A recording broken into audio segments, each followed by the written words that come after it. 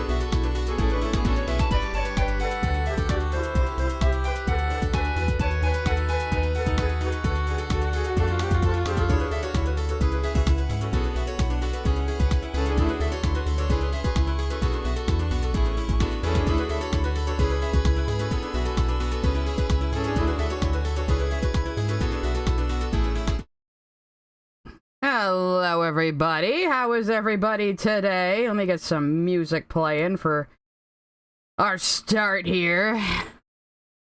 I see we got a bunch of little dancing dinosaurs over on Twitch. That's good, that's real good. Especially since I finally made my I Want to Hug That Gator short today. I was really procrastinating.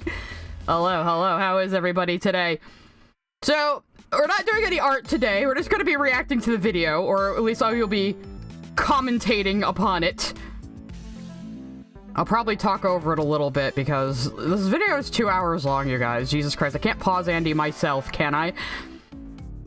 So yes, it has in fact been 1 year since I uploaded this video that blew me the fuck up on YouTube. I thought it would be funny to celebrate by just doing like a commentary and reacting to it. Because why not? Got the confetti on. It's a special occasion. Thank you, Radical, for being a member all this time. Radical friend of the channel. who I think came in on the I wanna hug that gator stuff. Yes, it has been quite a crazy year for me, as you might imagine. I've told my origin story several times, but nobody believes me. That I just had a little art stream I did on Twitch for like 20 people, and one day, after hiding in public, made his Lily video, Bubbl back. Well, Sent a super chat. Thank you for reacting to that Lily video. It really opened my eyes. oh, thank you for your super chat. Yeah, hiding in private made a video criticizing the 3 big anti-Steven Universe videos, and then Lily did a response in 2023 to Hip, and I said, hey, how about I just react to that video on my stream, and, just for fun, and see what happens, you know, see if she's actually changed her mind, which she did not. Technically, the first video, which now has 65k views, was the Utena video, because Lily went on a tangent about Utena in the middle of that 2023 Steven Universe video. And I was kind of impressed by my own recall of the series, so I made this little 12-minute video, just for fun. Rome Morse sent a super chat. As a up-and-coming artist, how do you do commissions? I've always wanted to, but I never knew how to navigate around drawing copyrighted characters. THX. Actually, I wouldn't worry about that too much. No company is gonna come after you for making $45 drawing a character for somebody.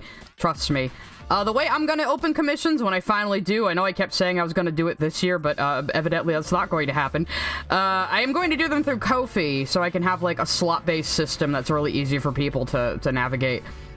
Because Ko-fi allows you to sell like just one item, one digital item, and has a setup for commissions, so I think that'll be the best way to go since I already have a Ko-fi account. So that'll be how I'm doing it. Don't worry, I will announce it when that happens. But back to my backstory. Let's talk about the past. Anyway, so I was so impressed with my own recall of Utena after not having watched it in like 15 fucking years. I made this little 12-minute video and I slapped it on my personal YouTube account, which is what this is. Maybe we should watch some of my older videos as part of the celebration. That could be pretty funny. So I just slapped it up on my personal YouTube account and shared it with my Tumblr. Not expecting anything. But it got 5k views out of nowhere, and I was like, well, I was thinking of reacting to the video Lily did on the movie, the Steven Universe movie as well. So maybe I'll just cut those two together, and I'll put it up there too, and maybe it'll get 10k hits, and then I'll just, you know, fuck off again, because, you know, that'll be it. Well, then, all of a sudden, I was monetized and had 3,000 subscribers, and I was like, okay, I guess we're doing this now. And I think I have grown my platform over the last year. I think I've done pretty well. But yes, if you guys want to watch, we could watch some of my shitty old videos that I left up on here. I had a few more on here when I first made my account, but they weren't really worthwhile. This one's actually pretty funny. You guys ready to hear me with even more of a potato mic than I have now? From, Jesus Christ, almost 10 years ago. Are you kidding me? Yeah, let's watch that real quick. Let's enjoy some classic Psy. I can't rebuild the Minuteman, but I think you can. What do you mean you can't? Is it because I'm the player character and you're an NPC? Lady Wi-Fi of Bad Fun sent a super chat. Thank you for the super sticker, super chat. Thank you for the gifted memberships as well. Anyway, here, you guys get ready for me to, like, just fuck. I was just recording myself playing for my friends. If you want to watch me just fuck up really bad constantly, here we go. Is that a booby trap? Ooh, there's a person here. They're gonna get a bullet in their head. This was a headset mic. Yep.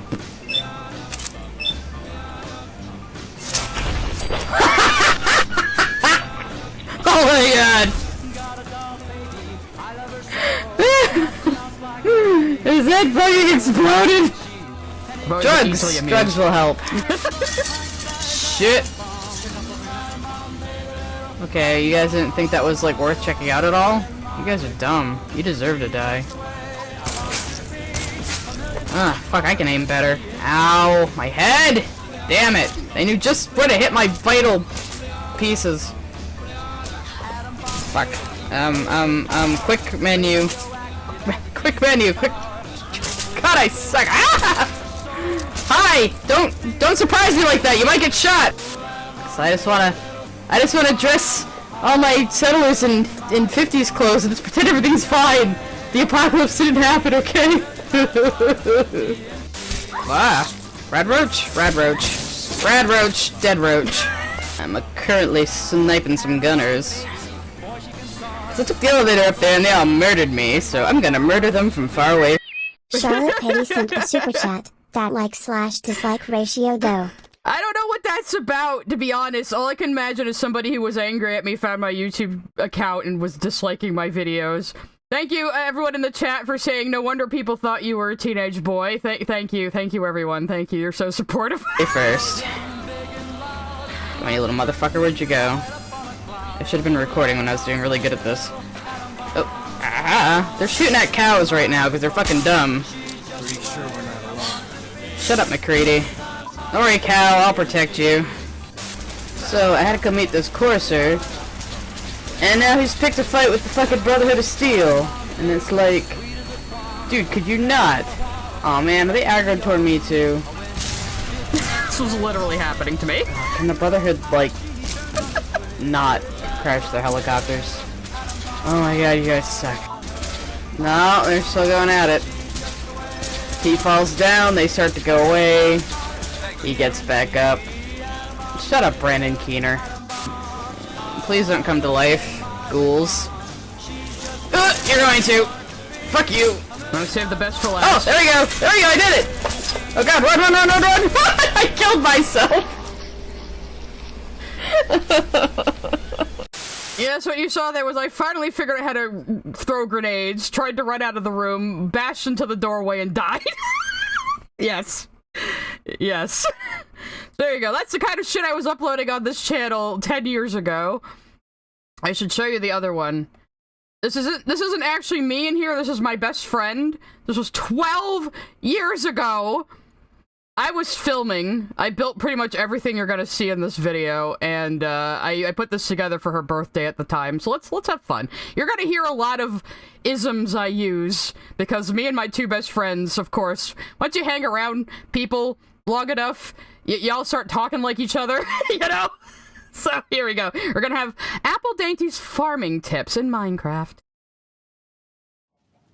La la la la la la la la la la. Welcome to Farm Town. My name is Apple Dainty and I will be your host on this tour and introduction to various farming techniques, most of which involve murder. I like to start off my Minecraft day by murdering wheat, followed by murdering sugarcane, and after that, cows. And then after cows, we get to the best part of the Minecraft day, but I'll talk about that later. Let's start with the wheat. Whoosh! Ha ha ha! Whoosh! Be quiet, this is a video I made for my friend, that's Once you're done narrating. replanting the wheat, it's time for the sugarcanes. Boom! This is our little intro to the stream, alright? Nostalgia. Now that your basic farm chores, the wheat and the sugarcane, are done, it's time to murder some cows. Now, when it comes to murdering cows, the Now, this is my easiest best way friend is to talking. get one in the corner and then hit it a bunch of times with your sword. Murder. So many dead cows. And when you murder the cows, you can collect their souls. It's very useful for gaining levels in Minecraft, which can then be used to enchant objects. Like bows, so that one day you can get the infinity bow. And then when you get the infinity bow, you can beat the ender dragon. Now it's time for the best part of the Minecraft day. Murdering the chickens. Basically, I'm the cameraman, Ah, editor, and builder. murder! She just does this. Die, chickens, die. There's too many. Die, chickens, die. Oh god, I'm full of chickeny souls. This chicken is trying to hide from me. It's not working. Scoony sent a super chat. Your friend sounds like salad fingers. I'll have to tell her that. I don't know how she'll react. So now you can see that unlike the cows, I didn't save any to breed more. Now why would I do something like that? Possibly because of this machine here. Now this is a machine she and I invented that we always build in Minecraft, so pay close attention. We call it the chicken sploder. I have recently upgraded it to use hoppers to infinitely collect and shoot out eggs. What's this machine? One time we just left it running and we crashed the entire server. We called it the Cluckularity. Well, why don't we find out? As you can see, this device... Linux sent a super chat. We're ending the famine with this one. Hell Speaking yeah. slut! Double exclamation mark. It's funny how Minecraft hasn't changed much in 12 years. This was my favorite resource pack, by the way. It was called Sortex. It's not updated anymore, though. I'm very sad. Device is powered by redstone. And it has levers. What do we use it for?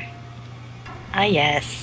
We use it for murder. I call this device the chicken sploder. It is my greatest achievement. Look at them all. The chickens are brought into this world, screaming with pain. Margin Lifestyle sent a super chat. No disrespect, sigh. Your friend reminds me of the worm that lives in Jake's Violin in Adventure Time. I'm gonna have to, catalog all these for her later. Just like they die, just like they leave it. As you can see, from time to time, chickens escape the chicken pen during the explosion. So what do you do with stray chickens on your farm? You murder them. Get back in your pen. Ah, symmetry, order. And that is how you spend your day farming in Minecraft with murder. Thank you for joining us for this presentation of Farmtown. And some outtakes at the end, I did. To get up the ladder first. Oh god. The lag is so bad. I ran out of sword. I have to murder them with the pickaxe now. So there you go. That's one of my earliest videos as part of our retrospective here, if you want to call it that. We should probably get on to the main event, though. This is what you guys are actually here for. We're going to talk about the video that blew me up 1 year ago today. Angels Art and Gaming sent a super chat. I need to make that machine in my brother's world. Well, you know, I was thinking of starting a Minecraft server for the Discord, so for Patreons and channel members. Though, I guess anybody who just gets into the Discord would be able to go to it. So I have been thinking of that, because I know Crimson Ender is building a Minecraft resource pack right now that he wants people to test, and I was like, I could go for some Minecraft again, So we might do that. We might have a community Minecraft server. You guys will have to realize, though, I play on vanilla survival. I am OG. I've been playing since alpha. But I'll like make a button for people who want to be in creative mode or something, at the spawn. But yeah, so let's talk about the video. I started it with this fucking Cryo Cryohazard sent a super chat. Cool how this year turned out with good positives and few negatives. How does it feel becoming one of the catalysts to Lily's downfall? Well, there's been some negatives for me in my real life, but I don't get into those on streams. That's not what you're here for. But yeah, it's been a ride. It's been a fucking ride this year. Lots of things have changed for me, both good and bad. So it's just been a time, but I'm happy where I am right now. I will say that. But yeah, so I started the original video with this Windows Movie Maker ass looking screen because I didn't know what else to do. And again, I didn't expect many people to even watch this. I was thinking maybe 10k tops at the time. But this is true. This is audio of the 2 reacts, but it's not in order. I rearranged everything into sections because Lily can't stay on topic, as we know. But I'll tell you, while I was working on it, I, like, had this burning creative motivation in my brain. Like, I edited all of this in, like, a week or 2. This was, like, 7 hours of audio I cut down into 2 hours. Because this was both the 2023... Steven Universe video react and the movie react. So, I guess, like I said, let me keep it at half. I'll talk over it a little bit like a commentary track. And of course, I'm sure you guys are gonna throw in your J2 cents and supers as well. So let's get started and see how young and innocent I was a year ago. Oh, here comes it. Tyler Preston sent a super chat. Ever thought about reviewing webtoon comics? You know, maybe. I actually watch a couple of YouTubers that do that. And they find some wild shit, you know?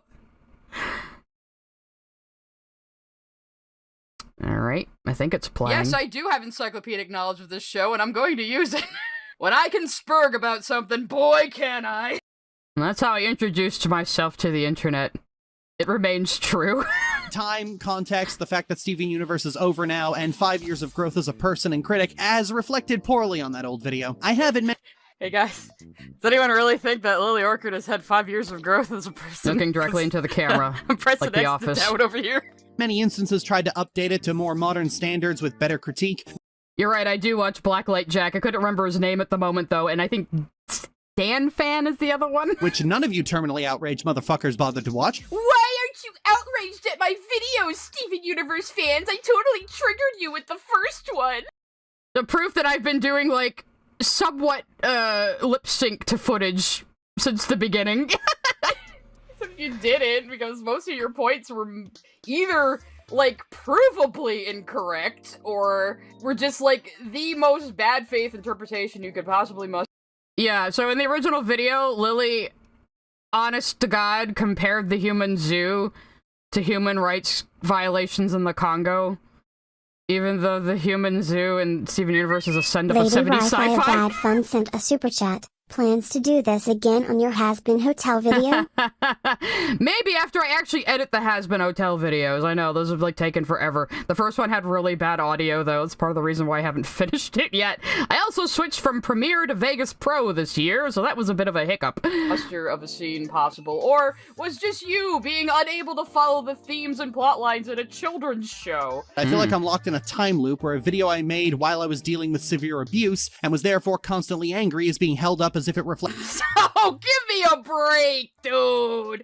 I was being abused when I made that video, so that's why I was, like, shrieking that Rebecca Sugar is a piece of shit who needs to die. I think I was on point, depicting Lily with Darla Dimple. I don't know why I thought of that, but it seemed to fit. Okay, I don't know if Rebecca Sugar needs to die was said, but it was like, every 5 minutes it was like— Jesus Christ, Rebecca, are you on fucking Ambien? And see, Lily, when I use a different video when reacting to you, I actually put the source up there, so people know where the quote is coming from. You see that, Lily, if you're watching? Because I know you are. At least some of your sycophants are, probably. God, what a piece of shit. At least give the benefit of the doubt that it was an attempt at, like, the 2012 kind of angry reviewer type thing, but it sounded— Guys, I was so naive back then. I was so naive. I thought— I did at first think Lily was maybe trying to do the angry reviewer thing, and it just was sounding too angry. But she just is that angry all the time. But, like, genuine rage and hatred to me. Flex everything about me today. And the truth is, my opinion on Steven Universe has changed quite a bit. In truth, I was honestly taking out my anger at many other things in my own personal life onto something that flat out cannot be hurt. In recent— You don't say! You don't say! You don't say! years, I've taken a much kinder view of Steven Universe, almost entirely because it's interesting to talk about. Is it interesting to talk about, or does it get you YouTube bucks when you talk about it, because it's like the only thing you're known for? Yeah, Doug Walker jump scare. It's like, foreshadowing for me doing that video with Ant. Most of the rebuttals to that old video are less about arguing why Steven Universe is good, and more about being outraged at the sheer audacity. Shit-eating goblin sent a super chat. I've been bedriddled with a nasty cold. So a sci stream is just what I needed. Aw, I hope you feel better. At least I hope I distract you from your terrible flu or whatever it is you have when you talk about it, because it's like the only thing you're known for. Most of the rebuttals to that old video are less about arguing why Steven Universe is good, and more about being outraged at the sheer audacity of suggesting otherwise. No, motherfucker! Yeah, exactly. Because, like, she's like, oh, it's your responsibility to tell me why Steven Universe is good, but it's like, you don't, like, your criticisms don't make any sense and aren't even reflective of what actually happens in the show, you dipshit. It's because everything you say is wrong in that video. Yeah. You can't even follow the plot in a children's cartoon. That is a failure on your account. I think I might have upped the bass on my my microphone, or did I have? I'm not sure if I had the blue snowball at this point, but yeah, it's definitely a little more tinny here, isn't it? I wouldn't say I hate Lily, I would say I strongly dislike. Oh yeah, there's Jaden. Jaden's been here since the beginning. I think you make an appearance like 3 times in the video, Jaden, because I only had the Twitch chat at the time. So Jaden is in this video quite often. Like Lily. I think Lily is a fucking idiot who likes to be confidently incorrect about just about anything. Is that maybe Pokemon? I don't understand Pokemon. I'll take Lily's word for it on the Pokemans and I guess the My Little Ponies. I was definitely using, like, G1 and G2 My Little Pony footage just to be an asshole. I know which My Little Pony she's into. Because I don't know those things. But the things I do know, Lily knows nothing about. Steven Universe has always carried the stink of the auteur, a pet project. See, now, later on somebody told me the stink of the auteur line was a stolen Yahtzee joke that I didn't recognize. I thought she was saying it earnestly, because she is saying it earnestly, because Lily doesn't understand Yahtzee's humor. She thinks it's just asshole funny. She doesn't realize Yahtzee is very over-exaggerated and self-deprecating, so when he says things like, the stink of the auteur, he's supposed to sound stupid and pretentious. But Lily just repeats his jokes at face value, and it's painful. Something made for the Stink of the auteur? Like this is a fucking Kojima game or something? Like this is a fucking Stanley Kubrick movie? I stand by this. Fucking high? It's a children's show about colorful aliens that are gay. I mean, it's not that deep, man. This is kind of something I haven't done in cuts since, though, because I did rearrange everything so much. I just give it its own little chapters and sections. Again, I thought this was going to be like the last YouTube video I make at the time. I didn't even try to make it copyright friendly. I eventually managed to get all the copyright shit restrictions taken off of it, which is nice. But I was not trying to make it copyright friendly at the time, and I filled it with Steven Universe music just to annoy Lily. Oh, Lily's actually gonna try to praise the show. Did you pull a muscle? Did you pull a muscle doing this? Did you cough up blood? Steven Universe is interesting to talk about precisely because its writing bounds between being great and great piles of shit. There's a reason everybody says it could have been great. It's not that it could have been great. It is great, but it does have some major flaws here and there, and some real lack of prioritization in the writing is what I always say is Steven Universe's biggest problem. Like, oh my god, am I actually criticizing Steven Master Universe? Disaster sent a super chat. Fim 1 year, it's been that long, how? Yeah, it's been a year. I can't believe it. How did I manage to put the clips in the video? I mostly just downloaded the clips I needed from YouTube, to be honest. I do have all of Steven Universe on iTunes, though, if I need to capture footage. But I mostly just took the clips from YouTube, because I know exactly what scenes I wanted to put in there, because I know this show like the back of my fucking hand. Same thing with Utena, I could find the footage very easily. Bell Rookie sent a super chat. I refuse to listen to the dialogue opinion of a woman who couldn't even be damned to have the patience to read 4 lines of dialogue of a Pokemon game. Yeah, right, she's always angry that, like, there's dialogue in Pokemon games and she has to read. Like, it's made for children, Lily. They don't have problems with that. Are you illiterate or something? But, I don't know. But yeah, everyone's always like, oh, Sai is so, such a Steven Universe stan. She can't stand that anyone talks bad about it or criticizes it. Meanwhile, I'm like the biggest fucking critic of some of the writing, especially in Season 5. But, you know, nobody pays attention to that because I don't actually watch my fucking videos. I'll waffle around a bit. It's a very good show. It's very influential. There's a lot of great ideas. There's a lot of great design elements. A lot of great characters. You're gonna see this call me joke a few more times. I will point it out when it happens. See, the thing is, I try to make my cuts very listenable, but if you're watching, I put in some nice little visual jokes for you. I do have my problems with the writing, clearly. Well, there's my whole Twitter thread of my writing issues with Steven Universe from 2022! But remember, guys, I'm just mad that Lily criticized Steven Universe. I express those very, very unapologetically, but I can actually criticize things that I like. Imagine being able to do that. Just kinda didn't really know what they wanted to do with the show at first. It's very, very obvious. I'm a pretty big critic of Season 1A, and I've elected to ignore it for the sake of my own sanity when it comes to This is still true. And you're about ready to write the show off completely, they throw something like Bubbl at you. Bubbl is one of the best episodes of the entire show. The premise is that Steven was ejected into space last episode, and he's protecting himself from the vacuum with his defense of Bubbl, and it's— Kiss Cartoon logo! Kiss Cartoon logo, Lily! I managed to find the clips I needed on the official fucking website. just him and one of the Ruby soldiers, and the official YouTube channel, whatever. All they can do is talk, and so that's exactly what they do. It's a quiet episode with a lot of really discordant music that does a lot to sell just how big and empty space is. How even if you manage to survive, you'd be adrift.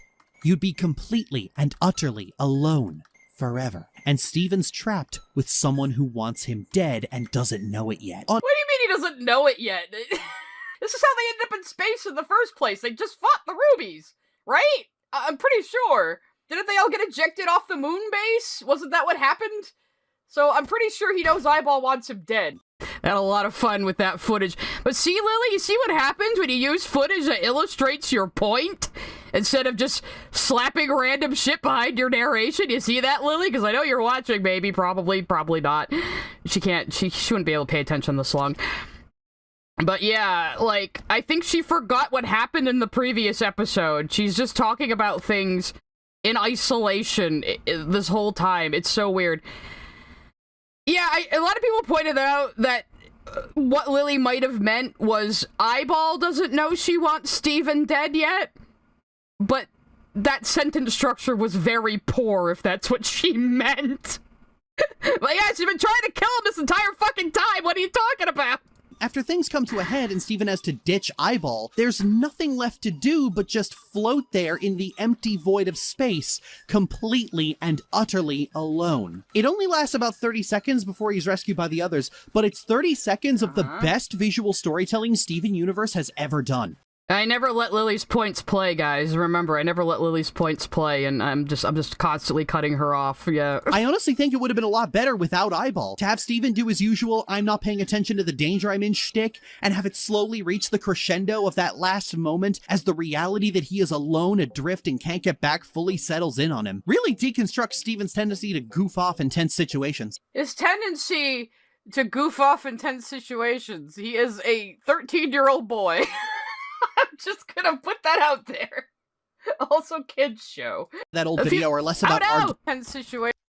A few people also point out, you kept saying, oh, it's a kid show, it's a kid show. Yeah, I kept saying it's a kid show. Why are you expecting an episode where Steven is just out in space waiting to die? Like, that was a little bit of it at the end of the episode, but Lily is always constantly complaining there isn't, like, darker stuff in kids shows. Lemon sent a super chat. Wowie wow, I've never been here during the live before. Hey. I've only been watching the VODs. Hey I used to like Lily, but you've converted me on now. Nice. Thank you for your super chat and welcome. Yeah, we're doing a little retrospective on my video that blew me up. Because, I don't know, why not? It's fun. But yeah, she's always like, oh, there should be this, like, dark adult stuff. But then she complains when there's dark stuff actually in a kid's show. Like, oh no, Katra and Adora on different sides of a war battled each other. That's abuse. But then she wants, like, upsetting content like a child slowly dying in space. It's like, what do you want, Lily? I don't think she even knows. She just wants to complain. Like... Oh yeah, and Jaden points out that Lily constantly calls Rose Quartz Pink Diamond because I guess she was mad that Rose Quartz was Pink Diamond. I only pointed out way later, though. He is a 13-year-old boy. Just to throw that in again, yeah. Put that out there. Also kids show. But for what it is, Bubbl is a good exploration of the concept, and one of the few times where everyone from the animators to the writers, well, they're the same thing, to the musicians are bringing their A game. Then the next episode is an extended. The animators and the writers aren't the same thing. The storyboarders and the writers are the same thing. The animators are in Korea. It's like such a simple thing to not get wrong. Lily seems to have this very bizarre idea that writers and artists have to be separate people. Like, she doesn't understand how board-driven shows work. They still have scripts, but the episode is driven more by the storyboards than the script. And sometimes the storyboard artists write the dialogue in the moment in the storyboard. Lily, do you know who else does storyboard-driven media? Fucking Hayao Miyazaki! It's normal! A Roadrunner homage. Then the next episode is a lore dump. Then the next episode is bad. Yeah. Yeah, me. You just call I the agree. episode with "Here Comes a Thought" bad? Like, how? The whole episode where Steven is struggling with his guilt while he and Connie are trying to fuse a Stavati and... Don't even explain why it's bad, I guess. Yeah, okay, sure. With the one with, like, one of the most famous, impactful songs in it. Take a moment to think of It's such a good song. Flexibility, love, and trust. How can you hate anything Estelle sings? Come on. Flexibility, love, And then somebody explains it to me. She thinks it focuses too much about Connie's trauma, saying it isn't trauma. Mindful Education is one of the worst episodes of Steven Universe. And this portion is from the old garbage video. But remember, I was reacting to her video from 2023, and Lily keeps saying, they're all just mad about that 7-year-old video, and it's like, Lily, I reacted to the one you did last year! About 3/4 of the story is dedicated to Connie apologizing over suplexing someone. Also, yes, that's not a suplex, Lily. Lily, that's not a suplex. As a result of her combat training. More time is given to an accident than the actual deep-seated issues a character is facing before just leaving it hanging there. I think what she thinks, I didn't go into it as much in the video, but I think what she thinks is that the show is equivocating Connie and Steven's trauma, when really the show is giving kids a more understandable, realistic problem for Connie, so that they know that this applies to any problem in their life, not just magical battle problems. It is still a children's show, Lily! Connie feeling bad that she broke a kid's arm is, like, not valid somehow. Yeah, right? Like, Connie is also having, like, a hard time, and they both have to reconcile it, and Garnet is teaching them mindfulness. It's animated by Takafumi Hori, but of course Lily thinks Takafumi Hori was brought in as, like a way to, like, boost numbers or boost the animation or something. No, Takafumi Hori is just a fan of Steven Universe. He has gone on record saying that Steven Universe is his favorite show. This legendary Japanese animator worked on Steven Universe because he loves Steven Universe. That's absolutely true, too. I mean, he was drawing fan animations, like, long after he worked on the show. Takafumi Hori actually loves Steven Universe. Trigger Takafumi Hori. You know. Kill la Kill and Little Witch Academia Takafumi Hori. Loves Steven Universe. Been complained about before, but Steven has this rather unusual trait where Steven has to actually be present for an event in order for it to happen. So if you thought you could have a moment... Well, no, it's just that we don't see something happening unless Steven is there to witness it because of the Steven-only perspective, which I do have my own criticisms of. They write themselves into corners a few times. Yeah, he had to be a watermelon so we could see this fight. You know why? Because then it'd be like, well, why didn't they just fuse into obsidian for this? You know, they had to have a reason for Steven not to be there, but still be able to see the fight. So he's a watermelon boy for this. It's fine.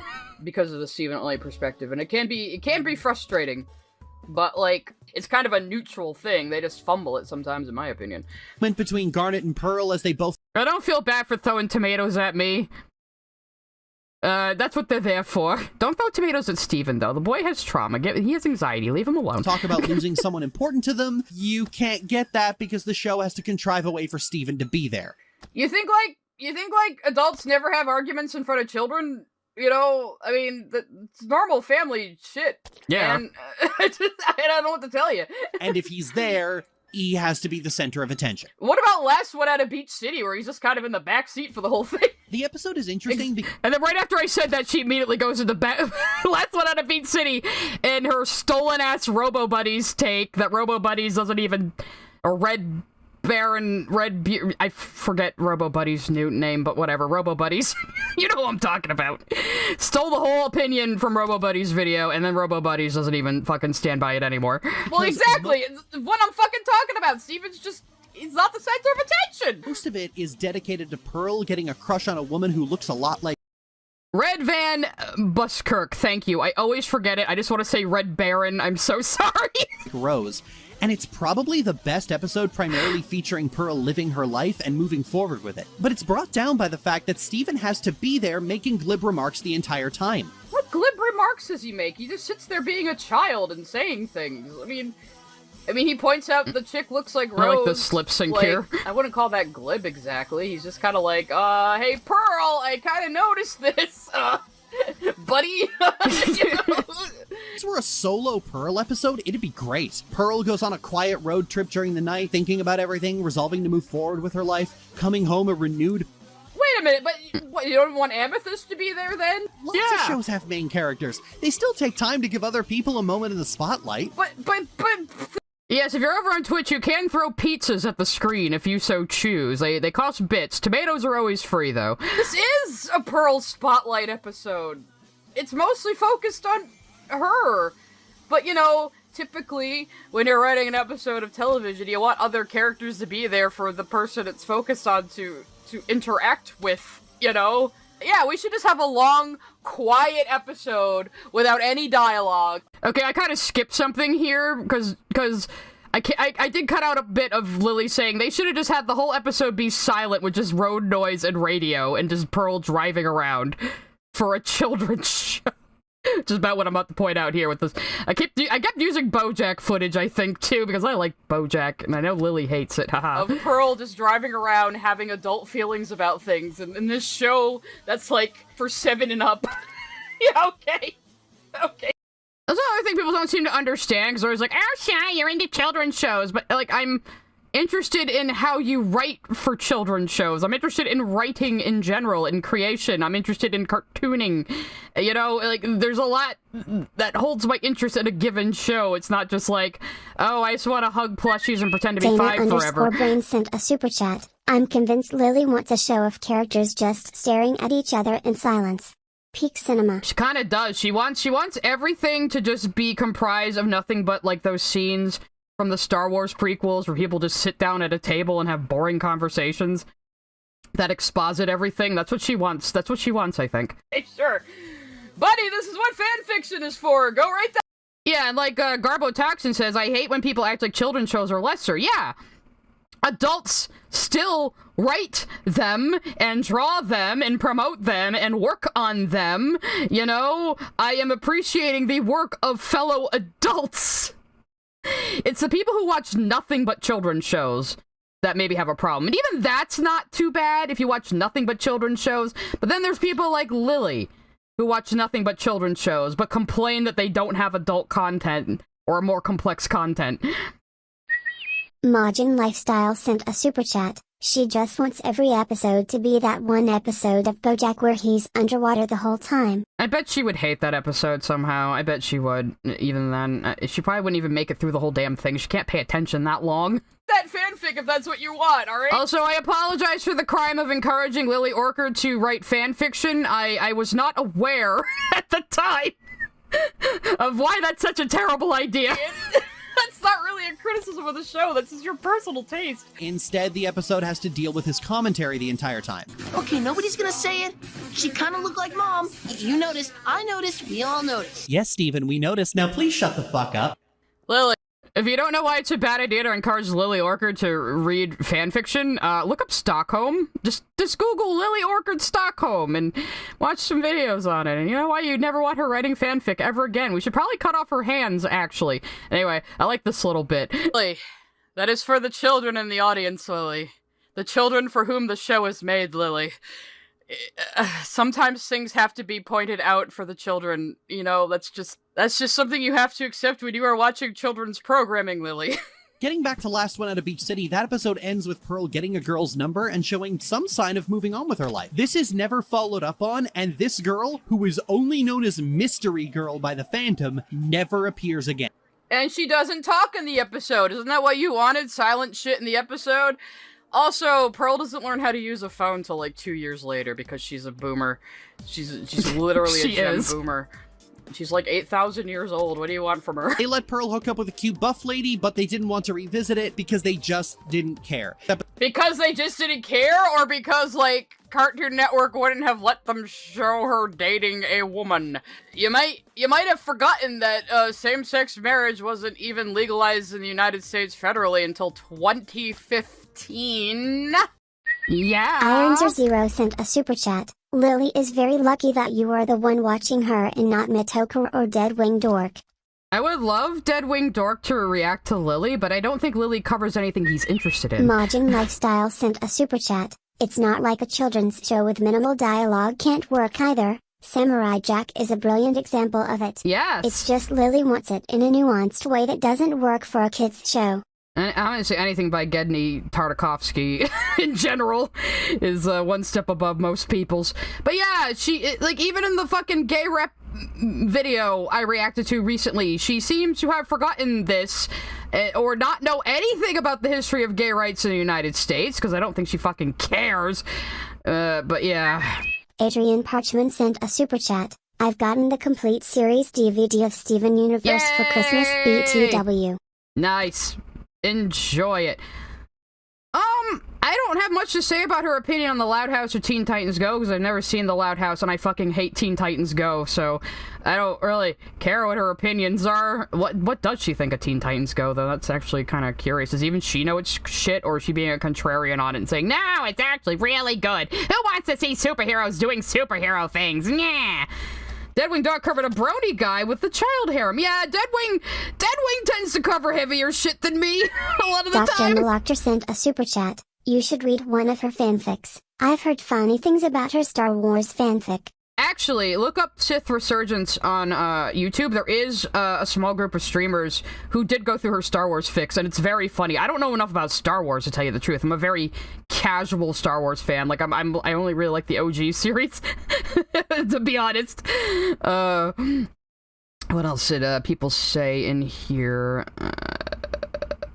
Yeah, let rock women have one-night stands. Yeah, but Lily doesn't seem to know anything about the history of gay rights in the United States, or pretty much anywhere. So maybe she should shut her fucking mouth, you know? For God's sakes, I point out later that It's Over, Isn't It? Was such a shock to my system, because I didn't expect them to actually blatantly say that Pearl was in love with Rose in this show. I thought they were going to keep it subtext, because that's what I expect from children's shows, you know? So that was actually very refreshing, Lily. So, yeah, there was a lot more pushback. It's almost like Steven Universe kind of opened the door for a lot of more, like, gay content in cartoons or something, you know? Episodes about Ed Stevens sent a super chat. 10 days in the stocks under the shade for the accidentally encouragement of Lily's fanfic writings. Well, I mean, you guys are already throwing tomatoes at me. I might as well be in the stocks, huh? These bands. I do agree that... Oh, yeah, here comes another one. Guy493 sent a super chat. All that needs to be said is Lily is one of those the Sith did nothing wrong types. Because all of her Star Wars shit only comes from Star Wars The Old Republic, which is a fine little MMO. I've played it a few times. I have fun with it when I do play it, especially when I'm playing with a friend. The best thing to do in SWTOR is to let it randomly roll dice for whose dialogue choice is chosen, and then you and your friend just try to fuck each other over the entire time. It's so much fun. It's great. We did it, my friend and I did it when he was playing a soldier and I was playing a smuggler too. It was like his soldier was constantly like, we're gonna burn the site from orbit, and I was just sliding in like, hey, we can negotiate, we're all friends here. It was like perfect. It was great. It was fun. But yeah, but all her Star Wars like shit comes from mostly SWTOR, where they have like a quote-unquote good Sith storyline, which is a little bullshit canon-wise, but it's a video game. You know, you can accept it there, but it's not like that's like fucking Star Wars canon, Lily. I mean, again, I'm not that big of a Star Wars fan. I just grew up with the OG trilogy, so, you know, because I was born in the 80s. So it was kind of fresh then. I grew up with it on VHS tape. Oh yeah, the scars thing. Yeah, I know. Lily has reconfigured her pony characters into scars, and still kind of kept the incest a little bit, but she tries to pretend that's not what it is. So yeah, SWTOR, yeah, I can't talk. More pushback. It's almost like Steven Universe. I went back a little bit. Sorry. For a lot of more Shut up, me! gay content in cartoons or something, you know. Episodes about Sadie's band. I do agree that episodes about Sadie's band should have just been fucking cut, personally. But so no one ever say I never agree with Lily. I point out when I think she's right. I also think those episodes are a waste of fucking time, and they could have been one episode at least. Peridot is one of the few crystal gems to have a really interesting character entirely because a lot of time is spent with her. You get to see this transition from a blue-collar technician trying to check on a super weapon to someone who has come to love life and everything in it. And it only happens with a ton of episodes of focus. This is what happens. Okay, look, the Sadie Killer episode would have been fine in Season 4. We did not have fucking time for it in Season 5. The crew just wanted to give their blorbos, Lars and Sadie, their planned endings, and I never gave a shit about Lars and Sadie. I'm sorry. When you spend time with a character and do more than one thing with them, Peridot becomes such an interesting character because you see so many different avenues of her explored. Homeworld's fascist dictatorship means she has to unlearn fascist. And yes, I know my dog's name is Sadie, and it was a little inspired by Steven Universe, but I've always liked that name. It just reminded me of it. Propaganda, understand fusion, learn. well, yeah, she is the vehicle for understanding what Homeworld's attitudes are like, because Lapis has been in a mirror for 5,000 years, so she has no idea what modern Homeworld is like. Jasper is Jasper, also currently trapped in a fusion with Lapis at the moment, so our only window into what Homeworld is like is Peridot. Because again, I think Lily is looking at things in isolation and forgetting the context around them. Who else but Peridot is available to inform us what Homeworld is like? Both us and Steven, because we learn things with Steven. So the way they utilized Peridot was actually incredibly smart. You know, because she's a little goofy and ineffectual and more approachable. And she can give us a good idea of how Homeworld gems think, you know? You wouldn't want that, like, Lapis, she's got no goddamn idea, and then Jasper's not gonna fucking cooperate and tell you all about Homeworld.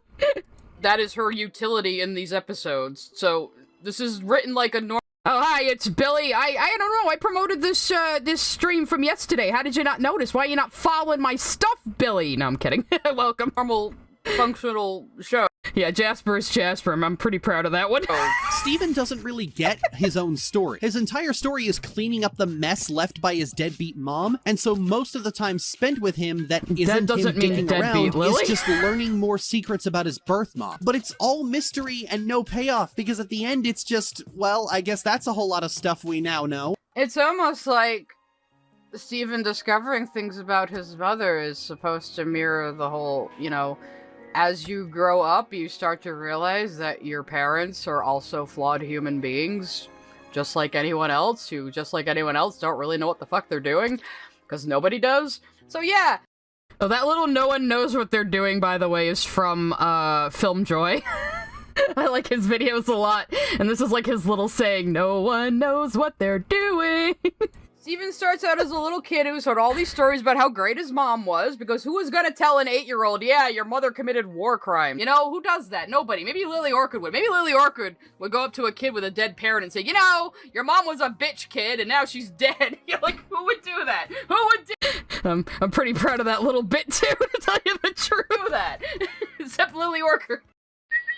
Ed Stevens sent a super chat. Unless you're WD Steven. Well, yeah, unless you're White Diamond Steven, which is one of the OG AUs. I was even reading that one before I started mine. Speaking of AUs, you can see I'm working on the fight comic in the background of this because it took me like a goddamn year. I'm sorry, paid art always comes first. Switcheroo is like my hobby. Pearl has a lot of time spent with her, but it's all time spent recycling the same story. That being Pearl's grief over losing the love of her life. Yeah, it was only 14 years ago, and she's like thousands of years old. Give her a fucking break. Yeah, like, Lily, I don't know if you've ever lost somebody, like, truly, but 14 years is still a suitable time to be grieving, even for a human. I don't understand you. Maybe you're just a sociopath. I don't know. Why aren't I famous yet? Well, I've always been a big fish in a small pond, but believe me, I will be definitely focusing on growing this YouTube thing over the next year. I've pretty much transitioned fully into content creation, even though I said I wasn't going to do that. But I have a little network of buddies who I'm helping build their channels too. It's gonna be great. Of course she's still gonna be grieving, but we can see that Pearl's in a way better place she was than in the immediate aftermath, because if you watch 3 Gems and a Baby, Pearl is super moody in that episode. She's very moody and standoffish and doesn't want anything to do with anyone else, and she's just obviously pissed off, so... Direwolf181 sent a super chat. I stay away from Star Wars because of the toxic fandom. Also Teen Titans Go angers me because of how disrespectful it portrays the Titans EP cyborg. Well, I mean, it treats everything fucking disrespectfully, Teen Titans Go. Thank you for your super chat, by the way, but now I'm angry too. Like, they just, like, the writers of that fucking shit just, like, gleefully admit they never watched the original and just, like, pissing off the fans. I watched the movie crossover with the original Teen Titans, but you know what?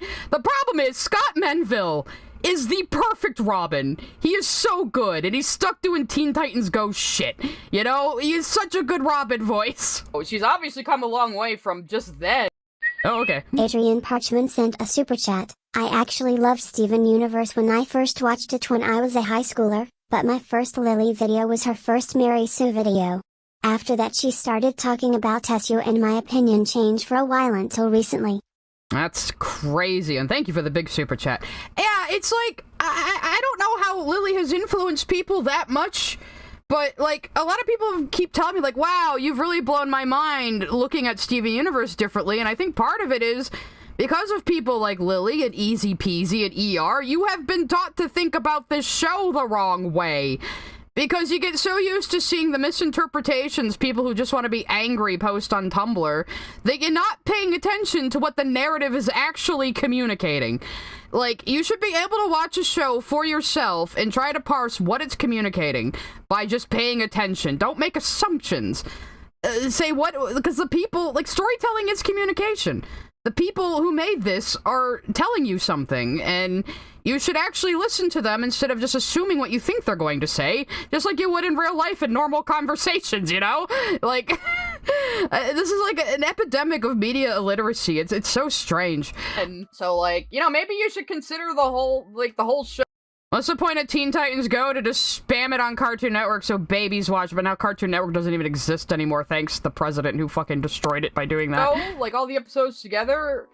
Of course, this is exactly what I'm saying moody here. In that episode, she's very moody and standoffish. She doesn't want anything to do with anyone else, and she's just obviously pissed off. So she's obviously come a long way from just then. She's so salty like, there. You know, maybe you should consider the whole show, like all the episodes together, instead of just like, you know, looking at the pieces. You know, it might be a thing.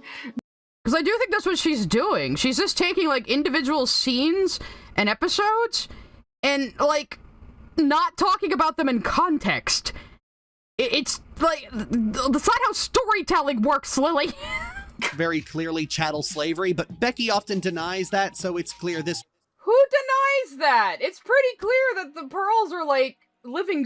By the way, I've never found a fucking interview where anyone denies that the Pearls are slaves, but as I'm about to point out, no gem picks their role. They work like an insect hive.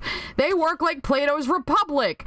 It's supposed to be bad, idiots. Series. They were made to be accessories and assistants.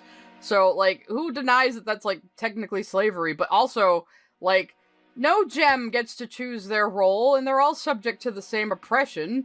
Yeah, slavery. Pearls are more like personal assistants than anything. They're like personal assistants and entertainers for the diamonds, or for any, like, particularly, high-class gem, or a gem that's earned one or something. So, yeah, they're like iPhones. That's what they are! Yeah, pearls are looked down on as lower ranking than other gems. Because they're not actually gemstones, even. Like, a pearl isn't a gemstone. They just kind of get lumped in with them a lot of the time. And they use that real-world context as, like, you know, inspiration for the role of pearls in homeworld society. Also, like, slavery still exists today, and it's worth showing that it's a bad thing. I'm just throwing that out there. Yeah, I think that's something Lily doesn't really understand, because she always seems to think dark-skinned person in restrictive situation equals slave as well. So I don't think she understands the history or global impact of slavery, or how forms of slavery still exist now. Yeah, but she wants to sound all smart and political and enlightened by just throwing out slavery any fucking chance she gets. And it's crazy. What would my pearl look like? That's a good question, Jaden. I have drawn myself as a diamond because my birthstone is diamond. Maybe I need to design myself a pearl. Wasn't intended, but that's not a very complicated topic. I would have the only thick pearl, and let's be real. Becky's not very smart, tried to do one thing, smashed her face into a wall, whatever, I get it. Oh, couldn't even get through a positivity section without calling Rebecca Sugar in some way stupid, or high, or a piece of shit, huh? Just, you know, the most milquetoast, low-key, chill woman in the world. And you're angry at this female showrunner for existing, I guess. Yeah. I decided to just use the amphibia footage of Rebecca Sugar, because it kind of fit in with the general cartoon footage. Maybe a lunar pearl, yeah. I did unfortunately learn that a lot of pearl colorations are artificial, but I suppose pearls are kind of artificial in general when it comes to gems and homeworld, so... Okay. Steven Universe likes to pretend it's weaving this intricate plot web, but like most stories, they're making it up as they go along. But presumably Rose had a secret identity. Sent a super chat. The gems are Kunari. They are very similar to Kunari in that they don't have individual personal names. They're all assigned a role by society, and it's either perform your role or die, basically. So yeah, they are very similar to the Kunari from Dragon Age as well, who are also kind of based on Plato's Republic. I'm not sure Plato's Republic was exactly a direct influence for Steven Universe, but this is what it reminds me of. But they definitely work like an insect hive, when you think about it. They come out of the ground. The four diamonds are the only reproductive members of the species, so they're like the queen bees. And there are specialized members of the species who perform different roles. So yeah, they're like insects. Because a lot of the times, when we write aliens, in order to make them inhuman, we take cues from, like, insects and things. I think I point that out later as well. So we'll get to it. I'm repeating myself, just like Lily repeated herself in this video after saying she totally disavows all of her original opinions. He scribbled on a post-it note. Oh, right. I'm pretty sure Lily hates the pink diamond twist, even though it's set up literally from... Oh, yeah, she's saying, oh, they just wrote Rose as a secret identity on a post-it note and later decided it was pink diamond, even though it was very clearly in the books, at least from season 2 on... that Rose was pink, if not even before that. Like, it's so obvious, because, like, I didn't get into Steven Universe until 2018. It was the pink diamond twist that actually got me interested, because I saw people talking about it on YouTube. And so my whole first watch, I'm playing Spot the Foreshadowing, and I was very, very impressed by the foreshadowing, to tell you the truth. I said, oh yeah, anyone who thought this was a last-minute decision is just talking out of their ass. From, like, the beginning. As much as I say they didn't have anything planned in Season 1 and didn't know where the fuck they were going with anything, the whole Rose being pink diamond thing was very obviously cooked in from the beginning. Actually, I think they've said that foreshadowing in Say Uncle was an accident. A super chat. I think the belief that the pearls aren't slaves mainly come from people who try to defend the diamonds because they believe they were supposed to be redeemed in the end, and so if the diamonds look bad, the show looks bad. Maybe because I'm bored, but I just argue they're not. How are they any more slaves than any other gem? Just because they tend to be subservient to other gems? Because, I mean, quartzes still have a agate leading them, you know? They still have superiors, other gems, so, like, how are the pearls uniquely slaves? No one has ever been able to explain this to me. You know?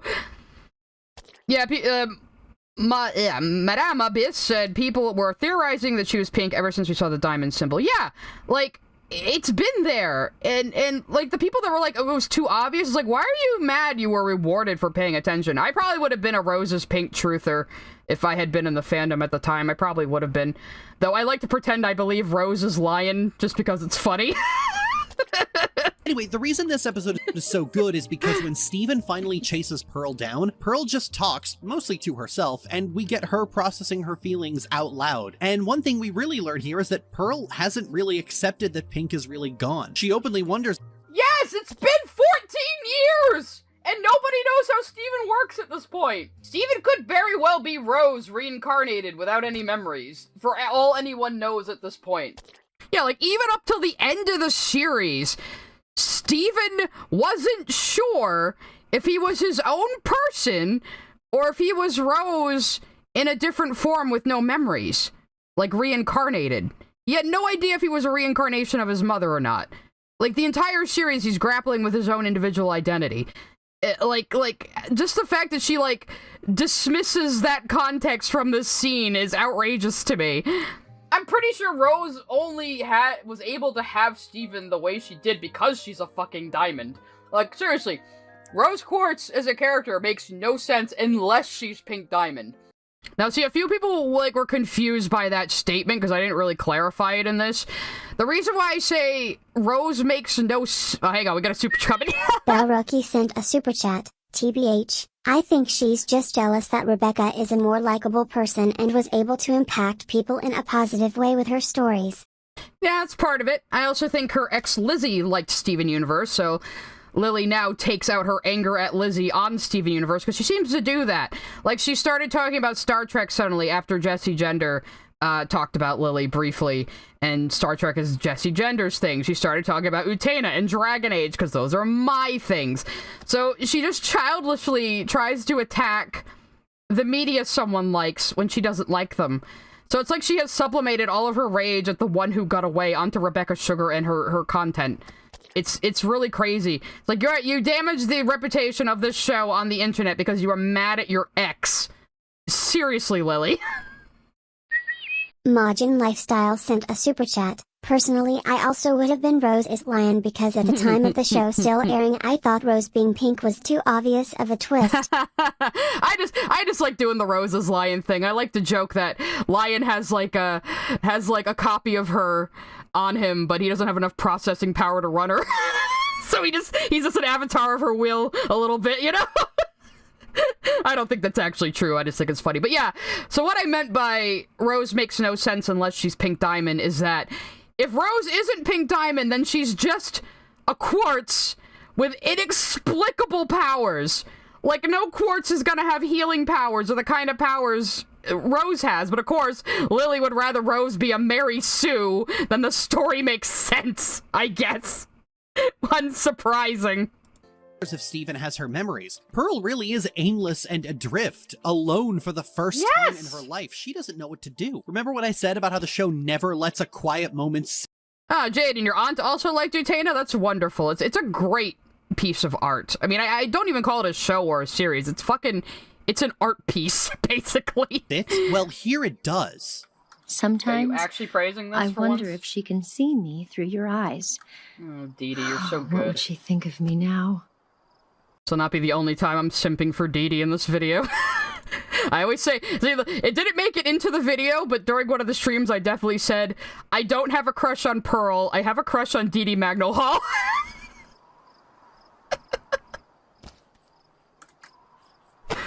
Well, I think you're pretty great. He's such a good boy. This moment is absolutely beautiful. It's one of the most gut-wrenching moments I have ever seen in a cartoon, and it didn't need a big flashy dance number, fight scene, or death trap to do it. It didn't need a celebrity cameo or a guest animator to do it. All it No, there's the salt about Takafumi Hori again. Takafumi Hori is just a fan of Steven Universe. He's a really big fan of Steven Universe, so I had to reiterate that point. Nostalgic Nerd 90 sent a super chat. Hey Sai, you should check out Vox Pink Diamond video character but reverse. I should. I kind of hate when people say that. They're like, we saw her character arc in reverse. I mean, I guess, yeah, but it seems like kind of a cliche at this point to say that. You know, it's a little more complicated than that, I think. The QA signboard sent a super chat, only partly related, but I'm still mad at Lily's O video where she implies being depressed makes you a terrible person. Completely unsurprising she would say that. I don't think it's that we saw Pink's character arc in reverse so much as Steven was presented with his mother in her most ideal form. You know how, like, leaders of revolutions tend to get idealized and simplified as they're remembered by history. And like I pointed out earlier, who the fuck is gonna tell an 8-year-old, yeah, your mother did all this war crimes and shit, it was terrible. Of course they're gonna express to him the best version of her, but it's not the truth, and nobody can be that perfect, is kind of the point. So as Steven gets older and uncovers more things about Rose, he realizes she was just a flawed person too, you know? And that's important, I think.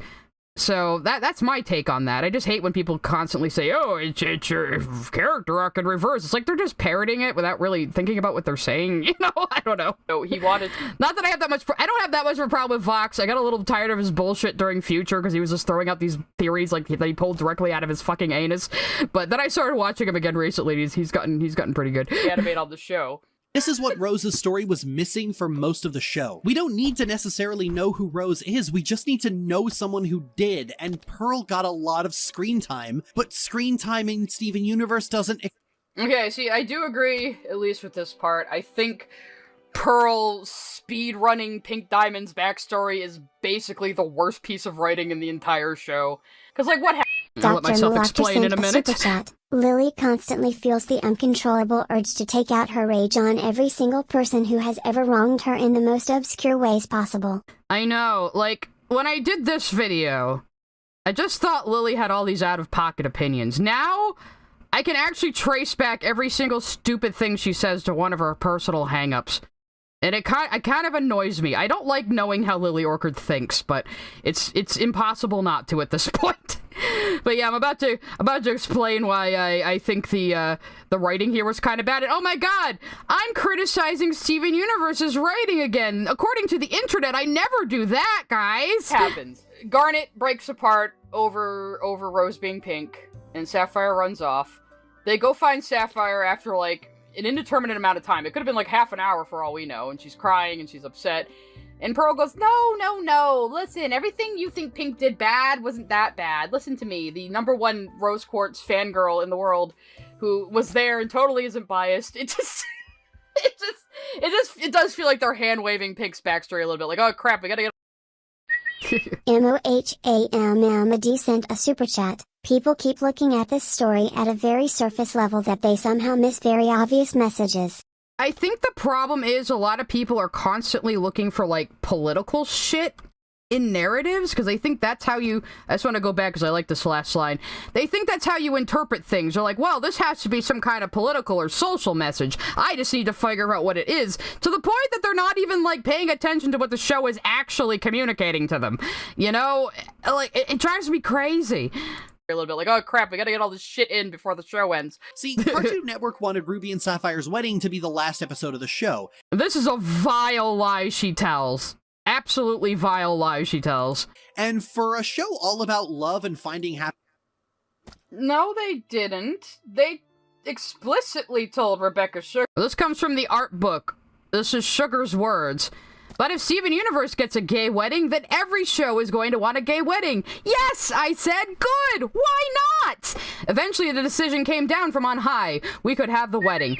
Direwolf181 sent a super chat. I think Pink did make them with healing to blend in. Maybe.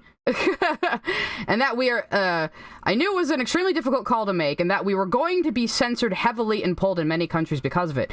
And we didn't know at the time if this would mean the end of the show. It looked as if the writing was on the wall, and we were working toward the end. I had been told this would be the final pickup for us, and I campaigned for an additional 6 episodes on the end of the season in order to wrap up the story. This became the Era 3 arc. This is why I always say, I can't imagine the frustration of having to do that, and then you get your movie greenlit, and Cartoon Network goes, oh, here, have 20 more episodes. After all that. After making them end their story early. Like, fuck. course, this whole, yes, good, why not? Maybe I do believe that in private, Sugar is the ruby. Between her and Ian. Ian is apparently the sapphire and she's the ruby, which I have trouble believing, but this kind of makes me think maybe, yeah. Sugar that if she was going to have a same-sex wedding in the show, then she was not getting renewed for another season. That is what happened. And now every year... Yeah, this fucking Sent shit. a super chat. The problem is most people are taking things too literally when it's like Utena. It has a lot of symbolism. They're just not paying attention. They're looking for their pet causes. They're like, where's the representation and the anti-cop messages and this and that? It's like, well, why are you expecting that from fucking everything you watch? And yeah, I hate this. Every year Cartoon Network now, like, trots out their wedding, like, oh, look what we did. We're so progressive. Fuck you. During Pride, Cartoon Network trots out their wedding like it was their fucking idea to begin with. And I hate it. Allegedly, and I say allegedly because I honestly just don't believe a single word that comes out of Becky's mouth, she had to really fight to get a few more episodes to finish the story. So do you not believe her about the homophobia either then? I mean, you just glossing right over that part? Yeah, so she's like, I just don't believe a word that comes out of Rebecca Sugar's mouth, so it couldn't have been canceled because of a gay wedding. That's impossible, because then I'd have to have sympathy for the show. Like, it's not like Rebecca Sugar is known for being untrustworthy, so what the fuck? Why wouldn't you believe her about this? Where Becky Sucrose was told that her show's over if she has a gay wedding between two little lesbians? You just not even gonna mention that? You're just gonna say, oh, Cartoon Network wanted to end on their wedding and it would have been really happy and cute, but then she begged for more episodes and ruined everything because I hate Rebecca Sugar for some inexplicable reason. She leave a flaming bag of poop on your front porch? Did she fill your car with packing peanuts? What did Rebecca Sugar do to you, Lily? And there starts the jokes about what did Rebecca Sugar do to Lily to make her so angry. There's a few more of those. I think somebody, maybe it was Jaden, somebody kept making those jokes in chat, and I couldn't fit them all in, but it was pretty good. The solution there could have just been to flip them around. Have the wedding after the end of the show, after all that shit with the diamonds. They couldn't.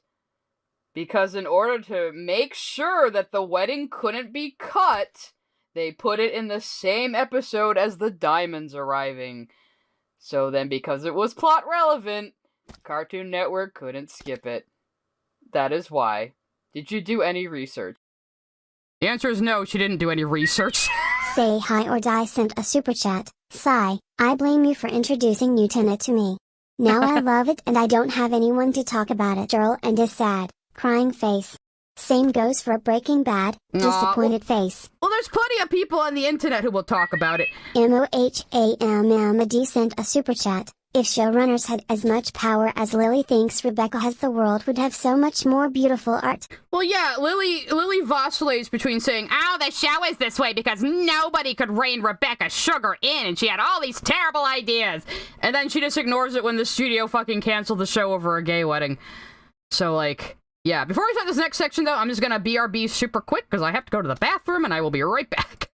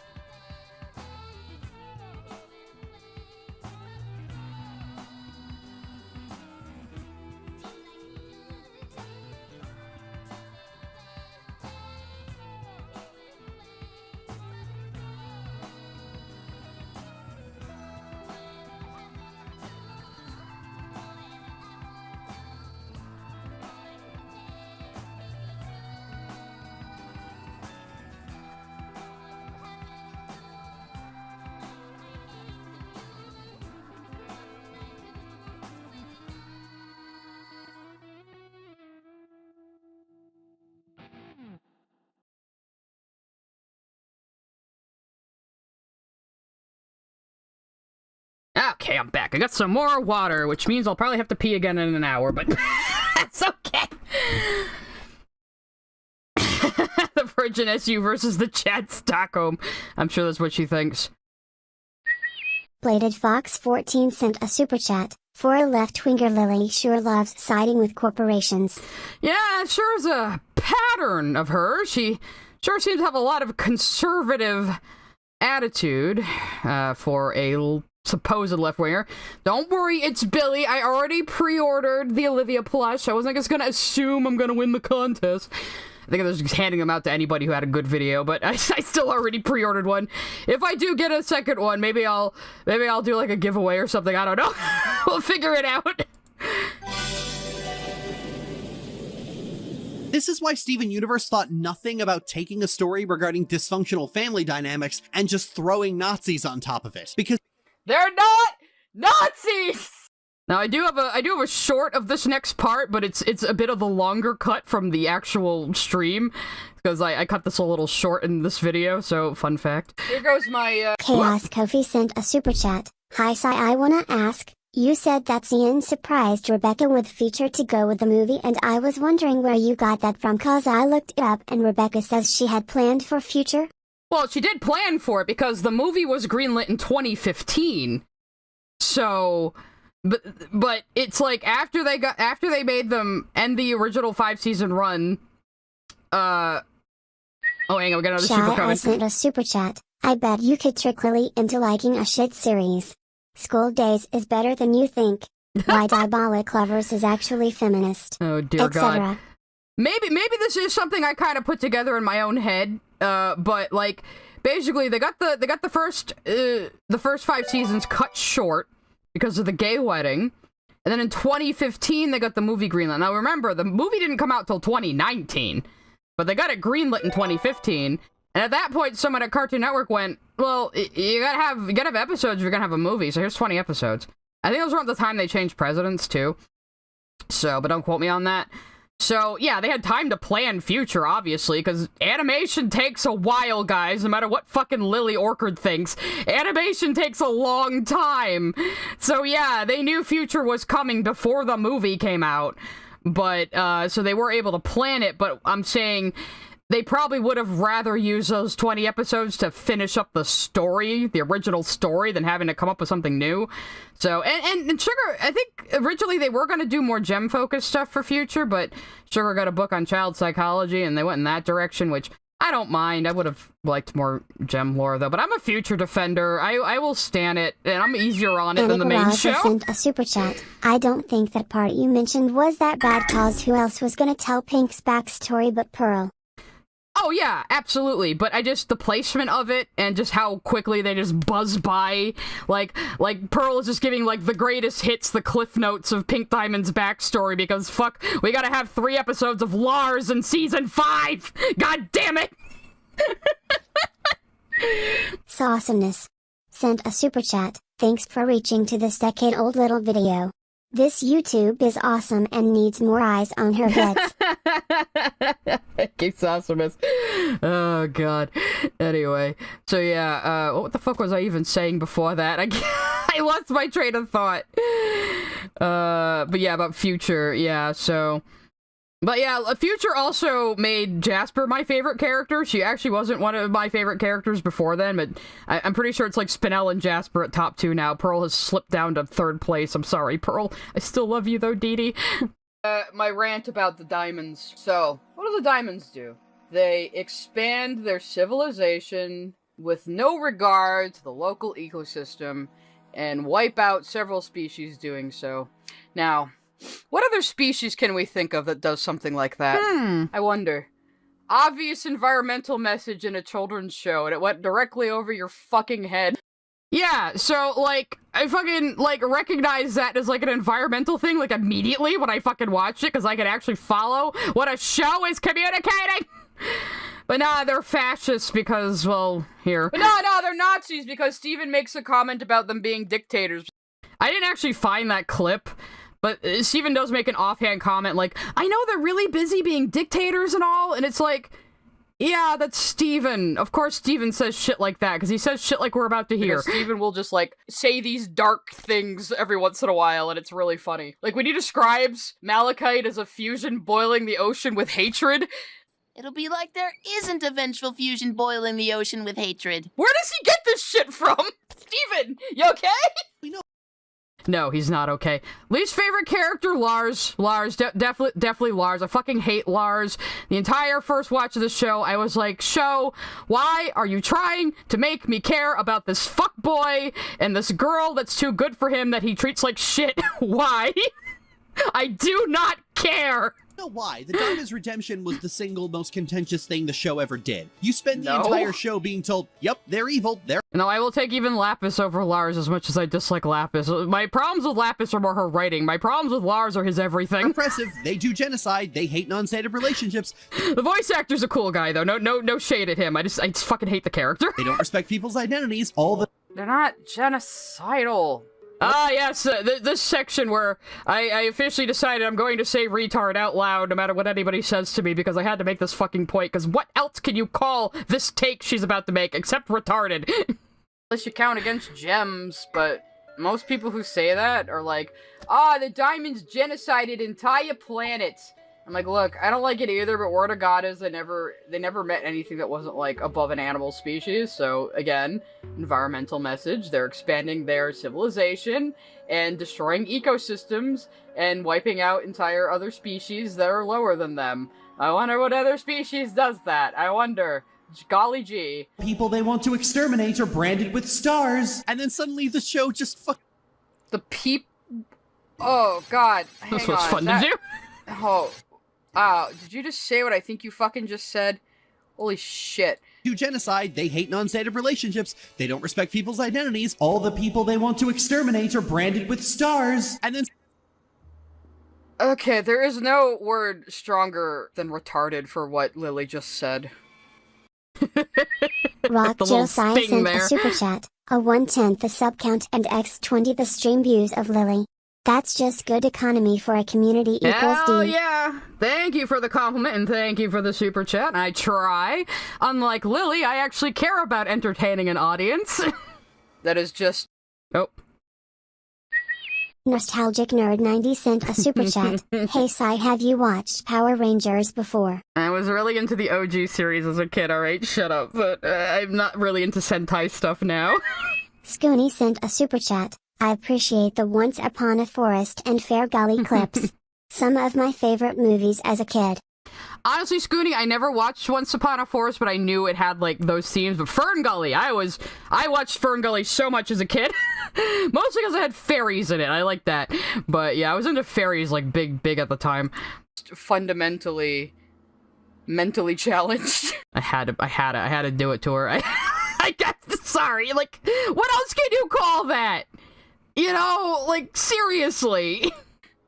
Did you just try to say the crystal gems all wear stars because they're being oppressed like the Jews in a show made by a Jewish woman?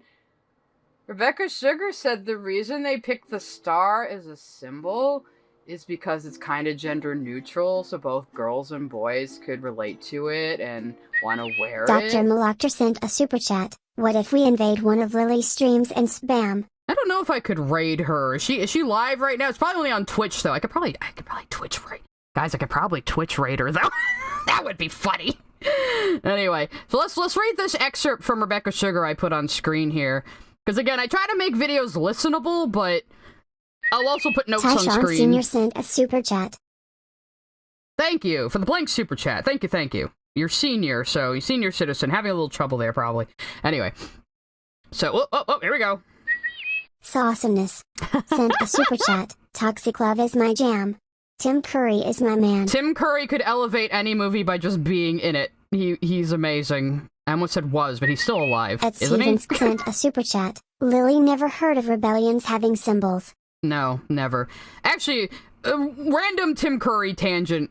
I really admire him voicing Auntie Whispers in Over the Garden Wall after his stroke, because even he felt like he could give a unique performance with his current condition, and that's very, very admirable to me. Tim Curry's the man. Anyway, but let's read this excerpt by Rebecca Sugar. I love stars as an icon for the show. They can look fun and poppy, but also ancient and magical. They're completely gender-neutral symbol of positivity. Rylan Prohl sent a super chat. Lily said she didn't care about Disney cutting the trans sports episode of Moon Girl.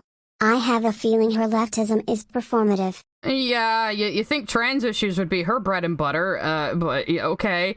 Like how I talk about gay issues all the time, but alright, Lily. I still need to fucking watch Moon Girl. I haven't wanted to get a fucking Disney Plus account. I should ask my brother to let me in his again so I can just fucking watch it, not have to subscribe for a month. It's like, I don't like giving Disney money, but the show looks awesome. I love that 90s, like, that 90s graffiti look of it, graffiti/comic book look of it. It's really fucking awesome. Good shit. Anyway, a gold star is the sticker you get when you've done a good job at school. I went overboard pitching the star imagery. It's positive, it's beautiful, it's patriotic, it's America! Everyone laughed at me at the presentation because I went so overboard. That's adorable, Sugar. So I think they actually considered making it a heart at some point? I remember reading they almost made it a heart. I think it might be in the section on Spinell in the movie art book, but don't quote me on that. Like, you're just doubling down on the diamonds or Nazis bullshit with this whole their enemies are branded with stars. Just look, if you're burger brain, stars are America coded, okay? We're the most important country in the world, according to us. Shut the fuck up. Oh my god. And Peridot was asking if she— Oh, I like this section. Shy, Let me I back sent up a a little super bit. chat. He's alive, but he's 78. Gonna crush me like Steve Irwin did when he goes. Disappointed Yeah. face. I'm glad he's still kicking, though. Good for you, Tim Curry. Wonderful performer. No one will ever be able to replicate him. enemies are branded with stars. Just shut the fuck up. Oh my god. And Peridot was asking if she has to wear a star because she's, like, tentatively a member of the Crystal Gems now. And she's an idiot. And she has enough social skills. The star also, like, especially when you see it on Rose's outfit, it kinda looks like a hibiscus, which is the symbol of pink diamond. Of course, we have to assume that Lily understands symbols, which I think I gave her a little too much credit here. Suddenly the show just fucking 180s and goes OMG like cringe aunties. I love the diamonds in the movie. Fucking fight me. I love them being a silly little Greek chorus that opens and ends the movie. I love it. It's the best thing that's ever been done with them. Fuck off, Lily. If you're going to go, this is a show about forgiveness and redemption, then fine. Just dial back the— Nobody ever said that's what the show is about! That's just one of the themes!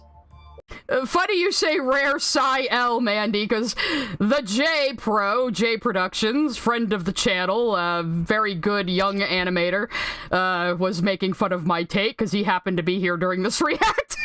I don't know if he's here right now, but he hangs out in my Discord sometimes. What's my L take? That the diamonds are great in the movie? Fuck you, they are. They're wonderful. I love them. I love how, like, now that Steven knows them, they're far less intimidating. Annika Ross has sent a super chat. Sometimes, I don't know if I want to strangle Lily or Scott Falco more for the amount of damage they did to SU's reputation with their shitty videos. You know, I forgot about Scott Falco's Steven Universe videos. That might have to be a future stream. Thank you for the super chat. You know, the whole thing about coming of age and learning that the adults around you and the people who raised you are just human and they're just as lost and confused as you are, you know, that whole thing about becoming an adult, you know, how that happens. I guess you never found out, Lily, since you apparently estranged your entire family. It's another Lily line I kinda cut out. She absolutely said at one point that I'm estranged from everyone in my family except like one or two people who are on thin ice, and it was like, that says more about Justice you. sent a super chat. Happy New Year's, sigh. Also, Rebecca using the star could be her reclaiming the star to make it a symbol of freedom rather than one of oppression. Honestly, I don't think the crystal gem star has anything to do with the Jewish star at all. Like she was saying in her little thing there, she was saying it's patriotic, it's America, it's a cool symbol, it's gender neutral. Like those are all very, very practically minded reasons to use that as a symbol. And yeah, stars are cool. Of course I'm a flawed people. Now there's Kaiser, Neo Kaiser, another friend of the channel. Kaiser and I have like been in the same general internet orbit for like 20 years, and he's the one who bought me Wanty Hug That Gator and convinced me to play it on stream, and here we are. No, I am a shining goddess. Oh, I forgot this was here. Speaking of my drawing of me as a diamond, you're about to see it. He called this Argyle diamond. Never done anything wrong in my entire life, and never fucks up anything, and all of my art is perfect, and I never forget to draw the star on Crystal Gem Spinel's bloomers, ever. I'm a very serious person, you guys. You have multiple villains and you redeem all of them. That's just boring. You know what that is, Lily? That's fucking Dragon Ball Z. I stand by this Vegeta point. killed thousands of people and blew up planets and was a real piece of shit, but he still married Bulma and had kids and became part of the main team because fuck you. Sometimes entertainment can just be entertainment. It doesn't have to be life lessons it's teaching you. Grow up. Never actually called Sugar a Nazi. What I did was question whether the show's fixation on redeeming space Nazis from the moon. No, what you said was, I'm not saying Rebecca Sugar's a Nazi, but if anyone were to think she's a Nazi because of the way the show ends, then they'd be totally right, but I'm not saying it. Let's get down to the bare bones of this, since I know this is what everyone is going to be quote mining. Do I think Rebecca Sugar is a fascist sympathizer? No. Do I blame anybody who comes to the conclusion that she is based on Steven Universe's content? No. Uh-huh. That is just you saying it and just giving yourself a little bitty buffer to try to pretend you didn't. Fuck off. I mean, she is literally out there calling a Jewish woman a Nazi, Dr. Malactor sent a super chat. Thank you. The diamonds are the... We got another super coming. Justice sent a super chat. My bad, y'all, I am overthinking shit, lol. Thank you for the super chat. Skull. I have no idea what that's in response to. Probably a conversation in the chat I missed, because chat goes by too fast for me these days. Oh, did your super chat get... Oh, I'm sorry, Dr. Malactor. Say what you wanted to say in chat, and I will, I'll just read it. And thank you for complimenting my lip syncing. I like doing that with footage just because it's just a funny effect sometimes to just randomly do it. You know? I don't know. I'm waiting to see what Dr. Malactor had to say. Worst for this. The Great Diamond Authority is supposed to be some dysfunctional family. Controlling mom, golden child, other siblings, tantrum throwing out of control child, everything breaks apart, yada yada, your Tamagotchi is sad. But the diamonds are also the cosmic dictators of an intergalactic fashion. So you were calling Pearl chattel slavery earlier, but then you're willing to joke that, oh, she's Pink's Tamagotchi? Really now, huh? Yeah. Okay, Dr. Malactor says, Lily refuses to watch adult shows because they're for men. That's what she said about Breaking Bad. She's a fucking idiot. Yeah, is Tuca and Birdie for men, Lily? Also, Breaking Bad is, like, totally about how toxic masculinity is your own downfall. Anyone who came out of Breaking Bad thinking Walter White is a badass is probably a 13-year-old boy or has the mentality of one. He's not. He causes all of his own problems. Watch the show again. That's, Just empire that spans most of the galaxy and whose victims are numerous enough that they're incubating in the Earth's core in a lethal combination of mass... She is really hung up on the cluster for some reason. I mean, that's probably both Homeworld gems and crystal gems all kind of melded together in under the crust there. Annie Nerd sent a super chat. Now it's time for That's You, Lily. Yeah, that's you! I don't think I started the Lily That's You in this one, surprisingly enough. That was a later stream. But yeah, like, yeah, okay, the cluster's an interesting concept, but basically, Yellow Diamond is trying to make shattered gems useful again, and she also doesn't care if the Earth is torn apart by this big-ass thing, because she wants to destroy the Earth, because that's where Pink Diamond died! As far as she knows, you know? Well, I guess technically it is where Pink Diamond died, since she gave up her life to have yeah. I'm glad, keep talking. That well, you didn't remember to pre-order the plush until now, until I made my very, very late entry until the... Shit kept happening and I kept not getting it done. I had all the voice and assets done. I just needed to edit it. Yes, go get the Olivia. I already pre-ordered one, even though I entered the contest. Fuck. I have so many plushies now because it's like the main way you support indie shit. So I have just so many. I don't know what I'm gonna do with them all. I'm gonna have to get one of those little hammocks you hang from the ceiling for kids or something.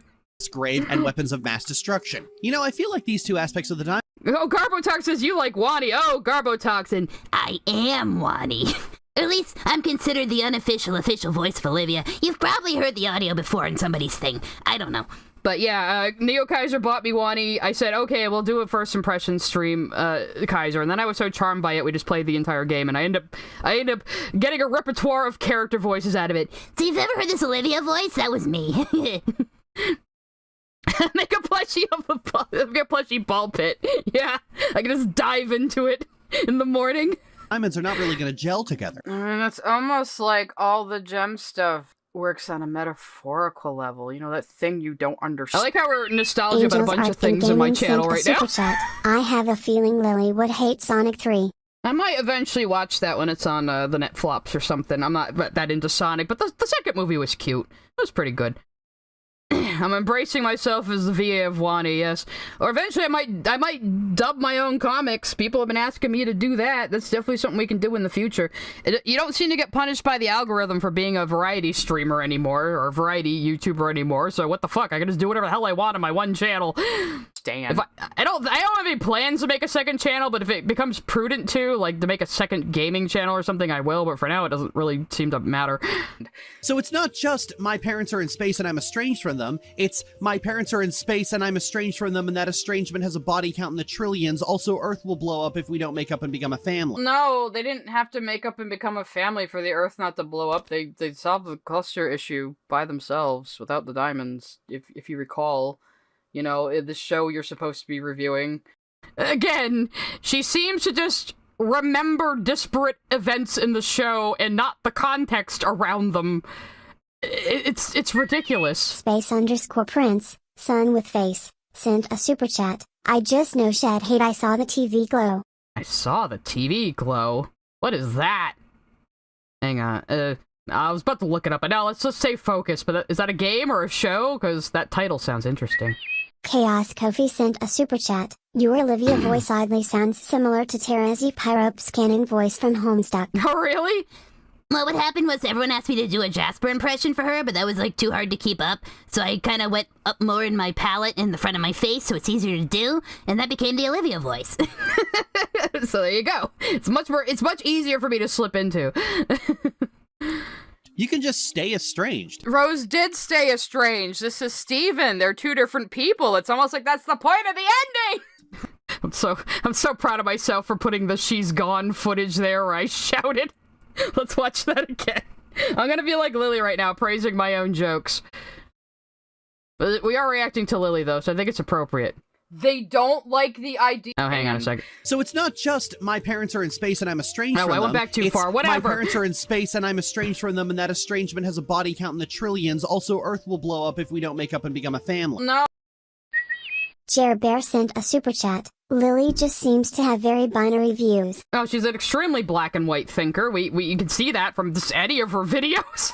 Oh, they didn't have to make up and become a family for the Earth not to blow up. They solved the cluster issue by themselves without the diamonds, if you recall.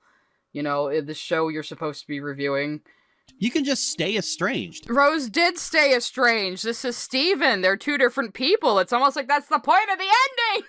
Universe really doesn't like the idea of disowning family and making a new one. So the story is filled with 17 different... They don't... Sorry, you might hear a barking dog in the background. Keep Talking sent a super chat. Sonic gets my undiagnosed autism flaring. Well, go get diagnosed, damn it! If you think you are! Owlman has asked me to watch Wicked. Bro, I never actually cared about Wicked that much, and I really don't care about Ariana Grande. So, I don't have any plans to watch it. Maybe if I could watch a live stage performance recorded, I will, but I don't give a fuck about the movie. Don't like the idea of disowning family and make... Space_Prince, son with face, sent a super chat. "K, I need to stop spending money, but it infuriates me that she doesn't get the fact DHD Steven isn't pink." No, keep spending money by all means. No, I'm kidding. don't spend more on me than you get afford. But yeah, because she never actually watched the ending. I was complaining about this the other day. I had actually found an old video of hers that was supposedly on Change Your Mind, but she never actually talked about Change Your Mind because she didn't actually watch the ending. She just wanted to bitch about Steven Universe and lots of unrelated things and never actually got to the actual episode or the ending of the series, and I was very disappointed and pissed off at that. And also, she just flashed a teenage suicide victim on screen for no goddamn reason during that video, which just took the wind out of my sails entirely. I almost regret reacting to that one. But yeah, so she never watched the fucking ending. She doesn't know what she's talking about. Crooniverse really doesn't like the idea of... This point, too, where she says, the Crooniverse doesn't like the idea of people disowning family and making a new one. Are you kidding me? In Steven Universe. Disowning family and making a new one. So the story is filled with 17 different... They don't like the idea of disowning family and making a new one? That is literally what both Rose and Greg did. Both of them. That their child decided to reunite with family is his own decision. And I stay by that. I think in the actual stream I expanded on that a little bit, saying it's any child's right to reconnect with family that their parents may be estranged from, especially when they're older. Like, you don't own your children. They are independent, autonomous beings who can make their own decisions. You know, I don't understand this point. Pink Diamond pretty much has no choice. Okay, I know I need to watch the Hoot House. I know it's only like 2 seasons. I got no excuse. And then once I finally watch Hoot House, I can ascertain Lily's opinions on Hunter, which I know you all want me to do. I promise I will watch it eventually. It might be just another reason for me to get Disney Plus for a month. But to make nice with her controlling family, and actively refusing to do so is routinely characterized. Bell Rookie sent a super chat. Way to unalive victim, what? Oh yeah, so she was complaining about how some people take a transgender analogy from Steven's wrestling with his identity, which I think is valid. I think you can interpret it for all sorts of different situations. The writing in Steven Universe is that elegant where the analogies can be applied to various things, but she was focusing on that particular interpretation, and she said something about how your parent, like, oh, the show is telling you you have to make up with bad relatives who will only appreciate you after you're dead. Whose parents does that sound like? And then she showed some teenager's picture, and I didn't know who it was. I assumed it was like another YouTuber or a friend of hers, and then everyone told me that this teenager she showed was a victim of suicide. So she brought up a real kid's suicide to complain about the funny gay space rock show. And Jer Bear and I were talking about this last night, and he said you could actually hear how pissed off I was in my voice. Like, I almost didn't even want to continue at that point. But I figured, well, the stream must go on. But holy shit, Lily. But go watch the Lily Orchard's Lost Steven Universe video. Oh, Leela Alcorn was the person's name. Yeah, I didn't know who it was, so I had forgotten the name too. I'm sorry. But I just knew it was a dead kid. So, like, it wasn't like an actual violet picture. It was just a photo of the kid that they had taken. It looked like a selfie or something, but yeah, like, why are you just flashing a teenager who committed suicide at me when you're complaining about the funny gay space rock cartoon, Lily? What the fuck? What? Why? Why would... It's like how she just randomly brings up, like, political conflicts when talking about cartoons. Like how she called Pentagram City and Has Been Hotel a fucking open-air prison. What is wrong with your brain, Lily? You are talking about cartoons! Anyway, so yeah, this fucking point she made that just... Oh, God. Sawesomeness sent a super chat. I like Hoot House more than the Samuel Galaxy. Samuel Galaxy. I usually say Stefan Galaxy, but yeah, you go. To reunite with family is his own decision. Pink Diamond pretty much has no choice but to make nice with her controlling family. Just her not understanding he's not pink. To do so is routinely... Evie sent a super chat. I remember watching that moment when Lily exploited the suicide victim and I did a double take. That was a new low for her. Yeah, I'm glad chat informed me because I wouldn't have picked up on that. Because like I said, I just assumed it was another YouTuber because she didn't give any context for the picture she was putting on screen. Just like when she mentioned some WoW writer later, she didn't put any context of who this person was, and I was like, Lily, you have to explain to me who these people are! I don't fucking know! You can't expect everyone to, like, know what you know! You have no concept of mind! You're like a child! Characterized. He's not Pink Diamond. He's not his mom! That is the point!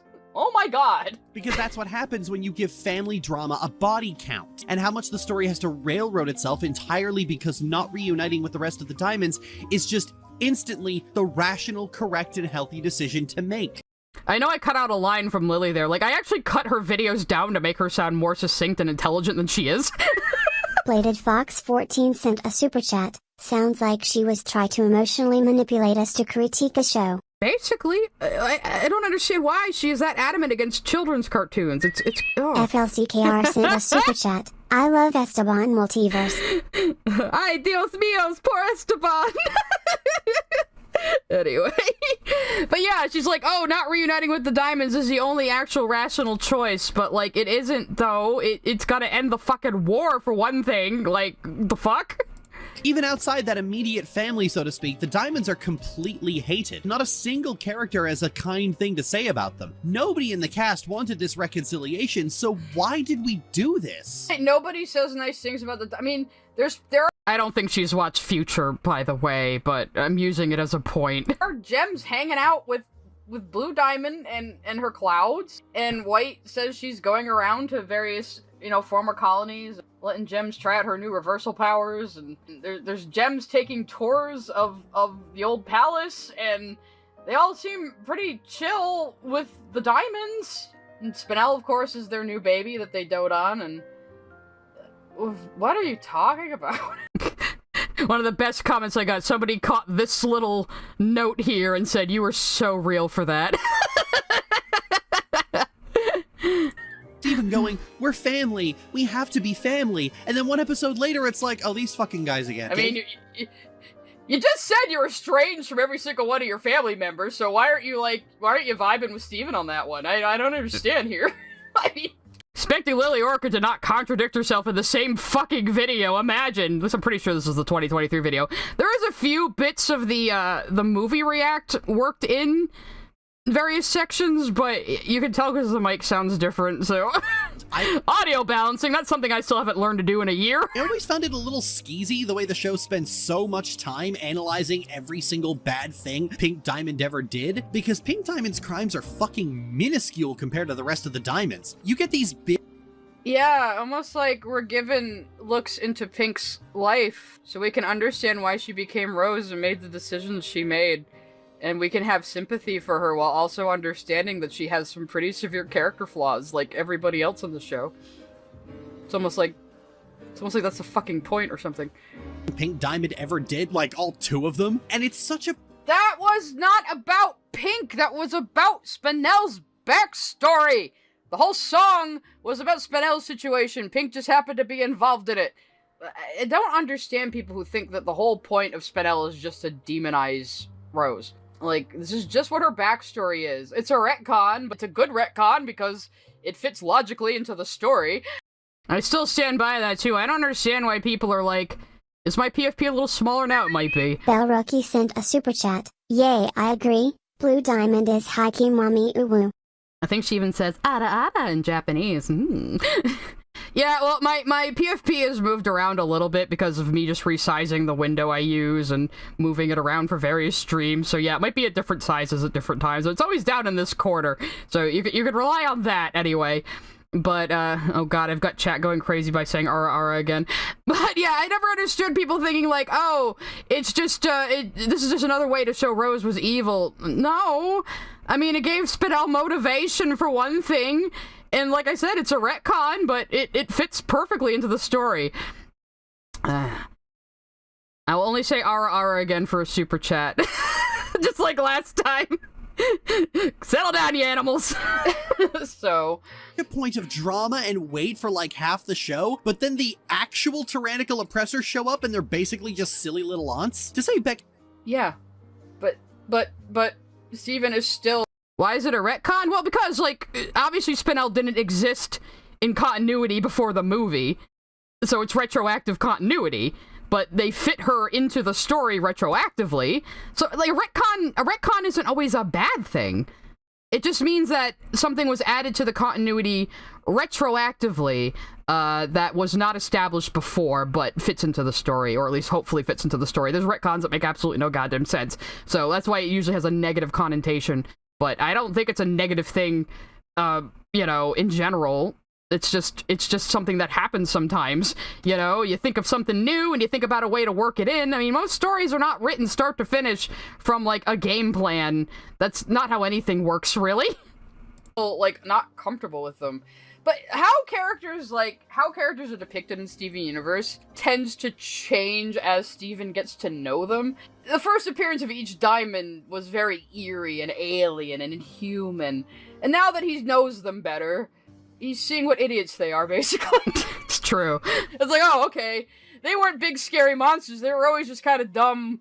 Like Jasper, too. Like, Jasper in Future is way more funny than she is in the OG show. I mean, she's still, like, the exact same character, but, you know, we get to see the more openly petulant side of her. Which is what made her one of my favorite characters. It's true. That fucking argument she has with Steven in the very first episode all of a sudden made Jasper one of my favorite characters. I was like, oh my god, has she been tsundere this entire time? She started a rebellion and didn't have it stand for anything or have any teeth and got all of her loyal soldiers corrupted. And she got all... Oh yeah, this whole rant. I'm actually proud of myself for coming up with all of this. You could hear that I had my face in my hands at the beginning of this sentence. I had a big pause in the actual stream, and the actual full stream VODs are up on my channel now. They were just on Twitch before, but I did upload them, though the second one is a little out of sync. I don't know how that happened. I think just downloading it from Twitch, because again, I didn't record these, I just did it on Twitch. I wasn't expecting the blow up, oh my god. She got them corrupted.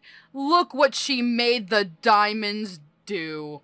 Wow, Lily. Wow. You're literally echoing the shit Yellow and Blue Diamonds say. After the wedding, after Blue and Yellow arrive, and they realize that Steven has Pink Diamond's gem, they, like most gems, assume he's pink, because to a gem, that just makes natural sense. You have a particular gemstone, you are that gem. They can't think beyond that, why would they? While still thinking he's pink, he shows them the centipedals in the corrupted... Nope. Justice sent a super chat No! for all who are working New Year's. Good luck in ARMA AA less than 3. Do I have to say it twice now? Because there's another super coming. Tubaro sent a super chat. Please say ara ara again. Thank you, ooh. Okay, I'll also do like, ara ara mama. There you go, fine. Happy? Anyway, back to my fucking rant about Lily not understanding the goddamn show. Shit Yellow and Blue Diamonds say. After the wedding, after Blue and Yellow arrive, and they realize that Steven has Pink Diamond's gem, they, like most gems, assume he's pink, because to a gem, that just makes natural sense. You have a particular gemstone, you are that gem. They can't think beyond that, why would they? While still thinking he's pink, he shows them the centipedals in the corrupted gems, and Yellow literally says, "Oh, pink. How many perfectly adequate gems did you have us ruin?" So you are echoing the way the diamonds would scapegoat Pink. They're the ones who decided to do the corruption blast. Rose never expected that to happen. And they didn't even know it was going to corrupt the gems. They thought they were basically wiping them all out.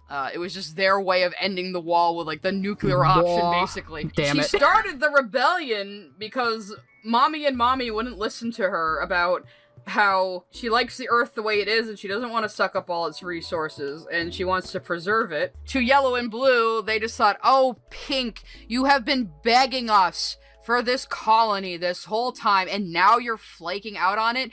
Finish what you started, young lady. So after not being able to convince them, what does she do? She takes on the form of Rose Quartz, which she had done before to explore the Earth. Like, she was so naive, she literally thought she and Pearl could just scare everybody off the Earth and that would be the end of that. And she has a very childish attitude about it, because Pink is kind of a child. I do think she emerged after the other diamonds, because she is smart. Oh yeah, I forgot I put this note in here. There's reason to believe this is where Pink Diamond emerged. It has a special mark on it. The hole's kind of big. This is down where the off colors are hanging out, so I love how, like, YouTube is trying to get me to say ara ara more, and Twitch is, like, just tortured by it and screaming no. It's the difference between the YouTubians and the Twitchites, I guess. Smaller than them, like, significantly smaller than them, which means she must have stayed on the ground longer, and in real life, pink diamonds do, in fact, form under immense— Celeste, you missed me saying ara ara, like, twice now. Where have you been? Amounts of pressure and come out pretty small. When that happens to a gem in the show, they're like amethyst. They come out too small and they come out late. So there's every possibility that Pink did come out late. And then the other diamonds didn't really know what to do with her. Pink is basically a child of a wealthy traditionalist family who has undiagnosed ADHD, and the only thing her relatives know how to do to handle it is ask her, why can't you be normal? Why can't you just fit into this society we built without you in mind? You know, that is the entire conflict there. But then it just kept escalating. Blue was on Earth to micromanage things, and that's when Garnet formed. Yellow, presumably, was also on Earth to micromanage things. I fully think Yellow is the one who made the beta kindergarten, because they made the beta kindergarten because they needed to quickly make more quartz soldiers. Next sent a super chat. Hashtag Antherara. I don't know, I'm just seeing a super chat that's asking me to go, ada ada. Anyway, so yeah, actually, the thing about Steven Universe 2 is there's a lot you have to infer. Like, they don't just say these things out loud. Like, you have to infer that Yellow was probably the one behind the beta kindergarten. Because obviously Pink Diamond wasn't gonna fucking order it, because it was made to fight her war! Fight against her as Rose Quartz! So, yeah, it seems to me that Yellow had a hand in making the beta kindergarten, and like, the Jaspers seem to be half pink, half yellow, because gems come from the essence of each of the 4 diamonds, which, again, is something you infer. They don't tell you these things right out loud, which is probably why Lily doesn't fucking pick up on them. You know? But yeah, I'm very proud of this entire rant, to tell you the truth. Fight the rebellion. You know, you even have that scene that flashes— Oh, yeah, actually, I love my editing here. Everyone appreciate it, okay? I'm definitely gonna be Blue Diamond right now. Back to them. Where Blue is basically telling Pink, like, hang on a second. Keep Talking sent a super chat. Hashtag keep Therara. Ara. There, happy? How many times you guys gonna make me say ara ara? Anyway, only did one the time. Anyway, shut up, everybody, because we're gonna appreciate my editing here. I'm very proud of myself. Soldiers to fight the rebellion. You know, you even have that scene that flashes back to them. Where Blue is basically telling Pink, like, oh, don't worry about these rebels, you know, we'll take care of it. You don't even have to do anything, Pink. You just have to smile and wave. It's easy, you know? But as long as you are there to rule, this colony will be completed. I bet that is why Blue is particularly devastated by Pink's death. No, but I just thought it was fun to go into the actual line from me quoting it. I don't know, I thought it was a cool effect. I gotta be proud of my shitty editing. This is back when I was using Premiere. To tell you the truth, I ditched Adobe. I batted my eyelashes at Cougar McDowell and said, Cougar, do you want to buy me Vegas as a tax write-off? Sent a super chat. Sanchez Milky Way is an odd show indeed. Sanchez Milky Way! You guys are getting really obscure with these. Keep doing it. Thank you for the super chat. But yeah, I batted my eyes at Cougar and said, Cougar, you want a tax write-off? Vegas Pro is on sale right now. And he was like, okay, but you gotta edit shorts. And I said, okay. And he hasn't asked me to yet, but... But I honestly got way more proficient at Vegas way faster than I ever was at Adobe Premiere, so I highly recommend it. But I was using Adobe Premiere for this. I think that really gave Pink the thought that the only way to end this war was to take herself out of the equation. She never expected the corruption wave to happen, and now you're victim blaming her for it. Wow, Lily. just fucking wow, you know? Now we're on to part 3 of Fusion, and I put the fucking ukulele version of Giant Woman in the background in this entire thing, and it kind of starts and stops a few times, and I thought that was funny. I'm just pointing out my musical choices. I do think about the musical choices I make. I don't just slap Pokemon music in the background like fucking Lily Orchard does. I actually, you know, kind of knew some editing techniques before I started my channel. I just was doing social media stuff for other people. I didn't miss much Olivia Montel. I can't get anybody's name right ever. Skrill sent a super chat. I joined and first thing I hear is RS spam. Of course it was. Skrill, are you asking me to say Ara Ara too? I don't know, I see an Ara in that super chat. Denmark sent a super chat. Should I watch Steve Planet? I saw a few episodes when I was a teenager, but never the whole thing. I'm like recruiting people in the Steven universe. To be honest, oh wait, one more. Val sent a super chat. Steve Galaxy rules. Imagine if Steven goes by Steve, like he has like a quarter life crisis when he's like 25. He's like, I want to be Steve now. I'm gonna be super serious and like maybe last for like a day.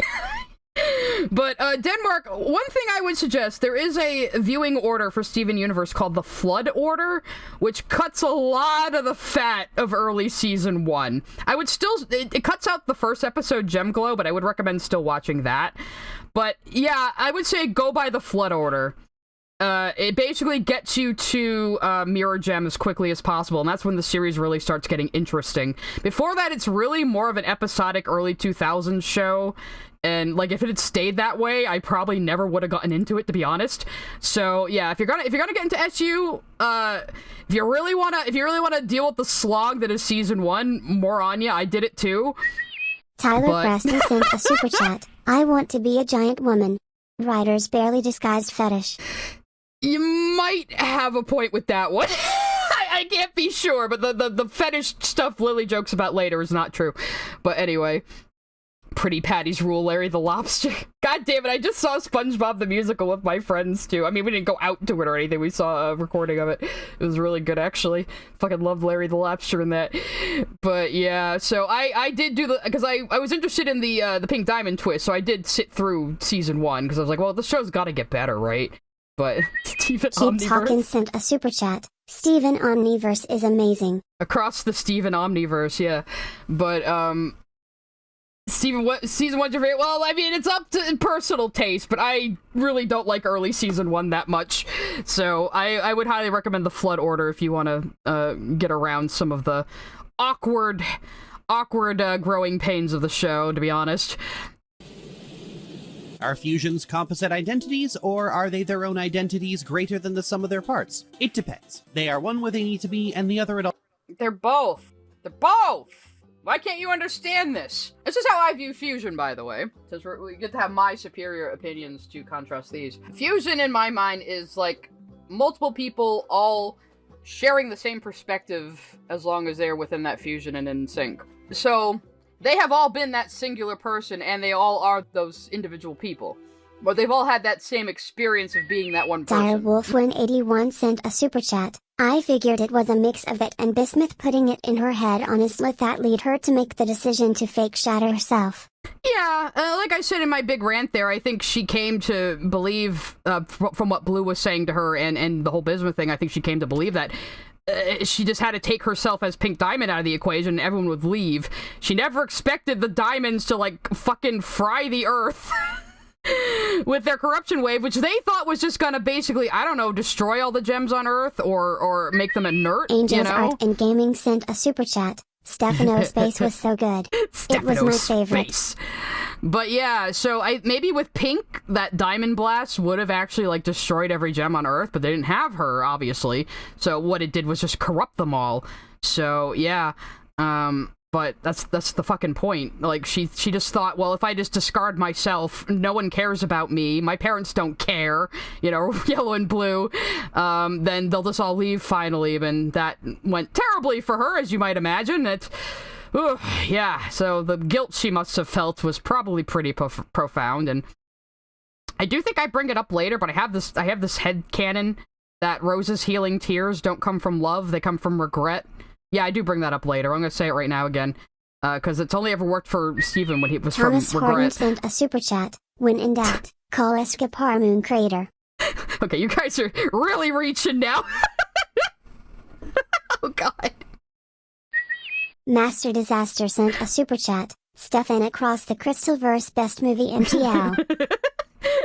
Thank you for your super chats, for making these ridiculous plays on Steven Universe. Andrew Zod1 sent a super chat. Scooter Space Time is my favorite show. Scooter Space Time! That could be somebody's band name right there. And that makes sense to me. Maybe. But anyway, yeah, does that make sense to you? Fusion is multiple people sharing one perspective and they all have the same experience of being that one person, but they are individual people outside of the fusion. That makes sense, right? I mean, it seems pretty straightforward to me. I don't know why that's so high concept to Lily, but maybe because she actually has to fucking think about it, you know? Maybe that's too much of a complex idea for you. Maybe you want to go back to My Little Pony. Lily, that might be more your speed. And yes, again, I was showing G1 footage just to be an asshole. Is fusion a metaphor for relationships, intimacy, sex, friendship, symbiosis, combat team-up? And of course she had to keep throwing fucking Kingdom Hearts in, and this was like the first Lily video I really paid attention to. I had no idea how much she referenced fucking Kingdom Hearts. Deadwing again? Is Deadwing streaming right now?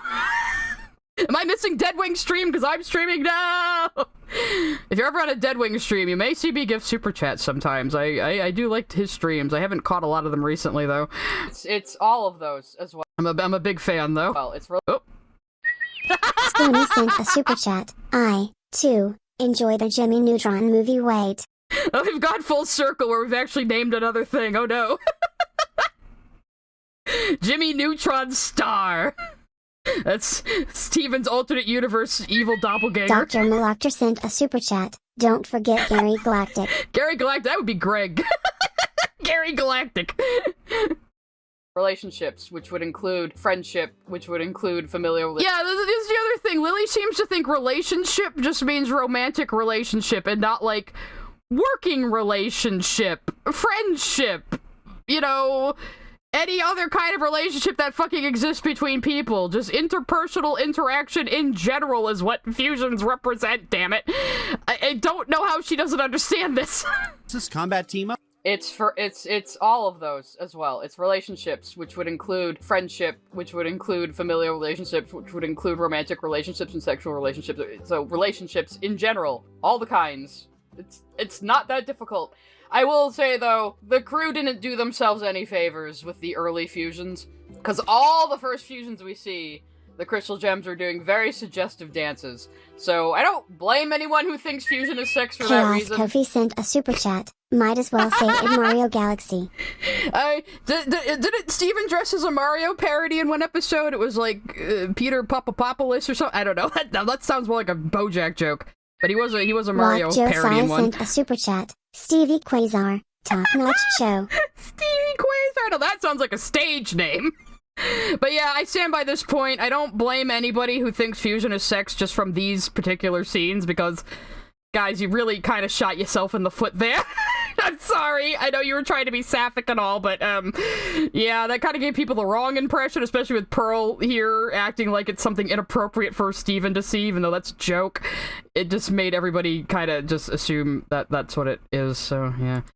Any notion of fusion having some kind of meaning is abandoned by the writers pretty damn fast. But you know what? That's fine, because that was a problem that they already solved. Fusion is given its intimate way through permafusion. Angels Art and Gaming sent a super chat. Dang super chat, I want Steven Jimmy Power Hour now. Oh no! That would be pretty funny though.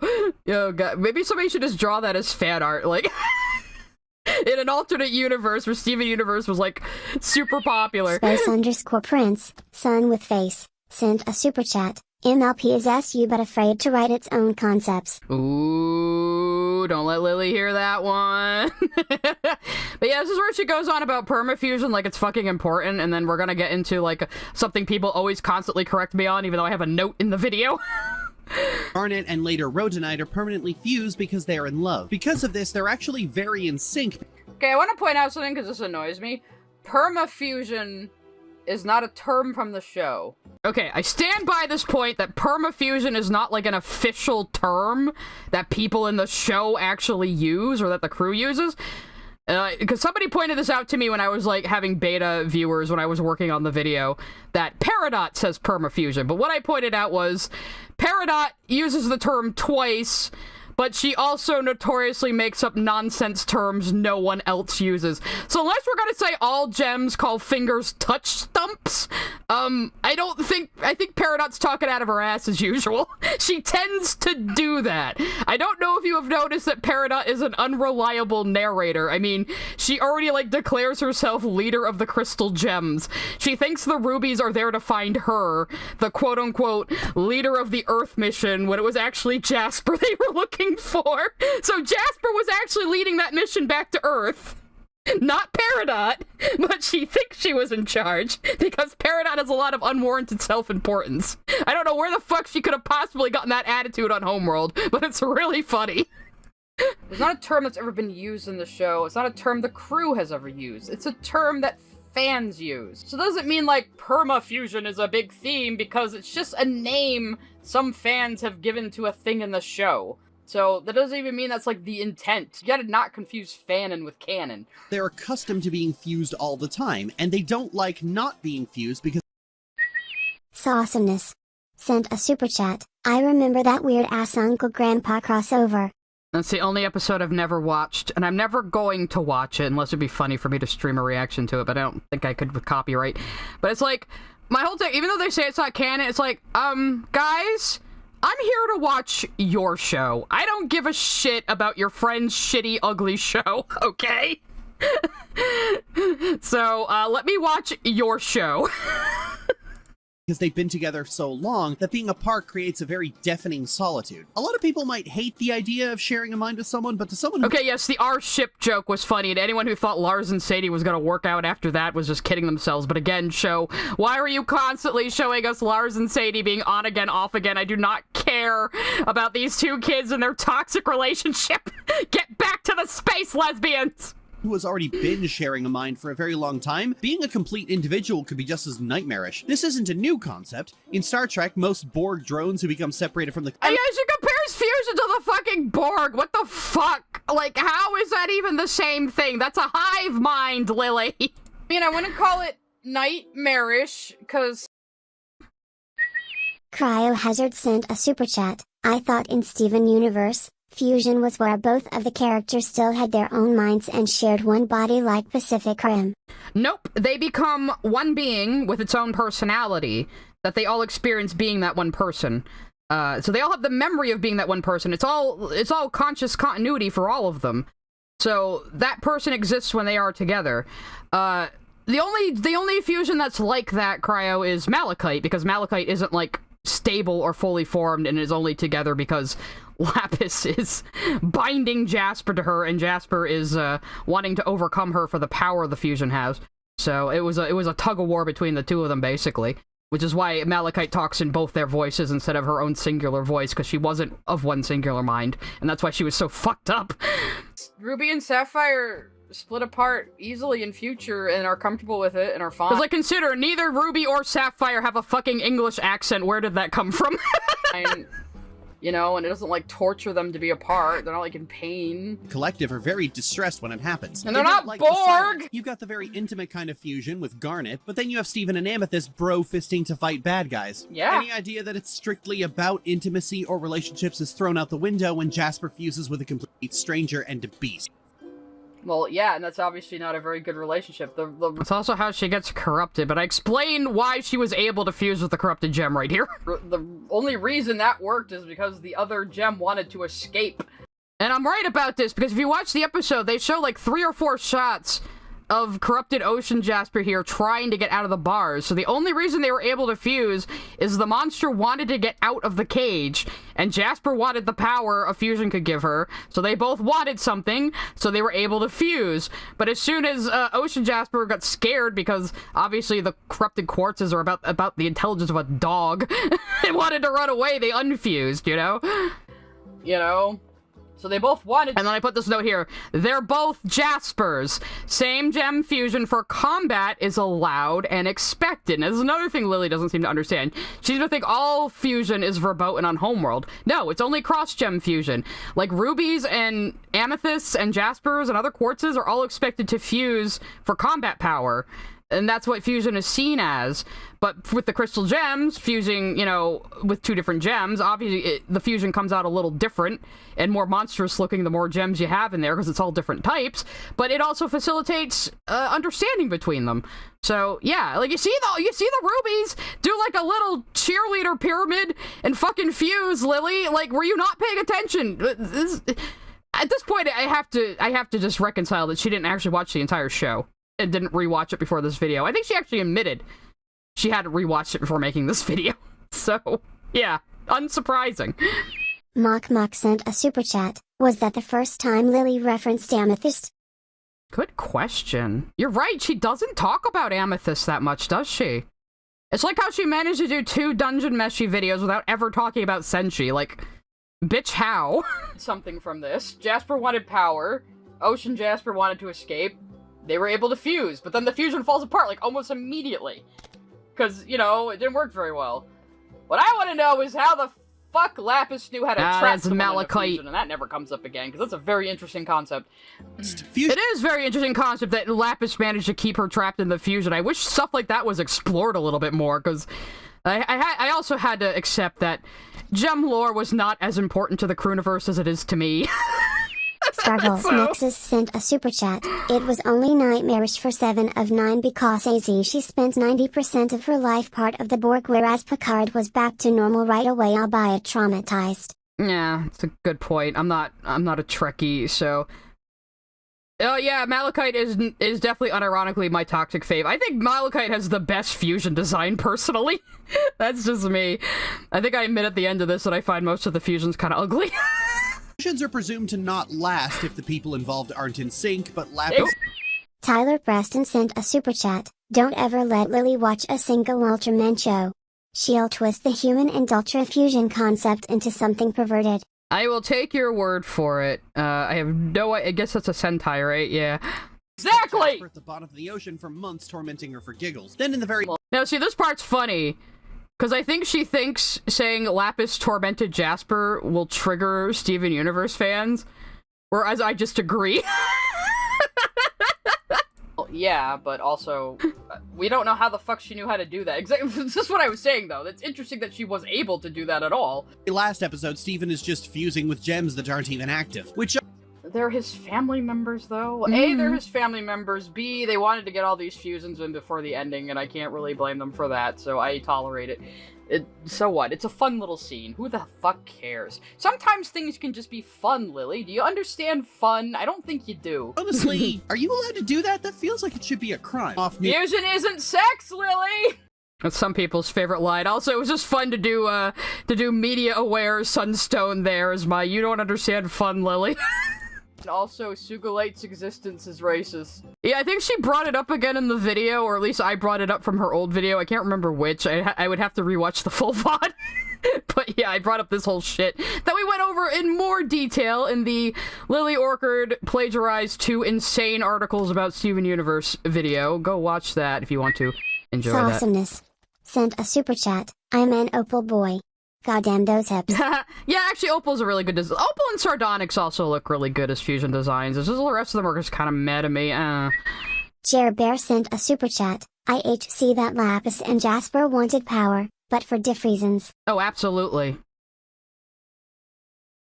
Oh, someone else is saying a similar thing. Chaos Kofi sent a super chat. I believe Hip's theory was cause they both wanted power and Jasper couldn't reject that cause her whole thing is might makes right and power is all. Exactly. Jasper's entire self-worth is tied up in being powerful. So she wanted the power of the fusion. That's the only reason she wanted to fuse with Lapis in the first place. She just went, we have a common enemy, fuse with me, you know, we'll beat him up. That's all she wanted. And then Lapis was like, I am gonna, like, betray this bitch and take all my anger out on her and have someone under my control for once.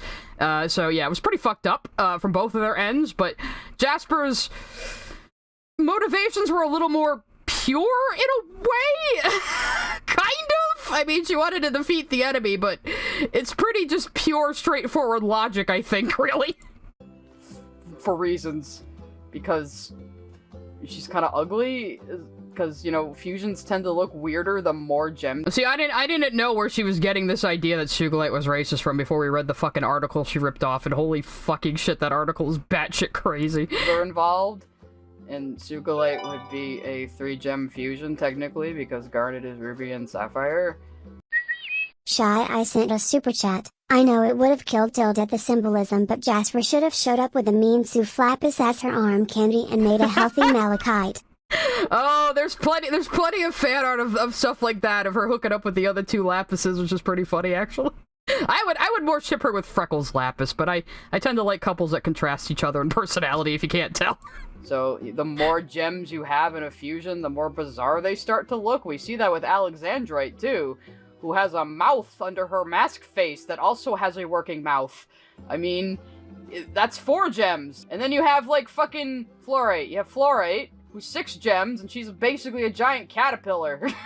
You know, they tend to get more weird looking the more gems are in. I know in the credits she's officially called Nice Lapis, but I call her Freckles Lapis, and you can't stop me. Well, that's just kinda— Ambradon sent a super chat. Basically Jasper is Yuri and Lapis is Shiori, is how I see it. Well, I mean, a member of the Crewniverse literally drew a picture of them as Juri and Shiori, respectively, yeah, and Lapis being compared to Shiori makes me laugh. Dr. sent a super chat. Lily's seems to consistently have her critics because she always reflects her real-life experiences on shows regardless of how valid they are. Yeah, that's one thing I've had to learn. She doesn't actually have media takes. Everything ties back to her personal bullshit, her personal hang-ups, her personal insecurities, criticism people have given her for her writing and her writing alone, that she tries to act like are some universal problems everybody says about all writing, in a very Chris Chan way. It's bizarre, and like it almost makes it less fun to react to her, though I will once she finishes her goddamn Dragon Age videos. Don't you worry, we're gonna have a big stream reacting to all 3 of them, and I have some fun shit planned. How it works. But I guess the character is racist because nose, because sharp teeth, because I don't know, she's just kind of ugly. I mean, I think most of the fusions are ugly personally. Yeah, you're right, MV Hughes. The off-colors are kind of all based on Alice in Wonderland characters. That doesn't make me like them anymore.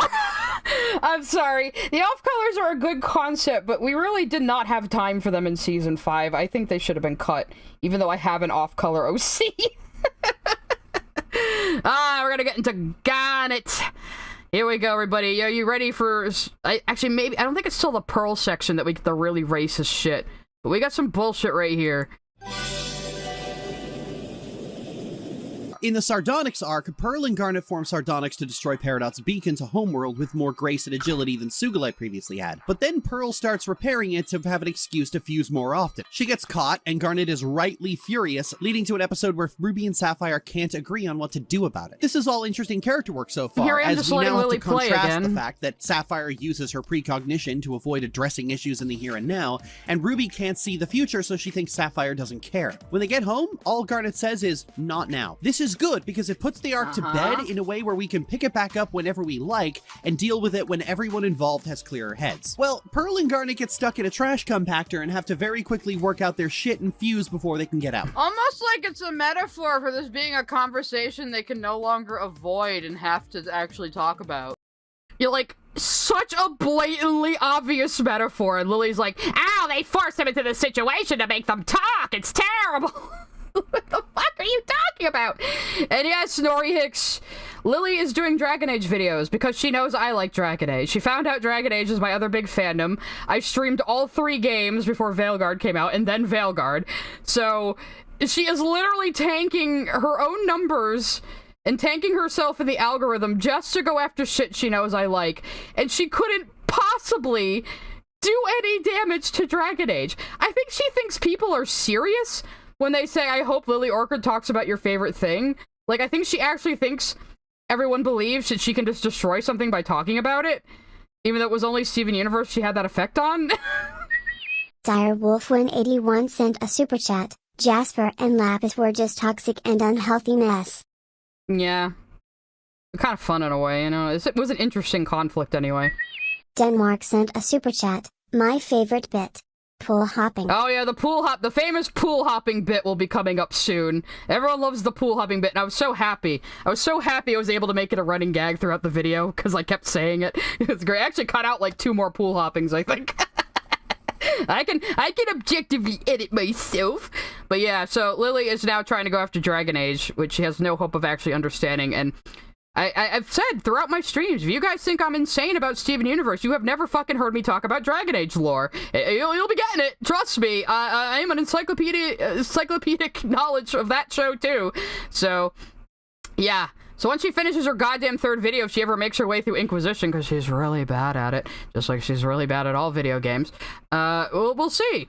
She's even playing on easy and she still can't do it. I can't imagine how she'll get through Veilguard. The fucking combat in that game is very frenetic. I love it, but you know, too bad the writing took a. The gameplay was finally good, and then the writing took a backseat, which is terrible for a Dragon Age game, unfortunately.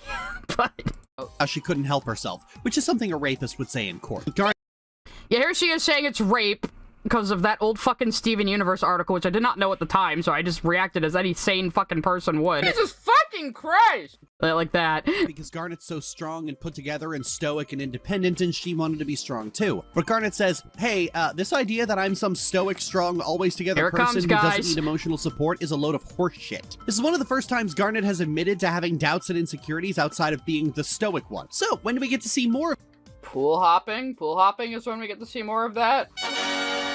Pool hopping? Pool hopping.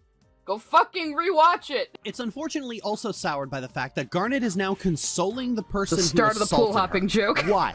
Why? Only you are choosing to. Oh wait, this is the part with the insane racism too. Here we go. Treat it as assault, you dipshit. And from some things I've heard about you, Lily, you shouldn't be throwing stones in glass houses. Now, I think at this point, I had, like, heard vague mutterings of Courtney's allegations. Sent a super chat. Andy Sigh. What's Dragon Age and where do I start?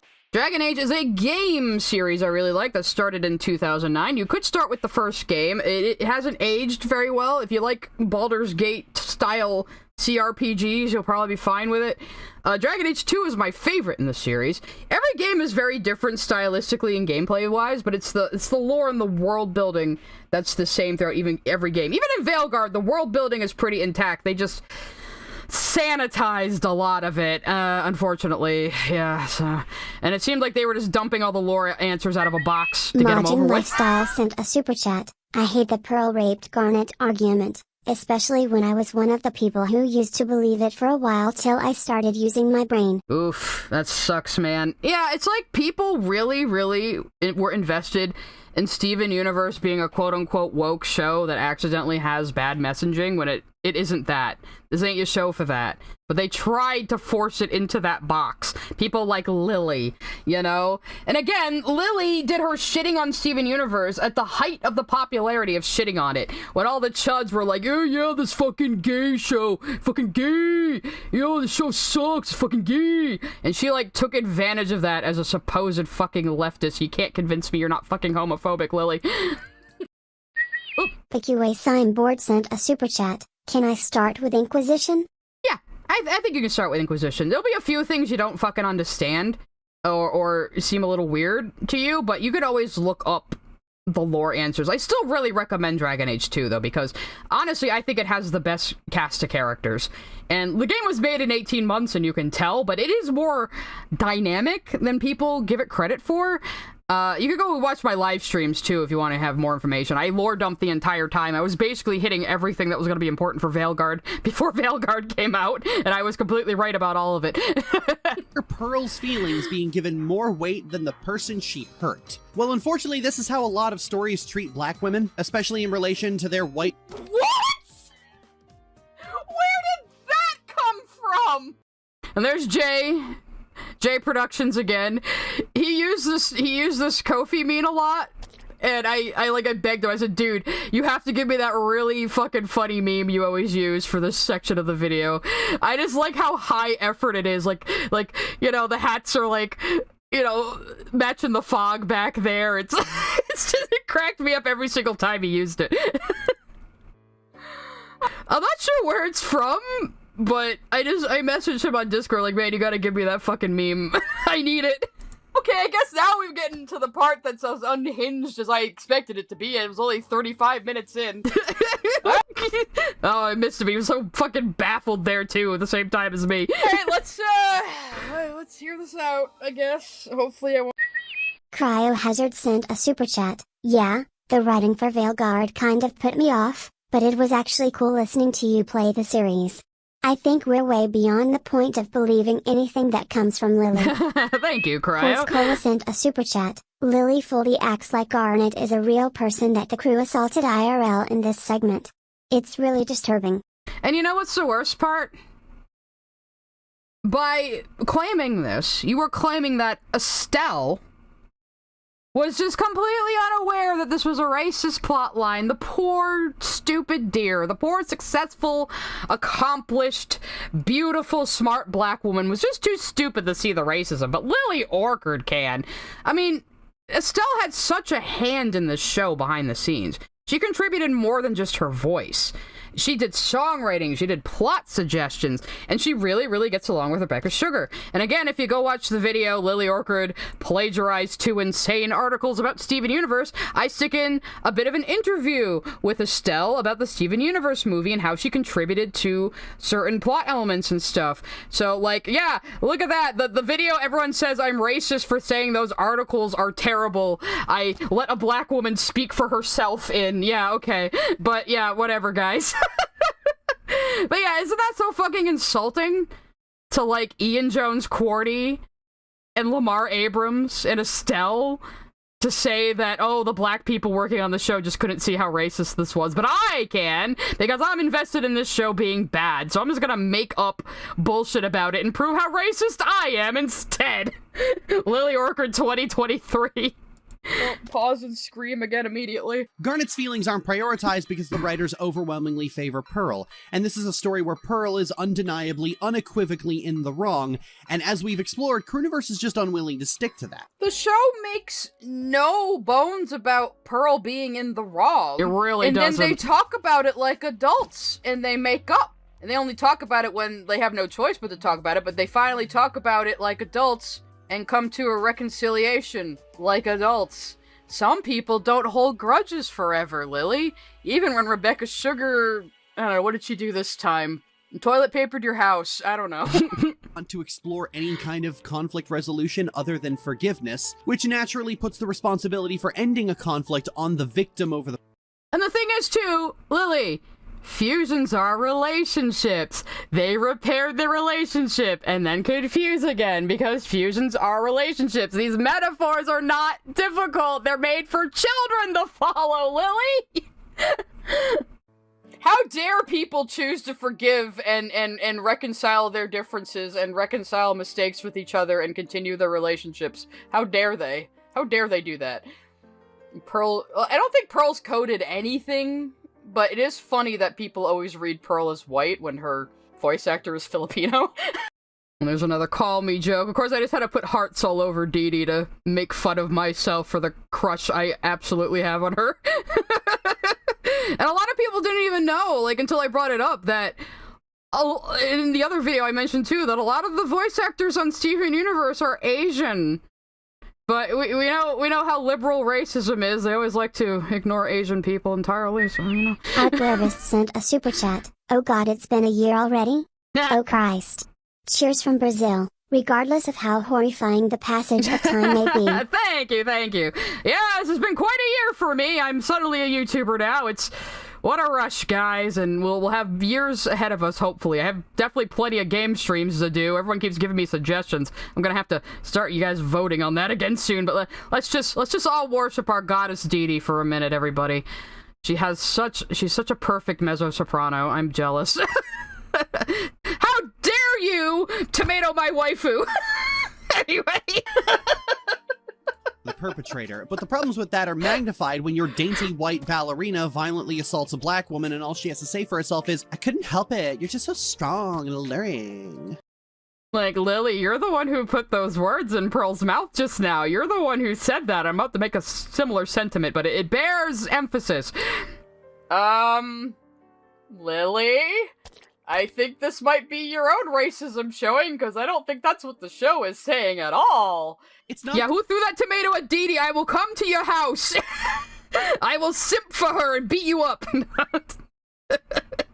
Good enough to have characters of color in your show if you're going to so thoroughly torment them like this. And that's what happened to Garnet. They had a... Oh, I did. Speaking of Wicked, I did find out Dee Dee was in a production of Wicked as well, as one of the other witches. So it's great. I should probably try to find that whole recording. Few good ideas, and then threw her aside, only to drag her out to either give exposition about fusion, violate her, or perv on her. Like the one shot from Love Letters that's supposed to be Jamie's point of view of seeing Garnet. She also took this from the Riley H article, by the way. Riley H, the ARC Project scammer, by the way, who wrote that article. And did a whole lot of other shit online and is provably very racist and homophobic, so yeah. And it rise from the ocean like a goddess. That's supposed to be evidence that the show was always perving on Garnet, is it? The one that was supposed to be from the shot of the dude who, like, was instantly smitten with her? Because it's a cliche kind of thing that lots of shows and movies do, because it's visual shorthand. And you just really want to make this about racism somehow, don't you? And they are ultimately sabotaged by their own primary theme and their unwillingness to let Pearl be in the wrong without caveats and their own racism. Lily, that was not their own racism, that was your own racism coming out all by itself, unprovoked. You are the one putting this idea onto what you are seeing. I think this next bit was actually taken from the movie React, but I had to throw it in here. This show is racist because of this very racist interpretation I just pulled out of my ass and smeared onto the scene. Get help, please. Yeah, different mic sound. Help. We're gonna have to bring Michael Jordan out here to tell you. Morally, ethically, spiritually, physically. I forgot I put that in there. Positively, absolutely, undeniably, and reliably racist. So, yeah. You know, if you're just trying to find racism and everything, and the way you do that is by, like, claiming that this whole thing about Pearl being codependent is about a white woman assaulting a black woman because she's just too hot to resist. You are the one who decided to say that, Lily. You and nobody else. Nobody else in the entire fucking world said that but you. Except ARC scammer Riley H, I guess, but I didn't know that at the time. This in about 17 different places before. I think the racism in Steven Universe... Direwolf181 sent a super chat. Honestly, the disregard and shitting on anime is partly why I don't really jive with some progressive circles. It's almost Puritan in their morals are. Yeah, it does seem like a lot of people in leftist circles right now just take anime having some weird shit in it as an excuse to just be racist toward Japanese people. Yeah, I don't like that. I'm not a centrist, I'm an independent, but I'm mostly Democrat, but I don't vibe with the far leftist progresso woke scold circles, if you can't fucking tell. I guess I'm a classic liberal or something. I don't know what the fuck I am. I've been independent since I registered to vote at 18. I will just go with whatever makes sense, I guess. So stop being stupid if you want my attention. Warrants full analysis, and I've been working on a script doing just that for a while. It's generally something I tinker with in between. Oh, you're working on a script about the racism in Steven Universe. By all means, please elaborate on this topic and show us how it's not just you being racist and imposing that on the show. I would love to see that video, Lily. We're probably never getting that video, let's be real. Projects. But the language I used for that segment was beyond inappropriate, mostly taking it from an article I sourced. Some of the words coming out... yes, I also I flashed back to this, which is pretty funny, because Ant used the clip in his video of me flashing back to myself, which cracked me up. But yeah, I referenced this in also the plagiarism video where she basically said, "Oh, I was just copying the language in an article, and it wasn't really my words to use." So why the fuck did you do it? Why the fuck did you take an entire paragraph from that article without citation, Lily? Why? No, linking it in the description is not citation, because you presented that as your own words. That's plagiarism. An article you sourced? And it's the article's fault you said those words? So you mean you were just, like, plagiarizing, you were just reading an article and... Fucking called it in my first Lily React. Amazing. I'm super smart. Not actually giving your own opinion? Probably because you didn't actually even watch the full show, I bet. Yeah, is that it? where you just, like, saying, you saw people, like, making the reach that Sugilite is somehow racist, and then just went with it because it was, like, the popular hate opinion at the time. Because you're a fucking sheep. Is that it, Lily? Is that... I'm getting oddly aggressive right now. Probably because Bismuth is on the screen looking, like, completely over everything at the moment. Yeah, that's my reaction to Lily lifting from that article right there. I feel you, Bismuth. I'm there with you. There's a good way to do the Sardonyx arc, but for the good of everyone involved, it requires removing the part where Pearl violates someone's bodily autonomy. Maybe No! It was fine the way it is, and it's a good storyline, and you're the idiot who was over here saying it's racist because I want it to be. Like, you dislocated your shoulder with that reach and just showed how you're fucking racist. Jesus Christ. Yep. I think Lily was just showing her own racism, showing her entire racist ass, which is whiter than her face because she brown faces anyway. Yeah, and the whole thing with anime right now, like people are saying the same shit I heard conservatives say in the 90s about anime. Oh, it's all sex and hyper violence and oh, those wacky orientals, you know, like you're just saying the same shit. It's not good. I'm gonna take another break real quick, though, just to go to the bathroom and probably get more water and have to go to the bathroom again. I will be right back. I'll leave you guys with some more music.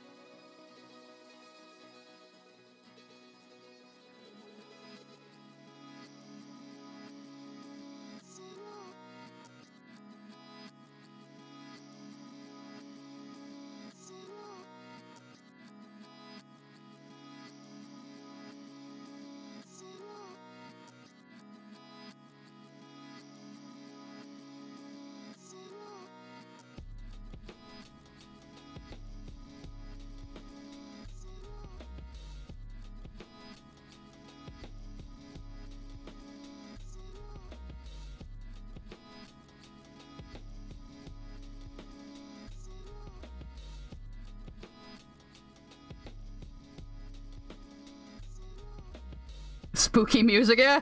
That's kind of my taste. And a lot of the music I can play without getting copyright dinged is, like, really obscure electronica. I kind of listen to a lot of melancholic music, I'm not gonna lie. Though, exciting news, YouTube is rolling out being able to directly purchase music licenses that will just charge you per video.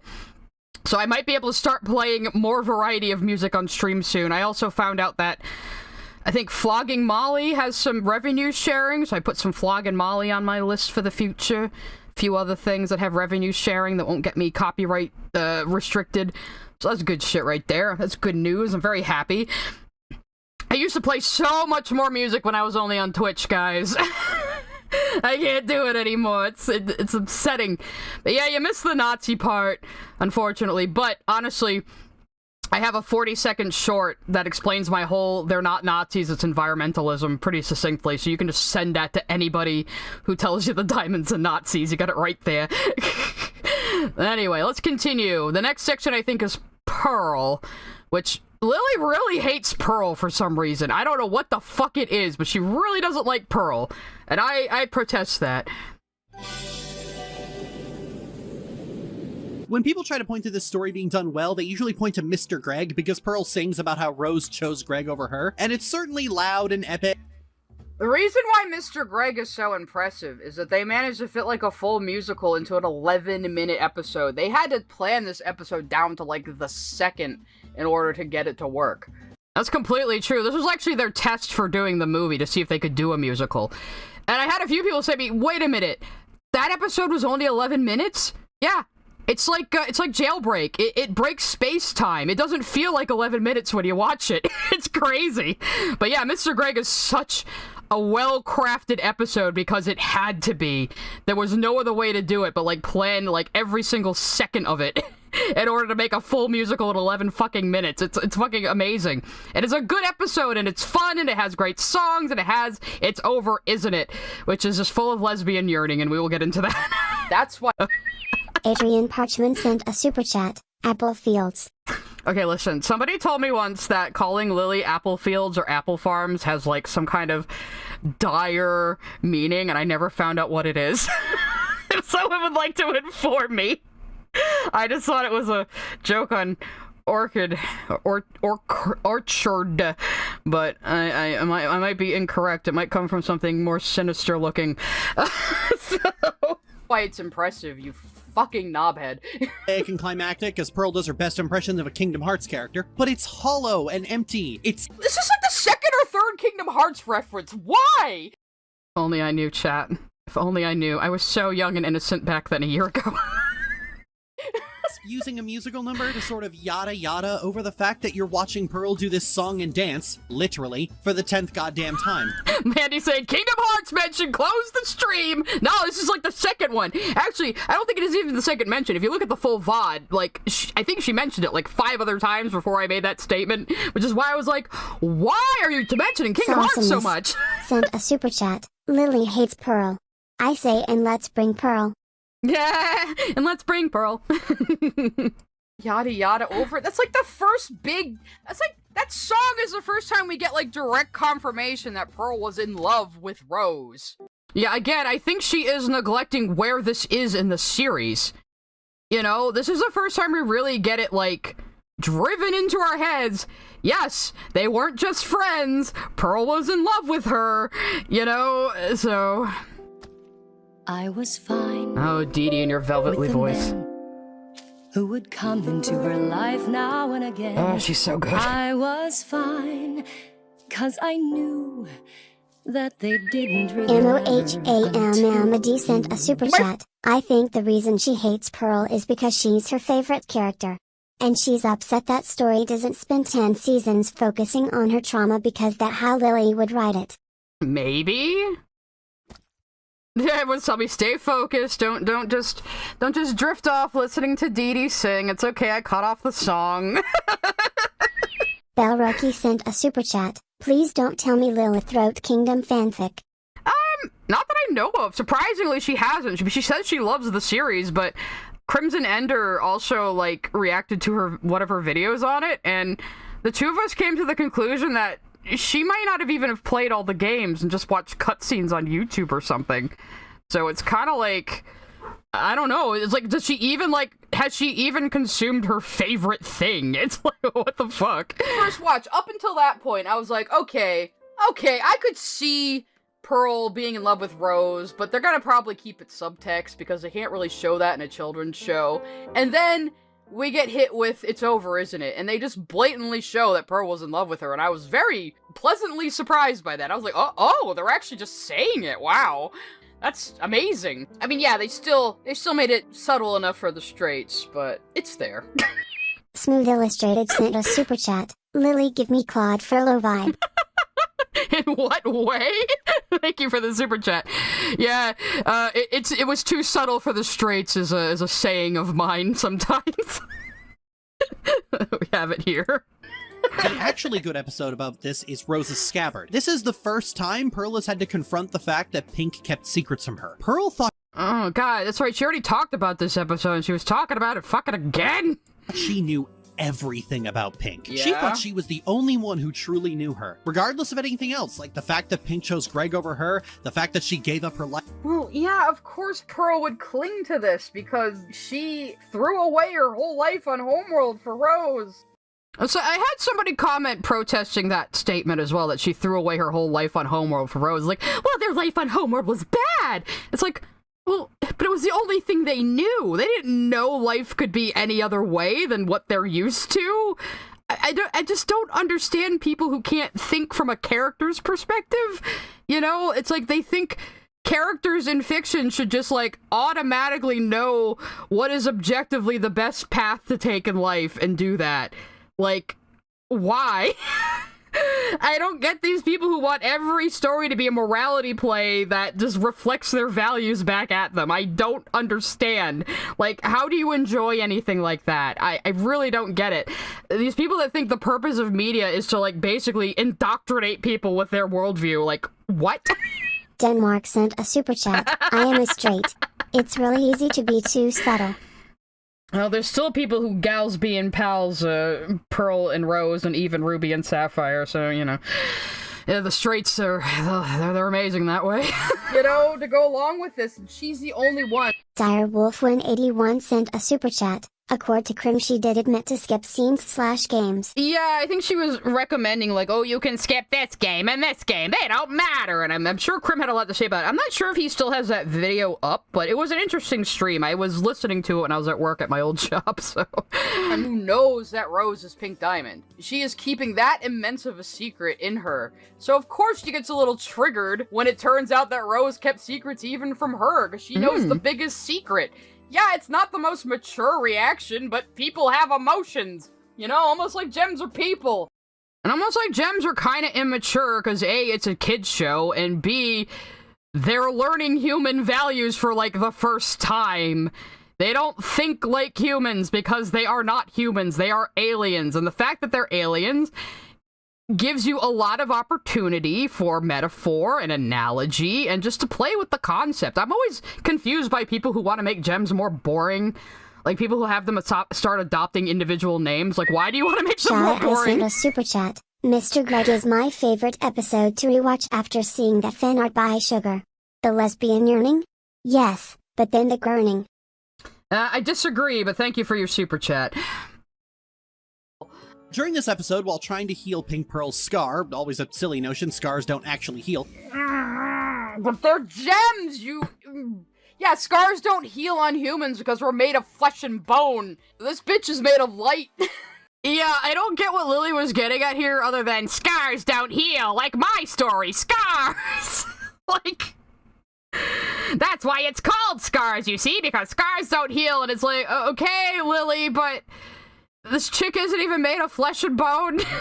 Did you forget that gems are basically hard light projected by the fucking gemstone? Because you didn't pay attention to the goddamn show.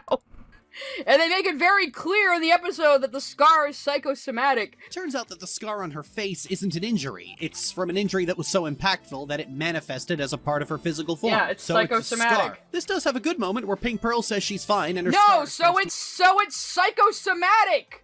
It's not like a physical problem, it's a mental one. That was the entire fucking point. Like, it's pretty fucking clear in the episode. Oh, I'm very proud of this point that I made, too. That, obviously, the way I'm saying it really fast just came to me just then.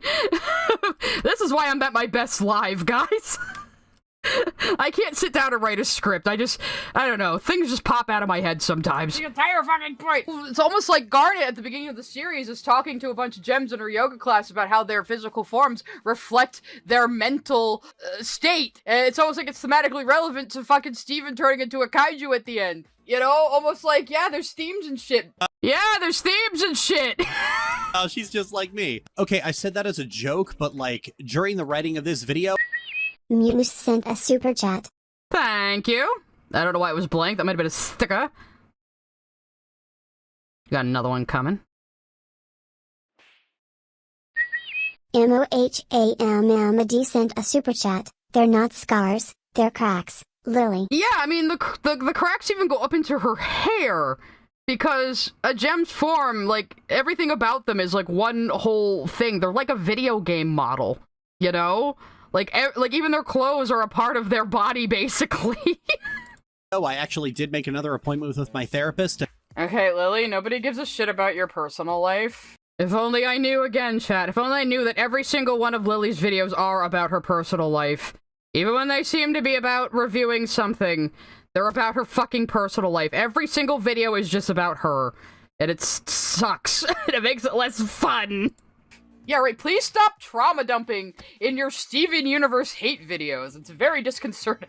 This would be like me coming on stream and going, hey guys, let me tell you about all my ex-girlfriends and this one relationship I had that was really fucked up.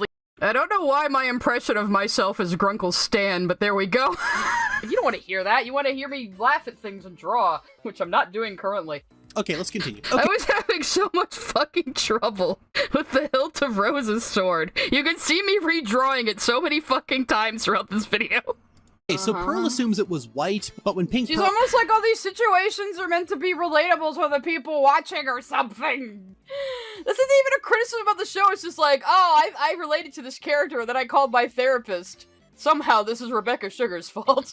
Pearl corrects her and says it was pink. Pearl goes into full denial because this is a pink diamond Pearl never knew. A childish brat who threw destructive tantrums and kept breaking her toys. It's an interesting moment where both of them have to confront the fact that at some point Pink Diamond changed. Oh no, Lily's really gonna hate the Mega Pearl fusion because it's a Utena reference. Just... Was that Deadwing's SSG impression as well? Adrian Parchman sent a super chat. Do you think she actually goes to therapy? No, unless it's BetterHelp or like court-ordered therapy, I don't think she does. She wouldn't... No one would act like this if they were in therapy, let's be real. Or at least in therapy that was effective. So I say as someone who doesn't go to therapy and probably should. Cryohazard sent a super chat. There always has to be 2 cups of trauma dump. Yeah, right? That's how you make a Lily cake. Somebody else. Oh yeah, I was about to say, it's like how everyone says my Lily voice sounds like Oni plays Linkara voice too. It's almost like all these nerds get their goofy voices from the same sources or something. Let's just wait. At least it would be if Steven didn't throw a tantrum and accidentally trap them both in a lobotomy clam, and so now they have to have the really... I want to point out too that I cut it out, but she also calls it the Mind Break clam. And it's like how in her TTS Utena parody, she said Nanami calling Toga Oni-chan is like a sex thing or an incest thing. How much fucking hentai do you watch, Lily? You say you hate anime, but how much fucking hentai do you watch? It has to be a lot. A short version of that scene from Rose's scabbard before quickly fusing into another Utena reference and having a rushed action scene. There's an exchange in the clam that would have been so good if it was longer and quieter, but the An exchange in the clam. I really like that sentence for some reason. That's gonna be like my next album. An exchange in the clam. I don't know why that sentence charmed me so much, but it did. An exchange in the clam. I think I started doing Family Guy voices later, not knowing that Pearl... Yeah, Pearl's on screen, damn it. Lily was into Family Guy. Oh my god, Lois, we're gonna have an exchange in the clam. That moment... I went a little JFK there, oops. That was my Shad voice, because I can't do an Australian accent. Where Volleyball asked Pearl how she stopped hurting, and Pearl just says, I didn't, is really good. Because the thing about trauma is that it never really leaves you. You can manage it and recover. Childhood or early life trauma will always stick with you far more than adult trauma will, because your brain has grown and developed around Lionel Leclerc says, to paraphrase Clara, what is so anger-inducing about a space rock lesbian? It affects the really deep-seated aspects of your personality. Gee, Lily, are we doing some introspection on this Steven Universe Volleyball, the horse is here. video? Are you starting to It's beneficial to actually have a Rhode Island accent when you're doing Family Guy impressions. realize the reason you're such a piece of shit? It's interesting. Let's really dig into it. Dissect Pearl's brain in as many ways as you possibly can. Early seasons were pretty good at this, like when Connie asked Pearl to teach her to fight, and Pearl taught her to be a meat shield, because that's basically how she understands being a soldier. See, I didn't even argue with this one because it wasn't worth it, but saying like, "Ow, Pearl was training Connie to be a meat shield." And it's like, did you miss the whole point of the song where Pearl realizes she's kind of like projecting her own trauma on Connie and she learns to cut it out? You know, that was the whole fucking point of the song and the episode. Yeah. Space_Prince, son with face, sent a super chat. Now we present Lily almost getting the point. Almost, but then missing it by a mile somehow. She does that a lot. It's bizarre. Justice sent a super chat. More like 1,000. With Lily's takes it's a sewer. Yes. But yeah, like, she sometimes will get so close to the point, and then she just veers off to the right, straight into a brick wall. It's very confusing. Soldier. That's interesting. It shows how her relationship with Pink has affected her thought processes everywhere. But almost every instance after that, it just reminds you, oh hey, Pearl's crush is dead. Her crush? They were clearly in a relationship, but obviously Rose would never let it be as deep as Pearl wanted it to be. And then Rose left her for a man, so that has to sting extra hard. That's why you don't date bi chicks. No, I'm kidding, mostly. Half joking. I'm not gonna trauma dump now, too. Well, that was a contentious joke. Dana_Brain sent a super chat. From Lily's perspective, you would think SU is just Pearl the show. Yeah, it's like, she seems to only pay attention to parts she wants to in shows as well, which is why she overemphasizes certain things and completely ignores others. It's very strange. But yeah, a lot of people had a problem with that joke, because I have so many comments like, I can't believe you're saying that bi women always cheat. And it's like, that's not what I was saying, actually. Maybe there's just a problem in the gay community of some bisexual women not taking their same-sex relationships as seriously as their opposite-sex relationships. And I think as a lesbian, I'm allowed to make a little petty joke about that. So, fuck off! That's what I have to say to the people mad at me for that one. Also, Lily, you're so fucking homophobic. Oh yeah, Rose was Pearl's crush. Fuck off. Would also be interesting, seeing what Pearl gets up to when she's not being reminded about how she got cucked by the lead guitarist of a Foghat cover band. No, he's a SoundCloud rapper. Get it right. I'm not asking for her to get over it, I'm asking to see her make some progress. She gets a whole ass. I'm agreeing with myself. Yes, actually, no, I shouldn't have paused it here. This whole section's really funny. I'm not asking for her to get over it, I'm asking to see her make some progress. She gets a whole ass bismuth in future. Come on now. Bismuth is a very good reward for all of her pain and suffering. I should say so. I might be a little weak to a lady with dreadlocks myself, I'm just saying. I'm just saying. Oh, fuck it. I was gonna point out the other call me joke. I missed it. Hang on. Steven, I'll get back to you in a second. You just keep falling there, bro. You're doing good. There we go. Yeah, so that's our third call me joke. I think that might be the last one. I can't remember. Saying. When Pearl almost lets Steven fall to his death, when Pearl brainwashes Connie to be Steven's warrior slave, when Pearl almost gets herself and Steven killed by flying in a DIY spaceship, when Pearl invades Garnet's boundaries, when Pearl does anything, Steven starts jumping to hugging it out. It's pretty fucked up. I mean, I don't think either Pearl or Steven appreciated the danger that her fucking makeshift spaceship was going to cause. Pearl's still a gem, okay? She's a little naive about the capacity for Earthlings to survive things still, I think. I don't know why that was the part I focused on the most, but I think that was the most confusing part, you know? Well, yeah, Zeno, and then I immediately went into a joke about how I'm not gonna trauma dump just like Lily now, you know? It was like, oh no, I told a little slight off-color joke. How dare lesbians have opinions? We know people hate that. Anyway. The writers are determined to get you to sympathize with Pearl, and so when she fucks up, it's usually excused or swept under the rug. But there was like a whole 3-episode arc of Garnet not talking to her over the earlier thing you said about her violating Garnet's boundaries. Awesomeness. Sent a super chat. Will you react to the sibling video for Valentine's? Awesomeness, I already reacted to the siblings video. There's a whole stream VOD. I do want to edit that one down eventually, but as a really funny gag, when he has time, I want my brother to edit it for me. And I'm going to allow him to make jokes at my expense in the editing if he wants to. Because I just think it would be funny to say my actual brother edited it. I'm gonna pay him, of course. But my brother is actually a professional editor. And professional, like, movie tech guy in the indie scene, so he knows what he's doing more than me. Like, they had a fight, like, over several episodes about that. I mean, apparently 3 episodes wasn't enough for this arc for Lily. It should have taken up the entire fucking season, even though it's a children's show with 11-minute episodes. There were consequences. The crew seems very afraid of criticizing Pearl at all, and so they do everything in their power to blunt all of her actions, and that usually means Steven forgiving her. I mean, Pearl is wrong very often. She's very rude to Greg. She's often saying, like, very insensitive things she thinks are helpful, but they're really not. We're obviously not supposed to think she's a perfect character, and we're supposed to laugh at her foibles most of the time. Amethyst! No more roughhousing! You'll exacerbate your crack! Dee Dee has some of the best comedic delivery in the show. She really fucking does. And this was like her first voice acting gig. I mean, I understand stage acting is very exaggerated and you have to project, so it lends itself to voice acting, but it's still incredibly impressive.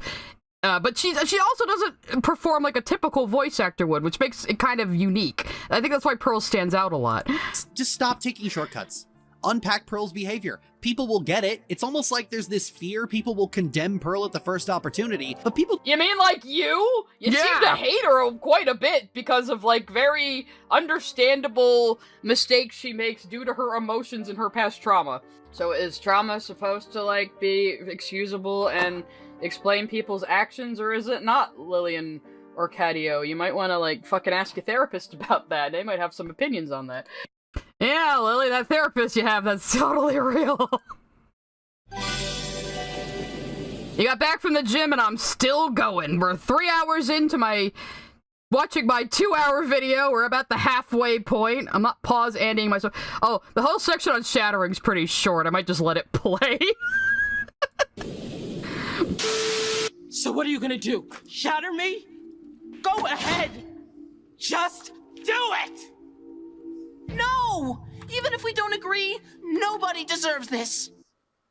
See, I actually praised Lily's editing here.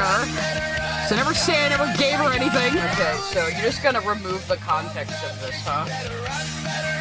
Yeah, okay, like, 2 years later, Steven is spiraling, trying to find meaning in his life. The future is all about Steven going around to everybody he knows, trying what works for them, and failing utterly, and just getting worse and worse mentally. So then, of course, his last resort is, like, the worst possible person he could go to for advice, which would be Jasper. I love her so much. My theory about why he ended up shattering her is that, I mean, I think Steven believes Jasper's hype.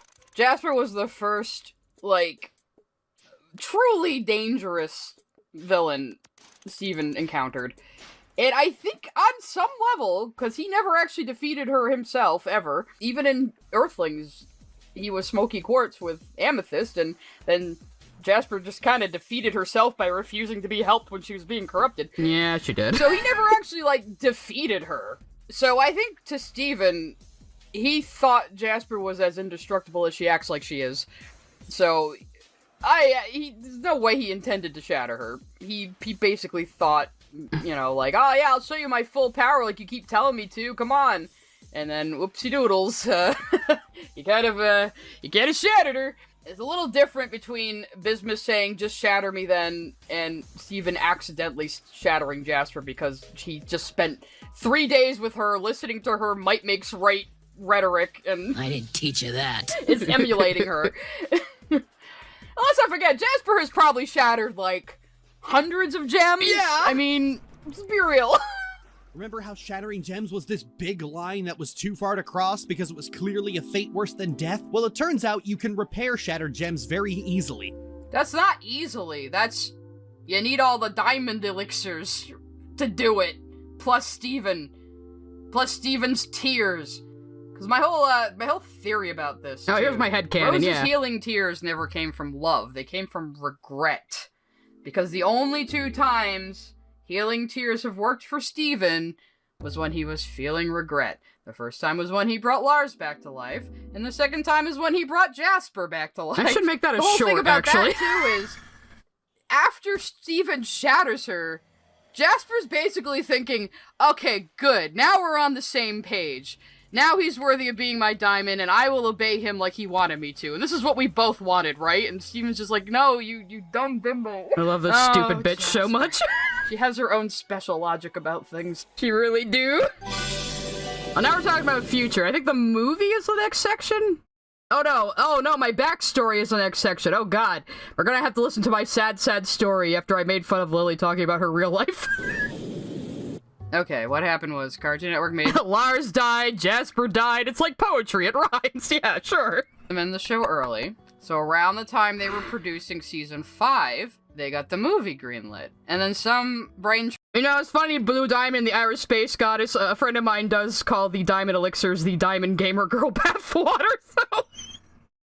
You saying you want a bottle of it is pretty funny. Trust at Cartoon Network went, well, you can't have a movie without a show, so here's 20 more episodes. Just like that, after forcing them to end the show early. Rebecca Sugar must be a better person than me, because I probably would have burned the building down.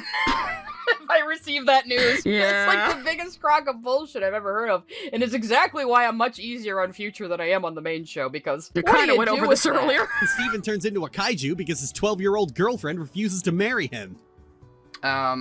Connie is 14 going on 15 in Future, and Steven is 16. Did it somehow miss the little title screen that, shows Steven is 16 years old now? Do you think Connie just doesn't age?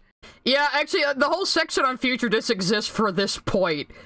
Because this was from the movie React, where Lily is saying Connie is still 12 when Steven is 16 to try to make Rebecca Sugar sound worse or something. Or sound bad at all, because, like, yeah, because, like, a fucking 14 and 16-year-old dating is not a big deal, Lily. And I think she's, like, only, like, half a year younger than Steven, really? Would you get down to it? Or, like, a year and a half? Something like that? Anyway, what the fuck was this point? It's just trying to call Rebecca Sugar a pedophile again, like she will be doing in the fucking movie part. You'll see. What is happening? And also, he didn't turn into a kaiju just because Connie didn't want to marry him. It was the culmination of all of his desperate attempts to find meaning in his life. Fucking watch Steven Universe Future. Actually, don't watch Steven Universe Future, Lily, because you won't understand it anyway. Steven, ever determined to take the shortest route to any destination possible, proposes to Connie and says that they should be Stevani permanently. This is disturbing to Connie. Like I just said earlier, the whole point of Future is Steven going around to everyone he knows, trying what works for them because he's desperate for meaning in his own life, and it doesn't work because he's just trying to emulate other people instead of, like, finding out what he really wants. That's why this goes downhill very quickly for him. But that's also why he's rushing into, like, proposing to Connie, because he's fucking desperate. He doesn't know what to do with himself anymore. He's 16, and he saved the entire galaxy. Where do you go from there? Hi, Evie, yes, I am streaming on the anniversary of the video that blew me up, and we are reacting to my own video. Maybe we'll do this every year until it's, like, incomprehensible. Who knows? Who has lived with actual real parents and friends, and so places a lot of value on— Oh yeah, this is a point I wish I had picked up on. She says Connie is used to real parents and friends. So are Greg and the Gems not real parents, Lily? Are you saying unconventional family structures don't count as parents and caregivers, Lily? Because I disagree. Yeah. On individuality, so she obviously turns him down. It shows, probably for the first time, that other people have experiences that are different from Steven, and the things he's been taught to value are not the things they've been taught to value. What? That's not what this scene is about at all! What is the matter with you? Lily Orker just cannot follow anything! And it never changed. She still can't follow anything. I didn't even try to explain the scene, but she is so far off the mark. I don't think she actually fucking watched it. She just heard Steven proposes to Connie and slapped some footage in the background. I'm calling it. God, maybe because you get, like, all your narrative plot expectations from fucking Kingdom Hearts. I don't know, what the hell? Of course, to reference Kingdom Hearts, I had to put in the Woody scene. I just had to. That people will say no to him, and he's just gonna have to live with that. There's also a PTSD. What? When did Steven not know that no is a no? That is God, you just do not even fucking understand what Future is about, do you? And even the sequel series was less about unpacking his character. Yeah, I was kind of losing my mind at this point, you can tell. As it was all the shit he's been through, because again, this audio has all been rearranged from the 2 reacts, so obviously this might have been later in the video. Behavior is not something the showrunner— It does both. Oh my God, it does both. Would you fucking just watch Future? All you ever said about it was you thought the ending sucked, but you didn't elaborate why. Okay, now you guys are gonna hear my backstory if you've never seen this video before. My backstory of how I got into Steven Universe and why the movie just sort of rearranged my brain chemistry and I suddenly became a fan artist, so... If I may trauma dump myself today, the Steven Universe movie is obviously what launched me into becoming a Steven Universe fan artist, and before that I was kind of in like a 5-year art rut. It was a pretty bad period in my life. There was deaths of loved ones and friends, and I was in a job where I wasn't being treated very well, and I was pretty depressed, and I didn't draw a lot in that period, so I started watching Steven Universe in, like, 2018 because the Pink Diamond twist actually, like, intrigued me. I saw it explode all over cartoon YouTube, and I was like, wait a minute, so Steven's, like, perfect, ideal dead mom was one of the bad guys? And I was like, that's interesting. So I was like, well, maybe it's time for me to watch this show finally. So, you know, I was still in that bleak period when I began to watch Steven Universe. And I didn't become like a super duper major fan right away. I mean, I started out thinking, oh man, this show is, you know, it's pretty cute. It's normal. Why is everybody so pissed off at it? I don't understand that.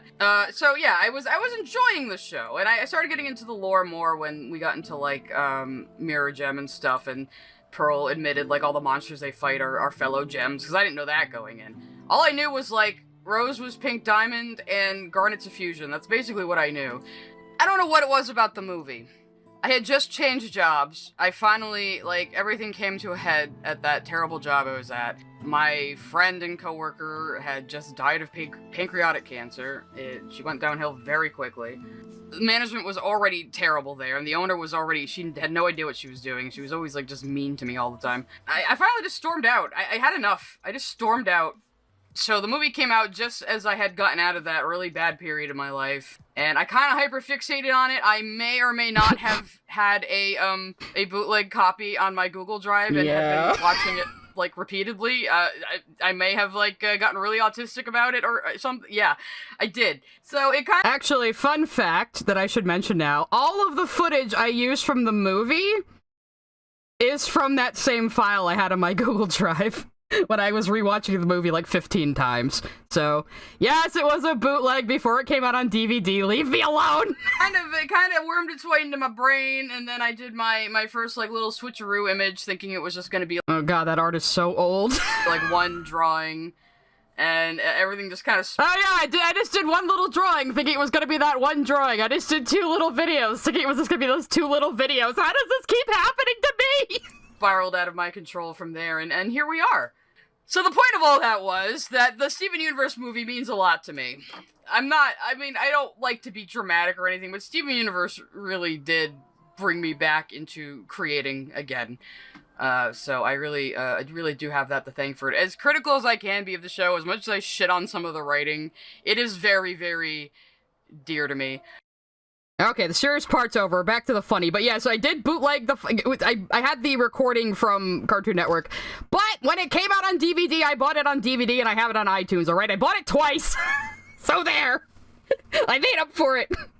But yeah, I was, like, kind of fucking obsessed with the movie. Like, I got super... Like, I wasn't even, like, hardcore into the series yet. I was enjoying it. But the movie did something to me. It must have just hit me at the right time. I don't know, but here we are, and now it indirectly led to me becoming a YouTuber. Isn't that funny? Errand Alpha Eagle sent a super chat. I remember years ago that she called Do Princess's Dream of Magic Sheep the worst MLP episode ever. BC, she misinterpreted it as promoting self-harm. I don't understand how she could misinterpret any children's show as promoting self-harm, but I'm unfortunately not familiar with that episode. That might have been after I stopped watching. I watched, like, the first 2.5 seasons of Friendship is Magic. I thought it was very good. I thought it was a great kids show. I liked a lot of it. I liked what they were doing with it. I liked how they had actual world building, but they started focusing more on the really little ponies, like the little kid ones, and I was just like, okay, this is starting to lose my interest, and I never quite picked it back up again, but I appreciate Friendship is Magic for what it was, especially in the early days when it was Lauren Faust and crew actually giving a shit about what they were making, you know, it was very admirable. But yeah. Back to the video. So this whole section, this whole next, like, 45-minute section is just on the movie. So we're gonna focus entirely on the movie now. And it's gonna be anger-inducing because Lily clearly didn't fucking even watch it. So here we go. Curtain call while the singer declares that everyone believes in Steven. This already sets the mood because the entire series has been entirely about this one specialist goodest little boy. Hey, idiot! Did you notice all the Cinderella parallels with Pink Diamond in the show? And you know how the movie opens like an old storybook Disney movie because of the Cinderella parallels, and that's the motif, you dipshit. Yeah, Cinderella, who had 2 wicked stepsisters. Yeah, wow, what fucking like the Pebbles are literally Cinderella's mice. How did you miss this, Lily? Because you didn't fucking watch the last episode. And now they're singing about how he's the most precious little Ubermensch in the galaxy. Get used to the Nazi jokes. She makes them constantly. I actually cut out a lot of them. She kept calling the diamonds various, like, Nazi war criminal names because She's Lily fucking Orchid. Lily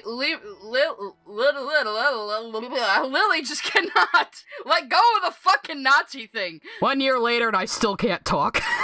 I'm already taking psychic damage. Listen to me. What type? I thought I was fairy dark, I guess. Do they take psychic damage? I don't really understand Pokemon. Maybe I can trigger Lily back. Hey, Lily, if you watch this video, I'm gonna misunderstand Pokemon. Guess what? I've only ever played Pokemon Go. Yeah, that's right. Turns out the story is actually being told by White Diamond, who is welcoming Steven in as their newest little colonizer. But then he pulls the rug out from under them on live TV by saying, nah, I'm gonna go back to Earth and become a debate bro. Fuck you even getting that. She does that debate bro joke a lot, I've noticed. She did it in, like, the Pokemon retrospective, too, and it's like, Lily, I don't think you even know what the fuck a debate bro is. You're a debate bro! Like, did you just want to make a debate? Yes, I know, Squibbles. People have informed me that fairies,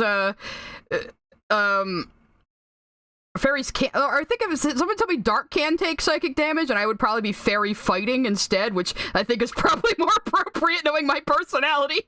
Bro joke, but you didn't... I don't understand, like, your jokes just make no goddamn sense. It's like almost Chris Chan levels of just abstract. And I just put Chris Chan dancing down there, and I mean it! Her jokes are like Chris Chan's. Her jokes are like random access humor. She makes references to shit that only makes sense to her. It's just so bizarre. It's just disordered thinking. It's anti-comedy. Abstract. It's fascinating in a way. I feel it's worth pointing this out whenever, like, harem anime shit is happening, but Rebecca Sugar is a weeb, and so when you have all these grown women fawning over this little boy that just so happens to have all the same opinions as Sugar, really? I can't help but feel like we're watching someone's private collection. So she's trying to say that the Diamond singing to Steven is like a harem anime. Like, you're just projecting on the Crewniverse at this point, Lily. We can tell you watch a shit ton of hentai. Like, how the fuck do you know what Riona is? I didn't even know what the fuck Riona is until you used that word and I had to look it up. How much fucking gross hentai do you watch, Lily? Really? Like, really? How do you get harem anime out of this unless you're like one of those weirdo fucking straight guys? To be honest, I'm not saying this person is, it's a joke image, but I was just using it as an example, okay? I'm not dissing this person. Who, you know, like, just wants to draw porn of Steven Universe characters without actually caring about the show. Like, you yourself said in the last— Riona's basically like fetishized torture and violence against women, basically. Yeah. And she claimed that's what, fucking Korra in Legend of Korra getting Mercury put in her system was. Now, Lily, just because you think a brown woman in pain is hot doesn't mean that was the intent, okay? This video I watched, that they were silly little aunties. That is clearly what they're being here. And also, the diamonds are kind of the Greek chorus of this movie. They open and close the movie. Oh yeah, and that's a point. In her 2023 video, she said, oh, they're silly little aunties. But in this video, she says they're a harem because it allows her to make them she makes all these weird sexual comments about the entire movie. It's bizarre. It's like worryingly bizarre. With the reprisal of their song. Just let us adore you. Ah, see, I did sing on stream before. Adrian Parchman sent a super chat. Remember she liked Craig of the Creek, yet that show has a ton of anime references. She probably didn't recognize them, because the only anime references she seems to recognize are the ones that were pointed out on Reddit. So she probably didn't recognize that they were anime references at all. I point that out later, saying, you know, Steven Universe is good because the references still make sense in the scene. So even if you don't know it's a reference, it still works. And I give every single piece of footage I show there is an anime reference. Actually, I'll go over them one by one when we get there, I think. Anyway. What? I was very confused. I'm like, you're just misusing, like, oh, the writer's barely disguised fetish was a popular joke at the time she made this. So I thought, at first, she was just reusing, like, just misusing it, but she keeps fucking doing it. And she keeps insinuating that Rebecca Sugar is a sex pest. It's bizarre. Like, why are you projecting so hard on this woman who's a stranger to you, who made a children's show? Like... The guy 493 sent a super chat. Even unapologetic perverts are creeped out by Lily. Yeah, like Patricia Taxon. Oh! That is such a stretch. And you know, people who haven't seen Steven Universe are going to believe this.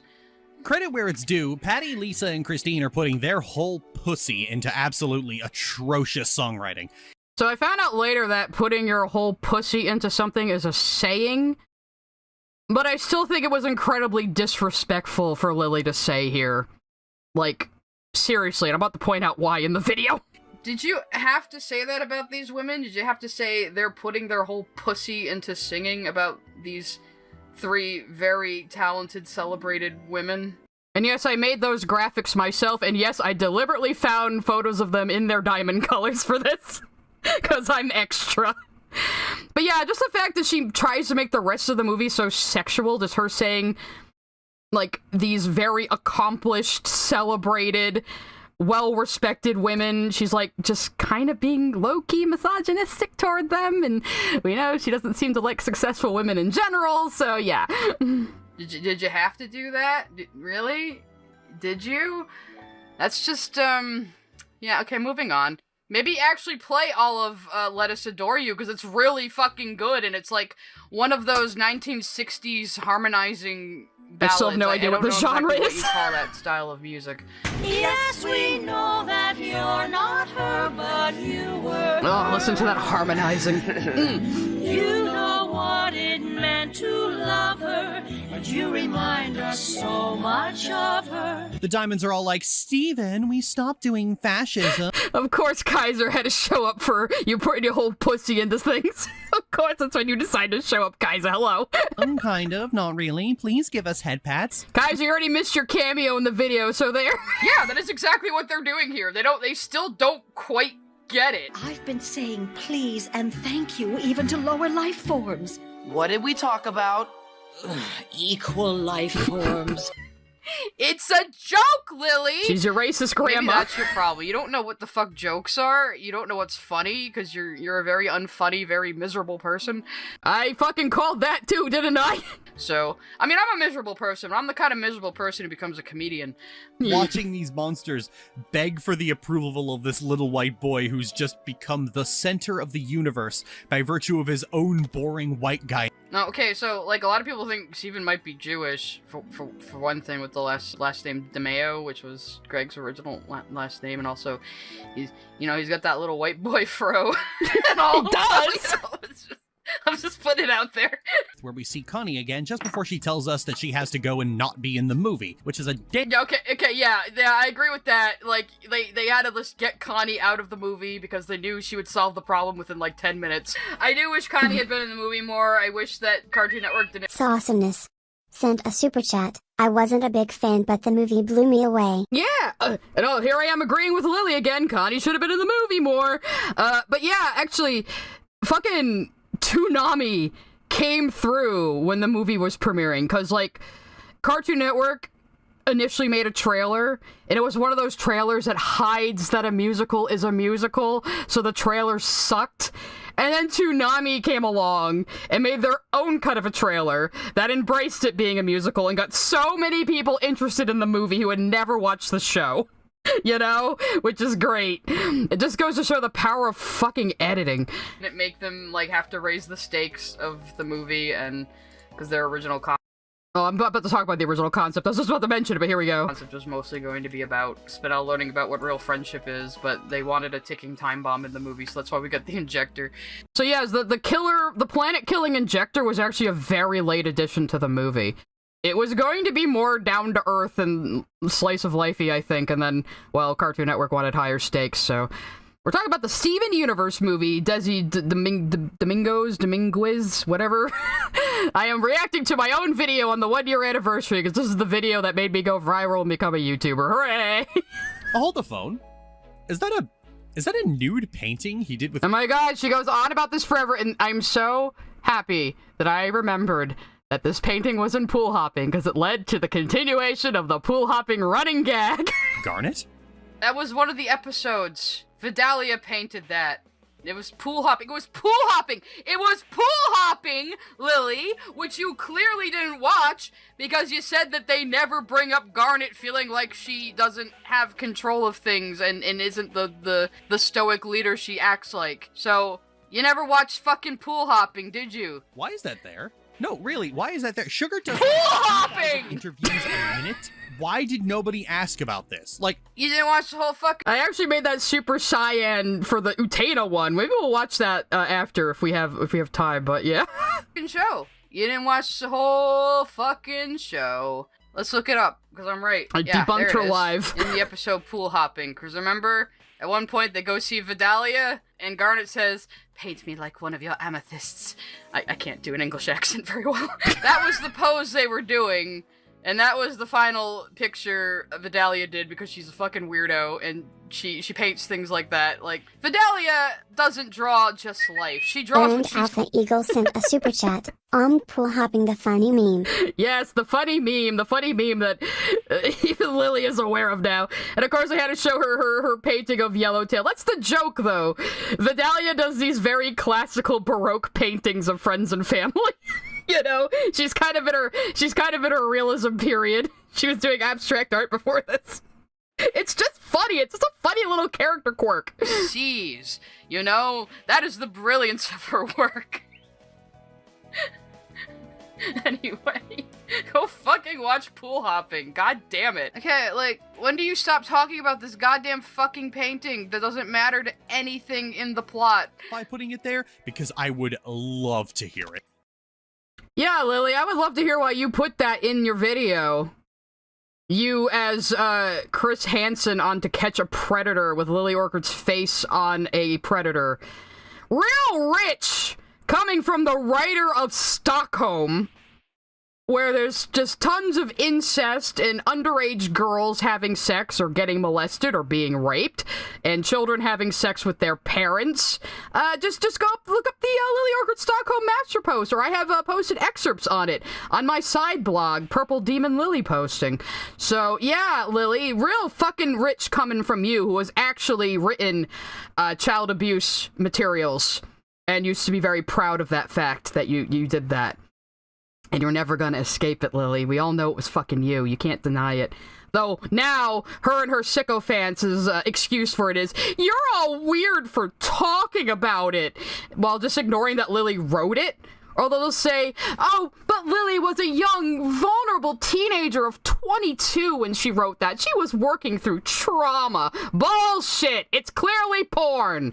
You were getting off on it. You were getting off on sexual situations involving children, Lily. Yeah. Which I heard of Stockholm, but I didn't know how bad it was at the time. Like, cringe pony porn. Oh, wow, woo, boo. But yeah, it's really bad. It's really fucking bad, actually. I've never read the whole thing, but I've skimmed through for excerpts enough times to form an opinion. It's not like Lily fully finishes anything she reviews anyway, so fuck her. Love to hear it. Side note, I love how Steven is just too lazy to walk anyway, 1 kilometer, and so he decides to just teleport to the big donut through Lars's head. You haven't even talked about the plot yet. You're just nitpicking. So this is already pretty bad faith right from the get-go. I mean, what else did I fucking expect? Lars I feel bad for deserves Lars it. for the first time ever. Steven wants to stay blissful and complacent. I feel bad for Lars for the first time ever. Okay, Lily, I give you 1 point. I give you 1 point for a joke.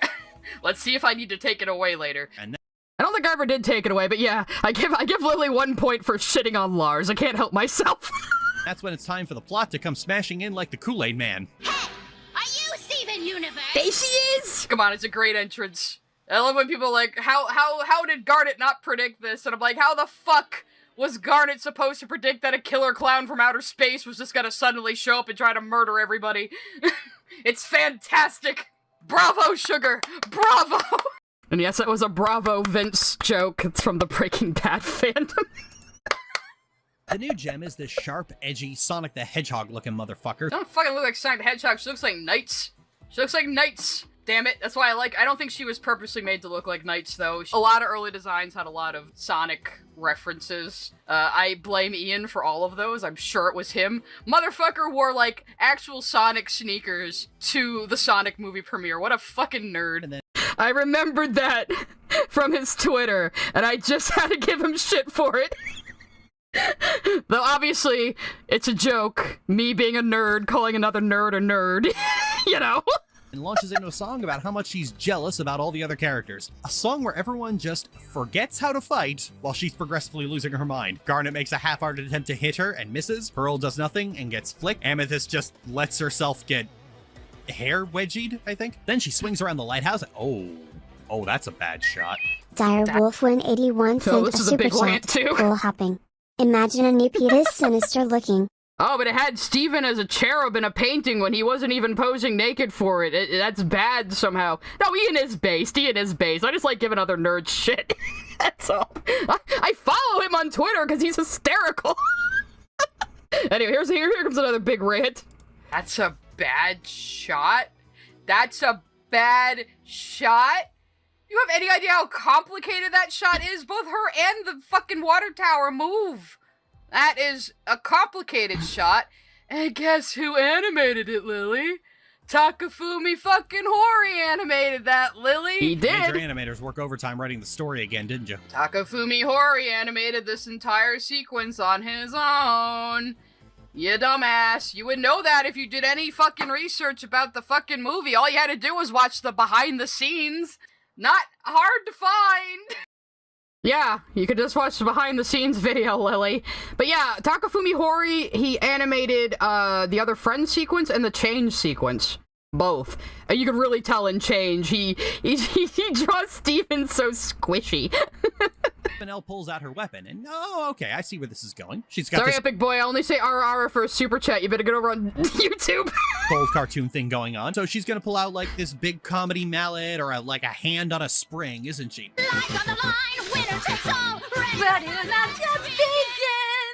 I'm gonna generic anime scythe works too, I guess. It is a generic anime scythe. I'm not even gonna make any bones about that because they said that the way they decided for it to be a scythe is someone just called it out in a meeting and they went, yes! But, you know, it's true. The thing is, it's not her weapon. These are pieces of technology made by Homeworld, so it's not like this is her special gem weapon. I don't think she even has one. Why the fuck would she even need one? She has this thing because it's a one-hit kill, cheap-ass DLC item that she's gonna be a brat and ruin everybody's fucking kill ratio with, or whatever. I don't know COD either. I don't know where the fuck I was going with that analogy. But yeah, the scythe just looks cool. It doesn't need to be anything but cool. And this is me always like vacillating between should I give Spinel a weapon or just have her go fisticuffs, and I kinda half-ass it. I did give her a big comedy mallet in my AU, but in the fight comic I had her break it immediately, so I didn't have to draw it anymore. I'm not even gonna blame the movie for that. That was on me. I expected too much. No, that was on you for not realizing how fucking cool it is, bitch. Of course I had to make the fucking Soul Eater reference. Sometimes things can just be there to be cool, and it's fine. Like, you hate symbolism, you hate metaphors. Denmark sent a super chat. FK Twitch chat. Sigh. Ara them. Denmark sent you covered Twitch chat. Ara. How many fucking times you guys gonna make me do that now? Anyway, I like this point I made here. Everybody shut up. And ruin everybody's fucking kill ratio with, or whatever. I don't know COD either. I'm not even gonna blame the movie for that. That was on me. I expected too much. No, that was on you for not realizing how fucking cool it is, bitch. Sometimes things can just be there to be cool, and it's fine. Like, you hate symbolism, you hate metaphors, but you also hate when things are just style over substance. What do you want out of entertainment, Lily Orchard? I still have no idea what the fuck she wants out of entertainment, other than just to be a power fantasy for herself. That seems to be the only thing she ever wants. I'm a VTuber now. I'm not quite a VTuber yet. Probably eventually. And then Skrill came into the stream asking me if I was having fun. I am having fun, though, because guys, come on, look, listen, I like to complain. I mean, I'm sure that's pretty fucking obvious that I like to complain. I like to rant, I like to yell at things, it's fun for me. See, I've never fucking hidden it. I've never lied about what I'm about. Bro, we're still all just having good fun here. I might be a little meaner to Lily than I would be to other people, because Lily is kind of a piece of shit, provably. Luckily, I don't think Lily covers anything else I watch. Like, does Lily have a BoJack Horseman video I can get angry at, or is that too grown up for Lily to watch? Another Psylore fun fact, Good Damage is my favorite episode of BoJack Horseman, and one I relate to a lot. But she's pretty powerful. You better have another Mary Sue power to pull out of your ass. She cuts through his shield like a hot knife through butter, and I get... Well, fucking Spinell's the one with the Mary Sue powers here, because So Kamo sent a super chat. I always thought that was a reference to Insane Maka from Soul Eater. I mean, it's very possible, considering the Crooniverse is full of weebs, so I kind of assumed that might be the case. Yeah. She's got her one-hit kill fuck you weapon. Guess he really can't be destabilized, can he? So good job, Steven, you did have one. Well, yeah, he can't be destabilized because he's fucking flesh and bone boy. But yeah, he can't, of course he can't poof. Yeah, Lily, that was shown in the fucking series. Of course he can't poof. Do you expect this child to explode into, like, blood and gore and bones or something? What is the matter with you? Then they get into a tug of war, and then he takes her scythe and cuts her in half. But it turns out Spinell can't be bubbled because she did something to his gem. Well, time to get the hammer, Steven. No, he just takes them inside and stares at them. Weak sauce. Okay, so we're back to Steven should commit murder, but then last time you made fun of the fact that Steven committed murder, like... Last time was the 2023 video. This one actually came out first, but, you know, fuck, it's the order I watch them in, okay? Make up your fucking mind. Do you want to see Steven commit murder or not? I just have no idea what's going on. Well, son, now you know how I feel almost all the time. Pearl tries to inject... Greg has some of the best one-liners in the show. Great, but she's an oyster, and it looks like Pearl's been factory reset to her original settings. And then she is erroneously under the assumption that Greg is her new owner and sings a song about him. I am at your ease. Well, she got it wrong here. She wasn't singing about Greg. The entire song is her explaining what each of the gems do. And I love how Dee Dee performs it like a preschool teaching song. It's so funny. Eternal service, welcome to your new pearl. Jesus fucking Christ, Lily. It's not like, the movie goes out of its way to not do the stereotypical thing. The stereotypical thing would be for Greg to be like, oh, haha, I can now make Pearl do whatever I want. I'm going to make her do my laundry and clean my house and, you know, do embarrassing things to get back at her. But instead, no, the whole time, Greg is chasing her around, telling her not to wait on him because it makes him really uncomfortable. And that is far more in character for Greg. I loved that subversion, because you expect that, you know, like, oh, I'm gonna make this character my maid, like in a sitcom or something. Unfortunately, Lily has even worse implications in this later, but that's what I thought she was talking about. But yeah, like, it's really funny that Greg is, like, so independent he can't stand somebody waiting on him at all. It's really funny. I just love how he's just like, basically he's left to babysit the brainwashed gems while Steven is trying to solve the problem. Poor guy's like running all over town, trying to keep track of them. So, like, it completely subverts the, oh, hey, I'm gonna make this brainwashed character my maid trope, but Lily is trying to say it is that. It is probably not going to show any footage that contradicts that, you know, to keep up that narrative. Then Spinell comes back. She's been factory reset as well, which means yeah, I called that. There's nobody to tell them what kind of load the big space penis is shooting into the Earth. Like, you keep making these weirdly sexual comments about everything. You are the one making these strange sexual comments for absolutely no reason, completely out of pocket, Lily. Bismuth, Lapis, and Peridot are still unharmed and can still help, but they don't really know much about it either. Here she is, my new best friend, Spinell. A pleasure to meet you all. Noodle daughter. I thought you said she was just trying to kill you. Ow. Oh yeah, and this is the, oh, hang on a second. Ed Stevens sent a super chat. Lily, if a new phone could sing, that would be the song. Yeah, basically. What if your Siri had a boot screen like that and just sang to you? But yeah, here's the benefit of me watching the movie like 15 fucking times and I know it like by heart that I caught her out on this. Bismuth, that was a whole 12 seconds ago. We gotta stop dwelling in the past. Lily, that is the exact joke they all make there that you just skipped over, Lily. I thought you said she was just trying to kill you. Wow, quick turnaround. No kidding. It took me months to stop trying to kill Steven. I say it took me a day and a half. I'm still on the fence. You made the same joke the movie just made, but you hid that the movie already lampshaded it and made that joke. You had to cut that out, so So yeah, she makes the same joke the movie made as if she's making fun of it with the movie already lampshaded it. What the fuck? Oh, you could pretend that the show isn't self-aware, because it absolutely fucking is. Yeah, Lapis is definitely coded moody goth girl. That's why so many people simp for her. She's... Yeah, this is the edit that I put on Twitter that probably was responsible for at least 100,000 of my hits on this video. Moody goth girl coded. Bismuth explains that the weapon is used to reset gems to being back. Derek Foxwood sent a super chat. Calling Lily's commentary nonsense feels like an insult to nonsense. Yeah, kinda. Yeah, Kaiser's out in the chat like, tell us how you really feel about Lapis. Yeah. How they made them. You didn't mention I shit on Lapis a few more times. The Star Wars joke of Peridot looking down the barrel of the fucking rejuvenator while she tries to figure out what it is. Yeah, Lily, Star Wars fan, how did you miss the fucking Star Wars joke? To essentially mind control gems who started having silly ideas about free will and sex. Okay, that was a little funny. It has been wound back to 0. You have a 1.5 points now, Lily. That is the most you've gotten out of me so far. See, I actually gave Lily credit.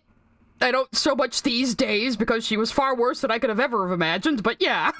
Trouble and nobody knows what to do. And then he looks at Ruby and Sapphire and laments that Yeah, you're right. This whole react is me agreeing with myself. Like, yeah, I made a super good point there. I'm so smart, you guys. wishes Garnet were here, and to my surprise, they actually very faintly play the melody to Stronger Than You in the background, which is— Oh god, I think I went about this longer in the VOD, but she didn't realize— Stop Boston, it's Rhode Island, goddammit, Mandy, don't be racist. She didn't realize, up until now, that Steven Universe's music has leitmotifs. I don't think Lily understands music either. She has some kind of deficiency in her brain that makes her unable to, like, understand creative output, I think. It's bizarre to me. Which is about the second time— How is that to your surprise? That's their leitmotif. The show does this all the time, you just didn't notice! Time they've done this in the entire series. The only time— No! No! You hear the Stronger Than You riff with Garnet all the fucking time! It's like her theme song! You're stupid, Lily! You're stupid! You're basic! Then Steven sings a Linkin Park just went to a random fucking Good Place reference there. I had to put in the footage. Song, and the entire time this is going on— That's mostly Bismuth's song, stupid. Why did— Yeah, she calls Bismuth's song Steven sings a Linkin Park song, which means she probably only listened to like the first 30 seconds of it or something. Did you skip that? We are the crystal gems, and we never give up. We never give up on our friends. As long as one of us is standing to brandish the star, we'll find a way to save the day. That's who we are. That Uzo Aduba gets a song because she is a Broadway singer, you know. And she got a fancy graphic too, a picture of her with dreadlocks because shut up, leave me alone. They decide the best way to get them to refuse is liberal applications of violence. He can't go through with it, but then Spinel picks up the edgy pizza cutter and jackhammer— Actually, those weren't really dreadlocks, those were braids, but you know what I mean. Pushes her way across the land. Okay, you know what? I have a funny thing to know. The first time I watched the movie and that happened, I said to myself, is she fucking with them? Does Spinel actually remember and she's fucking with them? Honestly, I think that would have been pretty funny too, but nah. Yeah, that was exactly what I was thinking there. I was like, is this an act?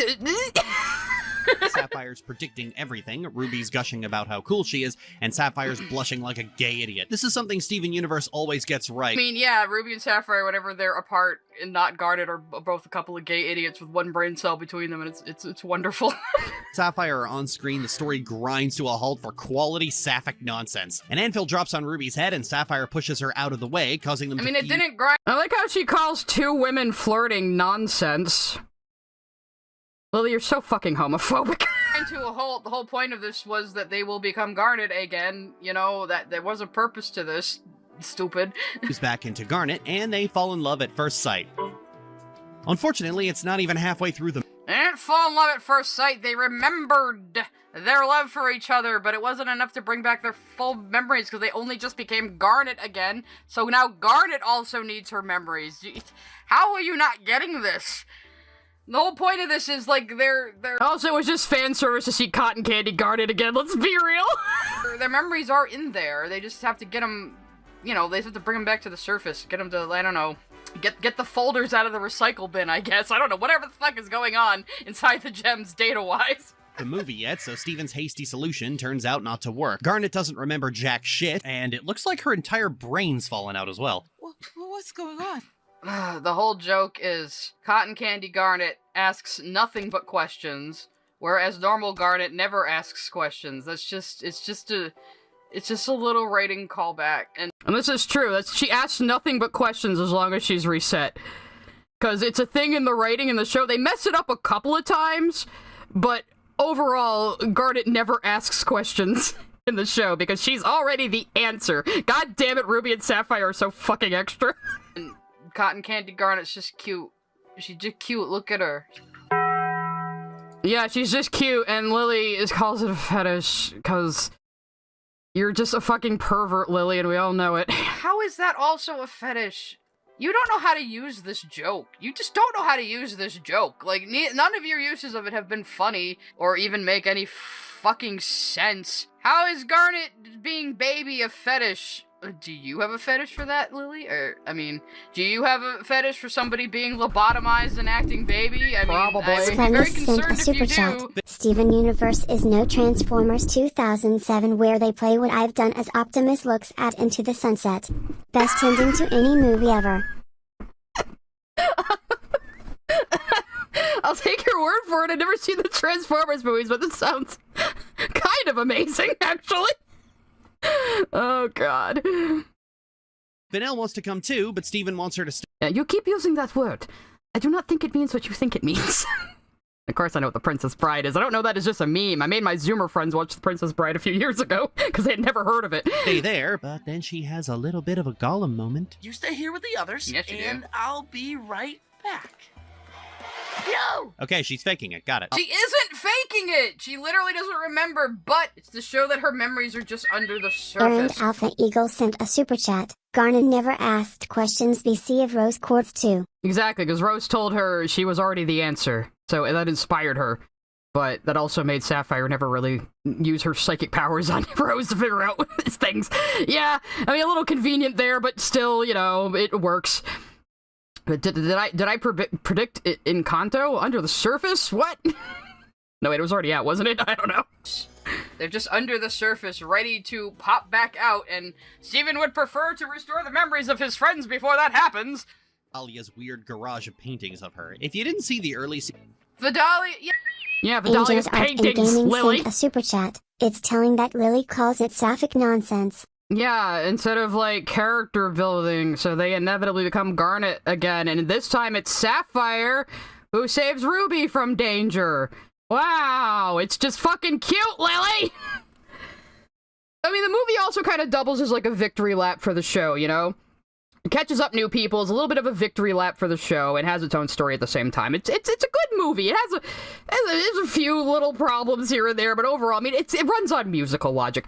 Unfortunately, there was going to be a scene in the movie with Vidalia. She was going to be very concerned about Amethyst not acting right, but that got cut, unfortunately, which makes me sad. I would have loved to see more of Vidalia and Amethyst bromance. Yeah, Vidalia's weird paintings of Amethyst. You like the painting that was in Steven's room that she did? How are you not putting two and two together here, pal? Then they rush back to the space penis to find that it's making the land turn all... Why do you keep calling it a space penis? Injectors obviously look like fucking viruses. Injectors look like viruses. A few people told me they didn't even realize this. It seemed very obvious to me that the second I saw an injector, I was like, that's a bacteriophage. That's really clever, you know?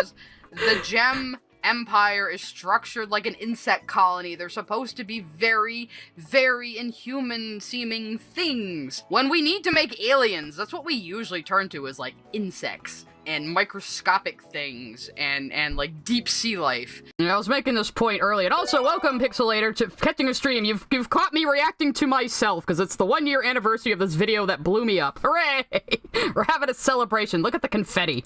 Because it's just so alien to us. Yeah, they never actually used Gempire in the show. That's like another fan word.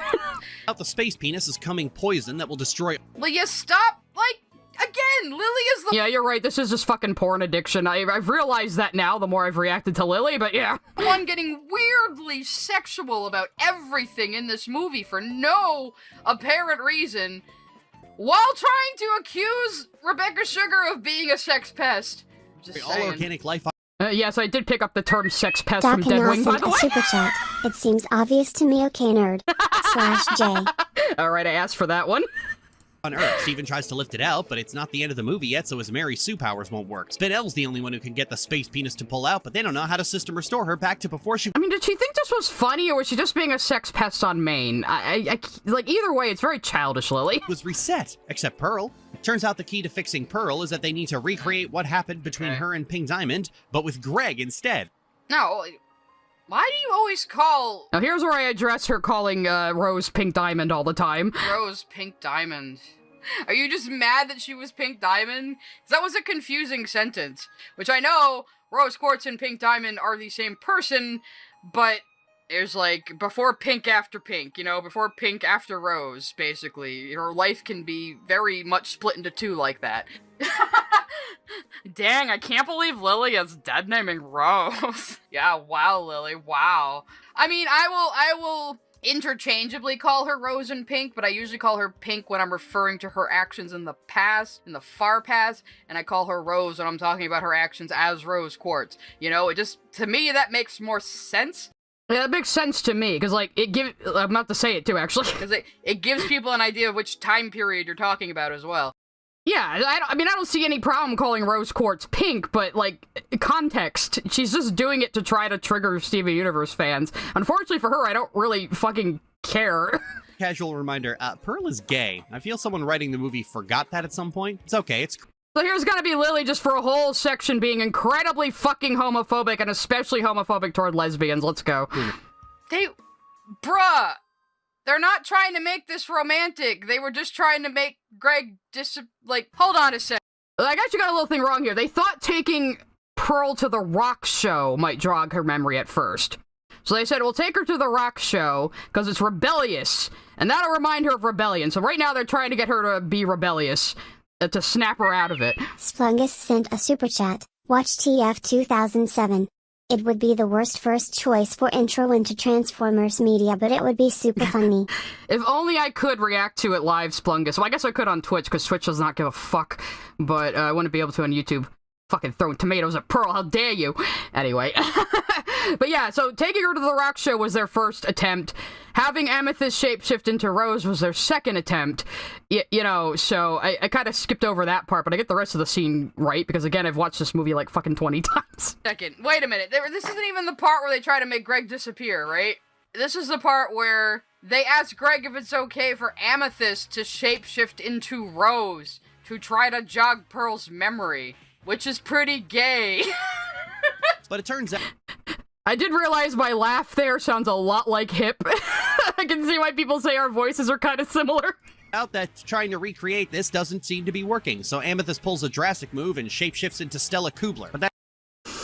I have to address this because I've heard her say Stella Kubler a few times, and I just assumed it was a fictional character. I assumed it was like a World of Warcraft thing. I just ignored it. I found out that Stella Kubler was a real person. She was a Jewish woman who would sell out other Jews to the Nazis. And that is what Lily Orchard is calling Rose Quartz. You know, the one who gave up her privilege and power to slum it with the proles and start a rebellion. Yeah. She just wants to make Nazi jokes. She just wants to reference Nazis. For no reason, really. She just wants to. And she uses Stella Kubler reference a lot, I've noticed. It's bizarre. But I've had to address it here because I missed it the first time around. Yeah. That was their first try. Nobody tries to make Pearl be romantic with Greg. You're just lying. You're just misleading your audience on purpose at this point. Like, this isn't even a mistake you could make. This isn't even a misunderstanding about the scene you could have. You're just making this up. Yeah, and I noticed that as a pattern more and more as I reacted to Lily videos, and wow. Just to make the movie look bad. Fuck you. That's what I'm saying. First, they try to have Amethyst shapeshift into Rose, and they ask Greg if he's okay with it, Because, you know, Amethyst kind of traumatized Greg by shapeshifting into Rose to, like, you know, torment him because she was upset that they didn't have a close relationship anymore. Big Red Ape 9000 sent a super chat. I like the part where Optimus flew up in space to find his creators and immediately froze to death. I don't even know if you guys are making up plot points now. I wouldn't be able to tell. You could just tell me anything happened in a Transformers movie, I'd probably believe you, especially if it's one of the Michael Bay ones. Anyway, I want to get into this point, too, because I think this is a good observation that I made. And see, I'm against people trying to make Pearl bisexual, but I'm definitely on bi Amethyst team, because it's just fucking canon. It's in the text. She was upset that they didn't have a close relationship anymore. They possibly had a fling of some kind after Rose was gone. If you read that subtext into Maximum Capacity. And that subtext is absolutely in Maximum Capacity. The way they talk about Amethyst and Greg hanging out, you know, with a lot of incredulity. And, of course, there's that one line where they're cleaning out the storage container and Amethyst says, "Hey, man, it's no big deal. I've seen your junk before." Like, come on. It's right there. Still doesn't work, and she just keeps staring at Greg. Okay, I've been doing the conversion jokes for a little bit now, but... Yeah, Lily, why were you making gay conversion jokes for absolutely no fucking reason? Just because you probably read some crack-ass Reddit post and thought that's what actually happens in the movie because you didn't watch it. The QA signboard sent a super chat. All hail Starscream. All hail Starscream! That's what he sounds like, right? I don't know anything about Transformers, but I know about Starscream for some reason. But honestly, it's a little creepy that they've gone with this bit for this fucking long. She's not Wait, I think I know Starscream jokes because Lindsay Ellis would always put fucking Transformers shit in her videos. treating him romantically at all. She's just being a Pearl. Don't worry, I can clap for you. Yeah, see what happens when you cut out the dialogue and claim something completely different happened? I had to be more high-pitched for Starscream? Are you shitting me? She is being a assistant Siri maid, because that's what fucking Pearls are. They are. But then Steven has an idea. Pearl's big moment of character development came after Rose committed suicide, so all he has to do is take Greg out of existence, but... Another rant incoming! Rose didn't commit suicide. Okay, I just thought it was really funny to zoom in on Steven's look of pain there. To give my thoughts on why Rose made Steven. I think it is open-ended, and it's meant to be open-ending, and it should just be open-ended. Because we should never really get Rose's own thoughts, because the whole point is Steven is never going to be able to truly know Rose as a person. He can only know her through the eyes of other people. And that's gonna go for, like, any kid who has a dead parent who they've only ever heard about. And that's another thing Lily discounts a lot. A lot of people found solace in Steven Universe because they were kids who had a parent that died when they were a baby or before they were even born. And yeah, they resonate with a lot of Steven's struggles on that. And Lily just constantly just discounts that aspect of it, and it annoys me. It's kind of like that. So he's never gonna really know what her exact thoughts and motives were, and it should stay that way. I think this was actually from the 2023 React, because I liked my explanation here better, so I kind of mixed that in instead. But, that being said, my theory is, Rose wanted to in some way become part of the life cycle of the Earth, because the planet meant so much to her, and gave her the kind of life she always wanted. And maybe to an immortal being, the idea of passing away and becoming components of the next generation of life could be like a fascinating concept to her, or a desirable concept to her. You can tell I was in the middle of keeping up with Hoseki no Kuni when I wrote this. It really influenced my take here. Cryohazard sent a super chat. Lily's maturity has not aged well, like milk. It's either calling people Nazis, trying to make something sexual with kid shows because of trauma. Yeah, I know. Like, she still thinks it's like the fucking 2012 internet, I think. Like, oh, I made a dick joke, I'm so innovative. I don't like these interpretations that are all like, Rose committed suicide. I think that's a little too simplistic. I think, yeah, she wanted to become part of the life cycle of the Earth, and she wanted to become in some way human. So she is now half of a human being, in some regard. 'Cause, I mean, the gem left behind is basically a Majin Lifestyle that sent last a joke super play. chat. Hang on. Me with Transformers is like you with Dragon Age. I could autistically talk about it for hours. I recommend Transformers 1 as a good primer to the franchise, then watch the 2007 movie to see how bad we had it. Oh, I know how bad you had it. I was just never into Transformers. I don't have, like, machine autism. I was ever into, like, machines and trains and things. So, I was never really into... My 80s cartoon was Ninja Turtles, guys. I wasn't into She-Ra. I wasn't into Transformers. I was all about fucking Ninja Turtles. I thought Jimmy Carter was already dead. Why is everyone informing me? Anyway, I have to let me undercutting my own serious point play here.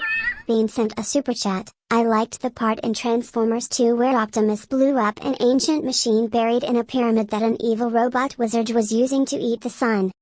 I'm gonna say that one's truthful. Because that sounds accurate, actually, from things I've heard about the Transformers movies. But again, you guys could just be making up shit, and I would have no idea. Thank you. You could tell me they had a dance-off or something. I'd probably believe it. To become in some way human. So she is now half of a human being in some regard. I mean, the gem left behind is basically, I guess, her corpse, if you want to put it that way. The funny thing is, that's basically what Steven is implying in that clip, too. He just lifts up his shirt and goes, "Don't forget Mom!"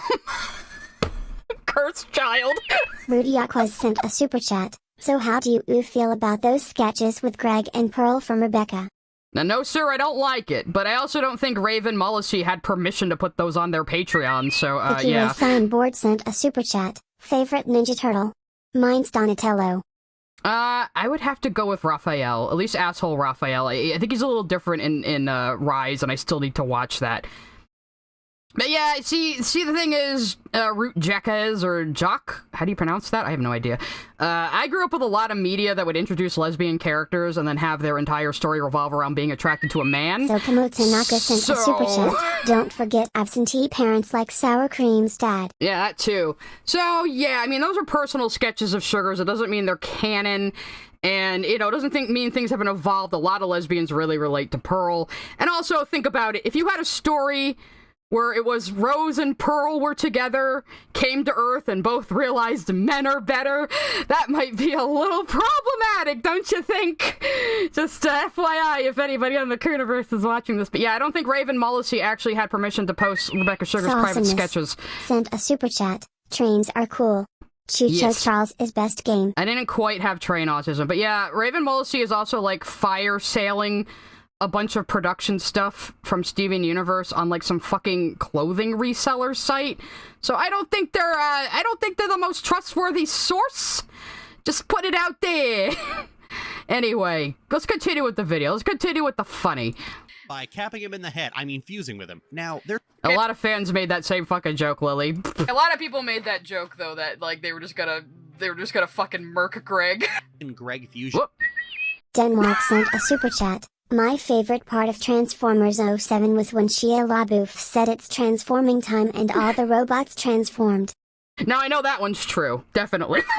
Quartz Cola sent a super chat. Insane Lily thinks characters don't have autonomy. They're made up. And fully thinks the writers are violating this character at the same time. I know, she's just like, they wrote the character wrong because I didn't want this person to be a villain because I agree with them too much. You know, it's so weird. I also love how like half my super chats are about Transformers. We've unlocked the Transformers autism. Sent a super chat. I don't quite have train autism, I have tank autism. Well, that's a rare autism. You got a rare one, you rolled a rare one, you have like a foil card autism. Where he's this kind of grungy dad rock guy with a like I don't like that design, to tell you the truth. I don't. I'm glad they went with the one they went with. A spiked mower. Let me guess, Lily is gonna say it's like sexual and a fetish and some bullshit, right? Yeah, probably. Kind of reminds me of My Dad the Rock Star now that I think about it. Yeah, she surprised me with that one, and here's my first instance of openly hating Canadian animation. I pegged the stink of it immediately. Dakana sent a super chat. I love when Optimus went into the body of a planet-sized demonic deity in order to force heart failure on said deity, to prevent Earth from exploding. I think that one's actually real, isn't it? I can't even tell anymore. Canada couldn't have fallen off, it would have to be on top to begin with! What the fuck is this Canadian-looking bullshit right here? What is that? What the fuck obscure-ass cartoon are you referencing now? You're a confusing creature, Lily Orchard. it. But in the end, they didn't. That's another favorite line of people. You're a confusing creature, Lily Orchard. Go with that. They decided instead to go with the single most boring fucking design they've ever thought of. Instead, they went with a grungy rock star. It's the same fucking thing. The hair is just different. The pompadour is a reference to Steven and the Stevens. And, like, the hair and the muscles and everything is reference to, Steven's guitar dad drawing. And that's super cute. Yeah, it's a fucking 80s rock star and how Steven and Greg see each other. That's fucking adorable. What are you talking about? Of course it would be a rock star. They're both into music. So, yeah, obviously, Steven and Greg are gonna make, like, an 80s rock star. That makes perfect fucking sense. Like, the first time I saw the fucking movie, I saw this and I just started cracking up. Because I said, oh, of course, this is what these two idiots would make together. Of course! You remember how I said... And one of my favorite parts is coming up, too. The QA signboard sent a super chat. According to Transformers, one they have tongues. I did not need to know that, but thank you for your super chat. The Hydra Hero sent a super chat. Rock autism is best autism. Yes. You guys can pay me money to make me learn things I have no business needing to know ever. Bean sent a super chat. Watch Transformers Prime. It's P. Oh god, everyone's trying to get me to watch Transformers movies. Chat's bullying me, but thank you for the $2. Splungus sent a super chat. Sigh, I'm so sorry, I unleashed the Transformer autismos on you. It was you! Crying face. Crying face. You're not Autobots, you're Autismos, obviously. Errand Alpha Eagle sent a super chat. I remember Dutch promos of my dad the Rockstar stating that one of the winners of the Dutch version Idols would be voicing the main character, the son. That's strange. Okay. No, Mandy, I am not going to dub Kaiser's Wadi porn. He has to wait until I have an AI of my Olivia voice. Anyway, this whole next rant is good. Everybody shut up for a minute. Please end this joke? Yeah, they don't. What do you want to do? What do you mean? I put up with that bit for way too long. Fuck off, What do you Becky. mean? Like, she's inspired by the music, you dumbass. She's inspired by the fucking rebellious rock music, stupid. It's the power. Angels Art and Gaming sent a super chat. I said everybody shut Steven up! Universe Transformers crossover when? I'm sure somebody's drawn that, but I like this comment I make here a lot. But yeah, like, it's like, oh, I'm tired of this bit. The bit you made up, Lily, that isn't actually happening in the movie. By the music, you dumbass. She's inspired by the fucking rebellious rock. Tyler Preston sent a super chat. Demonic Kennedy is more accurate to Transformers. I'm gonna keep starting over every time one of you says a super chat. Satan. No joke. And with shades of Galactus the Planet Eater. Okay, they stole Galactus sent a then. super chat. I remember watching that as a kid in my mother's job meat room during hurricane season. Which? The movie? This movie? Or Transformers? Or what? I don't know. Thank you for your super chats. Anyway, I'm trying to let this whole bit play out.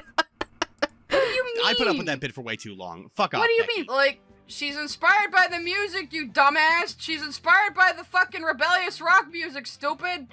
It's the power of rock. Yeah, it's really fucking corny, but Steven Universe, what do you expect? Nothing. Yeah. Oh my god, Steven Universe is saccharine and corny? The Hydra Hero sent I'll a let the super music chat. play. Audibots, roll out. What do I want to be? I'm the master of me. You're right, Audibots. And then this person, Arsonist Kitten, great name. I don't know if they still watch my streams.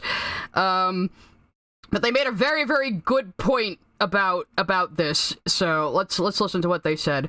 Let's see. Arguably, Greg needed to be there because he's the only other. Wonko Bonko sent a super Everybody's chat. talking about their I got autism the now. furry flavored autism. Pretty fun, TBH. Yeah, that's half my fan base with the furry flavored autism. Thank you. Big Red Ape 9000 sent a super chat. Fun fact, Starscream gave birth in the second movie. Thank you for spending your money to forcibly make me learn things I don't want to know. Denmark sent a super chat. Did you know Optimus Prime died because Starscream shrunk down and entered his exhaust pipe then expanded? Because you do now. Do I? Can I trust that that's real? Everyone's saying Deadwing was moaning on his stream. No, I Ara, alright? So, fuck you. I'm not gonna copy Deadwing any more than I already do. Person who knows what Pearl needed. And Pearl didn't need Rose, she needed Rebellion.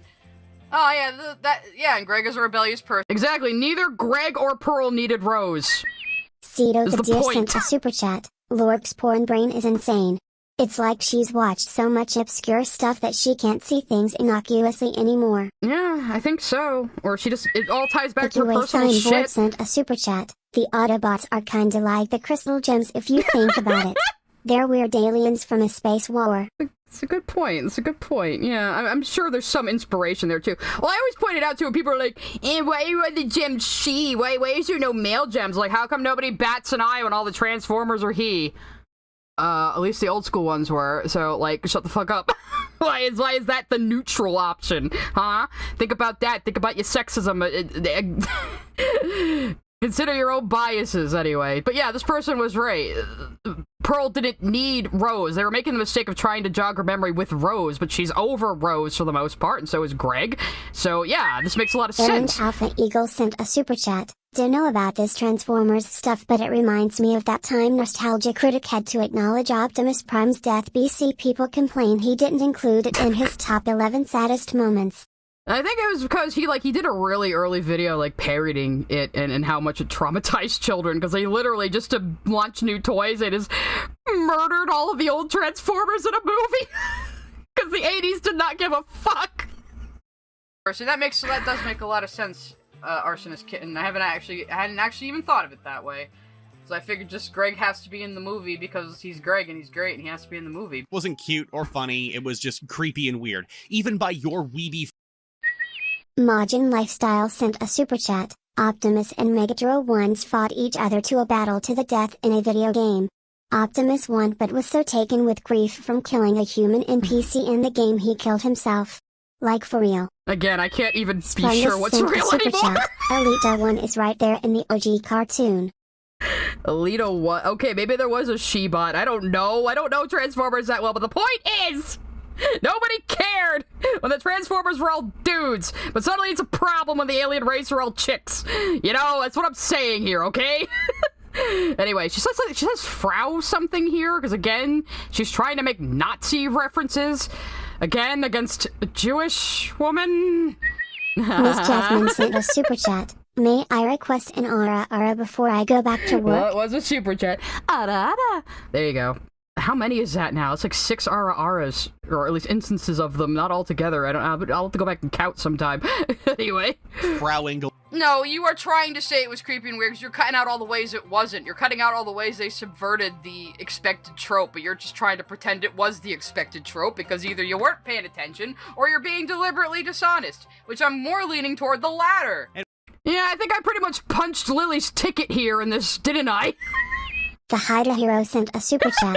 Sigh getting fandom beamed directly into her brain. Yeah, this happens in my Discord too. By the way, if you become a channel member or a patron, you can join my Discord, and if you never give me any more money ever again, you don't have to leave. It's fine. They're always telling me shit about Pokemon in there, and I just smile and nod. Anyway, here she makes another terrible sex joke about Pearl, very homophobic, and I call out her shit, so here we go. Anyway, after they finish Pearl. Fuck was that about? Like, you fucking skipped the whole part with Opal? And she did. Go back and watch the VOD. She cut Opal out completely to keep up this fucking homophobic narrative she made up about the movie. Where Amethyst and Pearl fuse and, you know, it's kind of gay. You skip that whole fucking part because it doesn't fit your fucking narrative about the movie. Huh? Yeah, I did line that up on purpose. After that Spinelli used to be Pink Diamond's Curlia, Steven insists on running off alone, much to the chagrin of everyone around him, because Steven has a martyr complex at this point. And Steven always had a martyr complex. What are you talking about? It's true. After it, where Steven's insistence on diving into danger is shown to be damaging his psyche, but all that is undercut by the fact that the show has so far glorified him doing this. That's ignoring Lily at this point. She makes no good point here. It's a 90-minute fucking movie. It doesn't have time to like reprise all the themes of the show. It's not the point of it, dumbass. Well, speaking of the Pokemon MILFs, I did draw a thumbnail for Anthony Gramuglia recently with all of his Pokemon husbandos and waifus on it, so... The QA Signboard sent a super chat. Now I kinda wish the Diamonds had like Starscream as hench woman. Pink Diamond has fallen I'd my rocks. Am your new leader. That'd be something fucking Peridot would do if she was born yet. I'm the leader now! It's like, no, that's not how it works, Peridot. Given the fact that the show has so far centered entirely around this white boy talking down to women, people of color, and victims of tyrannical oppression... Like, that's just such a bad faith way to describe the show. Like, what if I describe Pokemon as, a society where instead of receiving public education... Adrian Parchman sent a super chat. Say Aura Aura in a deep voice, please. Aura instead of Aura? Is that what I do? Aura. Like that? I don't know. Zavudo, I don't know. Children are forced to leave home and survive on the streets while they capture and fight animals for profit. What if I said that, Lily? Would that be fair? Would that be a fair thing to say about fucking Pokemon? Or would that be a stupid, edgy, stupid ass fucking shit ass thing to say? I can't even finish this thought. It's too ridiculous. Oh yeah, I think I just assumed it was a JoJo's reference. I don't know, everything is a JoJo's reference when you get back down to it, you know? You can make anything a JoJo's reference. Spinelli used to be a playmate for Pink Diamond until Pink got bored of her and ordered her to stay there and not move a muscle while... Immediately Lily gets this wrong, and I very elegantly explain the metaphor behind Spinel, which is also a short, if you ever need to counter someone who is under this misunderstanding about the fucking movie. She didn't order her to stay there. Let's play a game. I'll show you how it's done. Here in the garden, stand very still. This'll be so much fun. Happy to listen, happy to play, happily watch. I had to cut it a bit so I didn't get copyright blocked. Away. Right off the bat with, like, the biggest misconception people have about the movie. The whole point is Spinel kept herself there. Spinel was the one hoping the relationship would resume. Spinel was the one clinging to something in the past that wasn't there anymore, but she was too afraid to move on, you know, so she was rooted in place. It's a metaphor. You know, those things we established you don't fucking understand, Lily. Pink Diamond has done some fucked up shit throughout her... Oh, my first time doing the Jasper impression on stream comes to fruition, and everybody in the fucking comments was like, oh my god, that was a good impression. I was like, really?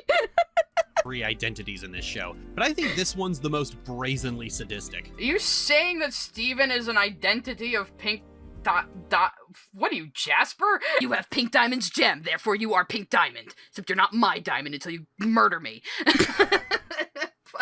But the whole point of the ending, Lily... Justice sent a super chat. I, Fuchsia Morganite, am your new leader. We never got to see Morganites, did we? We heard of them, but... yeah, I of course had to dub over that, because it was just... fucking funny, and we know I like lip-syncing things to footage, because it's, I don't know, it just amuses me. Is that Steven is not his mother. Steven is a separate person from his mother. He is not the original Pink Diamond. He has the Pink Diamond gem in him, yes, but he is not Pink Diamond. He is Steven. And he has always been Steven. He has never been a reincarnation of his mother. That was the whole point of the fucking ending. You dumb. And now you're about to say dumb things about Spinel's backstory, I'm sure. Thank you. I've been working on my Jasper impression. At the start of the show, Rose is this inspiring figure with regrets who still strikes hope in people, and now here's yet another person driven to suicidal nihilistic despair at the mere How? I have no idea where she got Spinel is suicidal from, except she probably saw some edgy fucking fan art on Reddit and just assumed that was actually in the movie?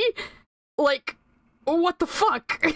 How is Spinel suicidal? Just because she let herself get hit with the rejuvenator, I guess? Maybe? I don't know. It's just a way to... They had to show us what she was like before, so that's the way to do that. Yeah, I don't think Spinel was nihilistic going, I want to purposely attack your planet and kill you to get back at our mom. God, you're dumb. The idea is interesting on paper, uncovering the bloody, despicable legacy of your parents. I mean, Steven is basically Rolf Mengele meeting one of the children his father experimented on. There's another Nazi reference, Lily. You're so clever. Actually, I minimized the window by accident a little bit now. Majin Lifestyle sent a super chat. Okay, genuinely here. When I first heard Drift Away, I had a bit of a cry cause it really hit a nerve with me. Just like when they killed Optimus Prime. Okay, you're joking, but Sarah Styles actually told a really cute anecdote at NYCC 2019 rather, where she said Drift Away was her audition song, and it made her cry, so Rebecca Sugar made her cry before they even met. How did you even draw that comparison? Except that you just want to make Nazi jokes again. The fuck? Done by fucking Crooniverse, whose entire creative well is filled only. Oh, oh god, this whole fucking section. I found out a few more details, but they don't really justify it. But again, she only knows this is an anime reference because it was pointed out to her, I think. But yeah, like, I don't think she even knows what Spinel's backstory was. I don't think she watched the movie. I really don't. Board sent a super chat. There was actually a dubbed fan comic where Spinel tells Steven she tried to shatter herself and that's why her form changed. Yeah, I saw that. I think she just probably poofed from emotions because Sugar, like, confirmed that in a panel that gems can poof from high emotions. And that's actually in the show. Because Eyeball Ruby says to Amethyst disguised as Jasper that she almost dissipated her form when she realized who they were coming to rescue. So that is a possibility. They can just poof from emotions. Which is probably why the Crystal Gems' forms changed in between Rose having Steven, you know? So, again, there's a lot in Steven Universe you just kind of have to infer. They don't outright tell you these things. You know, you have to actually pay attention and pick apart things, which Lily Orchard is not good at and actually loathes doing. Yeah, so a lot of people try to do the edgy suicide thing, and I think that's where she's fucking getting this from, but it's not canon. I mean, I personally just think she poofed from high emotions. That's how I write it, anyway. Universe, whose entire creative well is filled only with bad anime and racist cartoons. It just flashes that, and I get into... I'll just let myself talk. Okay, I need a second. I need a second. This is like a gish gallop. You just say so many wrong things, rapid fire, all in a row, before anyone can fucking react, and then you move on. A gish gallop, by the way, is actually from the scene of skeptics arguing with creationists, but there was a creationist called Dwayne Gish, who, that was basically his debate technique, just spew out so many wrong things all at once that his opponent would have to spend all of their time in the debate debunking everything he just said and never get a chance to make their own argument. Yeah, so Lily Gish gallops, but with children's cartoons, which is even more pathetic. Okay, first of all, yes, that was an Evangelion reference. Congratulations. Congratulations. Congratulations. Congratulations. Congratulations. That was an Evangelion reference. You fucking recognized it. Oh my god. And it goes on for like 2 seconds. The anime references in Steven Universe are the best kind of references because even if you don't understand that it's a reference, it still makes sense in the scene, and it doesn't matter. Oh yeah, I said I was gonna go over what each one of those is a reference to. Let me go back real quick. Maybe we'll slow it down a bit. Though I'll be in slow-mo if I do that, but that's okay. Let's slow it down. No, maybe not half speed's probably too much. References because even if you So that's the Akira slide. Everybody and their fucking brother has done the Akira slide. It's like a meme in animation. You don't understand. That's an Utena reference. That's a reference to the opening of Utena. And that it's a reference. That is a reference to the duels in Utena. That's a direct animation reference. It still makes sense in this scene. And that's a direct animation reference to that fucking backflip we see Utena do like fucking 6 times in the show. So, yeah. And it doesn't matter. And that is androids 17 and 18 in History of Trunks, I believe. That looks like a shot from there. So, yeah, those are all anime references, but even if you don't pick up on that, it doesn't matter. Because it still works in the scene. Even if it goes right over your head, you won't be confused. So why does she have such a problem with this? Except that I hate anime, except she watches copious amounts of hentai and it's very obvious. Oh no! I'm just so astonished by this. And then this part where she brings up Fantasia. So I'm gonna say right now, I learned later that the reason she brought up Fantasia was because I guess in the art book... Oh, hang on a sec, we got Majin Lifestyle sent a super chat. I don't know if we went past the part already where she talks about pick your tone. But like I hate how she thinks Moethin can only be one tone and not be multi-layered. It's such a simple-minded point. Well, yeah, it's like how she thinks dramas can only be drama and comedies can only be comedy when the best have a mix of both. You know? Like, she doesn't understand genre, she doesn't understand creative media at all, any kind of it. She doesn't understand shows, she doesn't understand movies, she doesn't understand music, she doesn't understand video games, she probably doesn't read books. What do you have, Lily? Why do you even critique media? Like, why do you do this? I will never understand. But yeah, so I guess one of the Croonivers had said that one of their inspirations for the look of the forest in the human zoo was the Centaurette sequence in Fantasia. So Lily took that as license to flash the old racial caricature that was in the 40s version of Fantasia on screen to try to imply the Crooniverse is racist. So I'm a little less baffled by it right now, but she obviously just wanted to flash a racist caricature on screen to fucking be shocking or something. I don't know. I think guys, I think Lily might just be racist. I'm starting to get little hints of that. And you bring up with bad anime and racist Fantasia?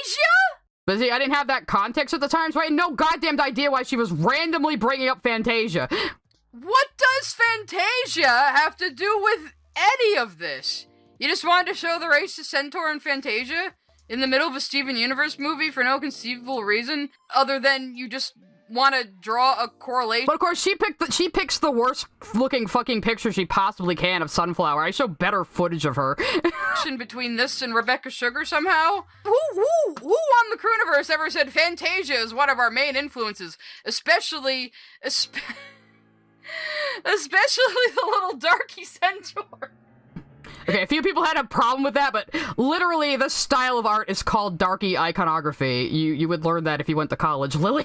Yeah, we were totally inspired by that. Who anywhere said that, ever? You know, this scene was censored by the 1980s, right? By the time I saw Fantasia as a kid, and I'm 40, this was already censored. Okay, cue all these size 40? Actually, I'm 41 now, but... And Rebecca Sugar's younger than me, so she probably never would have seen the original version either. So what are you talking about? Why did you just... Yeah, that Sunflower was censored out of Fantasia in the fucking 1960s, so before I or Lily or any of the Crooniverse were born. But she's trying to say Crooniverse racist because they took inspiration from the centaur forest in Fantasia for background art. Ugh. User 225 sent a super chat. In Pokemon, you have different trainer types like Pokemon Breeder and Ace Trainer. Lily would be the first instance of Pokemon Groomer. Ow. I hate when chat is funnier than me. Thank you for your super chat. I just want to show racist... Nope.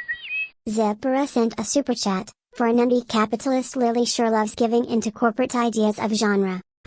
She sure does. It's almost like Lily doesn't mean a single fucking thing she says and just says what she thinks will make her sound good and smart and progressive in the moment and just get people to praise her.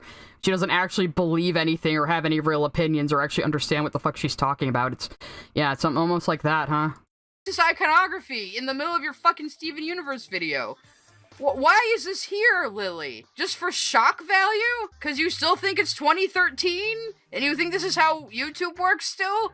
I am so confused. So we've got this mixture of, ooh, everyone deserves a second chance, kindergarten rhetoric, smacked right next to the suicidal despair of a person who was treated like a She's not suicidal. She's just getting that from fan shit. And just assumed it was in the movie because I don't think she actually watched the damn thing. Or at least she was watching it while playing her Nintendo Switch or something. I don't know what the fuck. Disposable object by an actual monster and is coming to terms with the fact that it was never loved. You're calling Pink Diamond wasn't a fucking monster. And yeah, she's calling fucking Spinel it while she's saying she was dehumanized. I mean, what the rhetoric smacked right next to the suicidal despair of a person who was treated like a disposable object by an actual monster and is coming to terms with the fact that it was never loved. You're calling her an it for some reason while you say this. You're saying, oh, poor Spinel, it was dehumanized. What the fuck is wrong with you? ear-rending confession of all the pain Spinel has endured, the next words out of Steven's mouth are, I am shocked. Shocked. Well, not that shocked. I have never more wanted to grab— You didn't actually show his line, though. You showed a Fry meme instead. Yeah, she didn't show the actual line, which is actually charming and funny. Here it goes. I can't believe Mom did that to you. Actually, I can totally believe it. It works double because I'm one of those people who basically sees Spinel and Steven as estranged siblings. I mean, that's just the dynamic they have to me. Funny line. Fuck you. Grab this fucking franchise by its neck and yell, figure out your fucking tone! Are you a show for babies about forgiveness, or are you a show for teenagers about abuse and suicidal despair? The show is not about abuse and suicidal despair. You were just saying these things. The show is about how most problems come down to lack of communication, which I guess because you can barely communicate any ideas clearly or coherently, Lily, you would not understand. Yeah. I really fucking just pinned her in this first video, didn't I? All these things became a lot clearer to me the more I reacted to Lily. Like, holy shit, she really is just like this. And the gem stuff is like metaphors for more mundane problems. Like Spinel's whole backstory. Like, you're taking it so literally. You're like, she's a slave who was ordered to stay in place and was abandoned. No. Spinel's backstory is about that little tag-along younger kid you ditched when you were, like, 13, because you were too grown up for them. It's about the toys you threw away because you were too grown up for them. And it's about someone so desperately wanting a relationship to exist that doesn't exist anymore. Like, they want to believe they're still friends with this person, even though this person has ghosted them, and they're just clinging on to the idea that that person still exists in their life when they don't. And, like, literally, Pink does not exist in her life anymore because Pink is gone. But yeah, so that was my takeaway when I first saw the movie, because I've both been the ditcher and the ditchy as a kid, you know, and it really felt like that to me. Like, Pink is like an older kid, probably 13 or whatever, you know, who feels like she's too much of a big girl for her younger tag-along friend who's just annoying to her now, and she's gonna go and get her colony like a big girl diamond, and she doesn't need her stupid little embarrassing friend / toy anymore. You know, that's always because I don't think Pink ever expected her to keep standing there. I don't think Pink gave her a second thought after she left her there. 225 sent a super chat. Lily has a Gardevoir named Courtney somewhere low. Thank you for your super chat, but that gave me chills. Anyway. But yeah, so, like, I don't think Pink ever expected Spinel she didn't order her to stay there, she just tricked her. She just said, oh, we're gonna play a game, just stand still, and I'll be back, and then she never came back. But she probably, like I said, I don't think she even gave Spinel another thought. Like, she wasn't as Rose going, oh no, I should go back for Spinel. She never even thought about her again, because that's how Pink was. She was very myopic and thrill-seeking. Those are her biggest character flaws, you know? She has been standing there this entire time because if she just makes Pink happy, maybe Pink will like her again. But the point is, Pink was never gonna be happy on Homeworld. Everything Yellow and Blue did to try to make her happy, giving her a new pearl, giving her a best friend, giving her a human zoo, they were all half measures. They were never gonna make Pink happy. Because Homeworld society was never set up to support her, and that is why she lashed out so much. You know, you're like an edgy 13-year-old dipshit who can't just even follow what a show is telling you. And I use that footage because Steven was in fact being an edgy 13-year-old dipshit there. Steven gives Spinel his usual ooh-woo pep talk, and Spinel agrees to come back and stop the injector. But Steven gets— You mean they sing Found, which is a beautiful fucking song that came to Rebecca Sugar literally in a dream. Oh, and fun fact, Zach Callison and Sarah Stiles were both in the booth together to sing this song, which is probably why it has such great harmony. Someday, somewhere, User 225 sent a super chat. Lily would force feed rare candies to Ralts, come on. Yeah, I mean, she literally, like, hacks a Ralts into Pokemon so she can just play with a Gardevoir. All she wants from Pokemon is that she could run around with her Gardevoir and never have to talk to the NPCs, it seems. You can go watch her 6-hour fucking Pokemon retrospective, or watch Anthony suffering through it. I think he did, like, 3 fucking videos before he had to give up.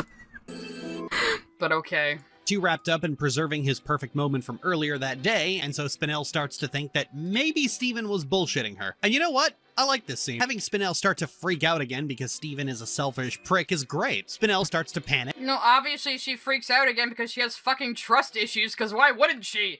People don't get Spinel a lot either. Like, Girly is just having, like, a mental breakdown for an entire day. Like, this isn't her. This isn't her personality.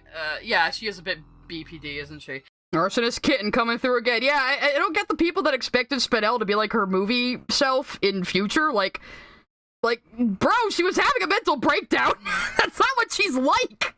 Anyway, here we go. I will always take the opportunity for shameless self-promotion, even when I was just streaming this to 20 fucking people. I think I did have a bigger audience than usual, though, because the Lily Orchard name did attract some people. But again, I was only streaming this on Twitch at the time. So, for those of you who may not be familiar with my work, I run a Steven Universe AU, where I, made Spinel a crystal gem in place of Pearl, and it's mostly just excuses for me to draw Spinel in various situations and ship her with Jasper. Aaron Alpha Eagle sent a super chat. I personally think Steven should be able to forgive Rose since she tried to redeem her actions as Pink, but it feels like he still hangs onto it. Well, User 225 sent a super chat. Lily will take a Glade and force it to transition. Alright, I disavow. I think we're getting a little too spicy with the jokes. But, see, the thing is, people are like, oh, Steven didn't forgive Rose by the end of Future. Steven is 16 years old. Still finding his own identity and grappling with his mother's actions and his vision of her being shattered over the previous, 3 fucking years. Give him a fucking break! But the way I interpret him putting Rose's portrait in Lion's Mane is that he's not putting it away forever. He puts it under the same tree where Rose left all of her sentimental items. The Mr. Universe shirt, the mysterious chest that we don't know what was in it, except maybe Steven's jacket was in there. Bismuth's gem. She put everything important to her under that tree in Lion's Mane, which I also think is the inside of the pink diamond gem. She dumped all the other trash out of it in the desert, probably. But yeah, so he puts her portrait in the same place she put all of her most precious mementos. So, to me, that tells me he's not gonna put away her portrait forever. Just for now. And again, he's fucking 16 years old and trying to find himself. That's already hard enough for a normal 16-year-old. What about one that saved the fucking galaxy just a couple of years ago? You know? Anyway, back to my shameless self-promotion. Spinel in various situations and ship her with Jasper, because it's my fanfic, I do what the fuck I want. But if you enjoy that, come by my Tumblr and my Tapas and shit, and read it. But I do depict her as having kind of an explosive personality still, but in my AU, Spinel has had 5,000 years of more lived experience self-glazing. than she does in canon, so I try to write her more like an adult. What the hell do you think this whole stream is? Because to me, canon Spinel is kind of a child, and I can't help seeing her that way, even though she's 8,000 years old. For the record, I see Steven and Spinel as sort of estranged siblings, you know?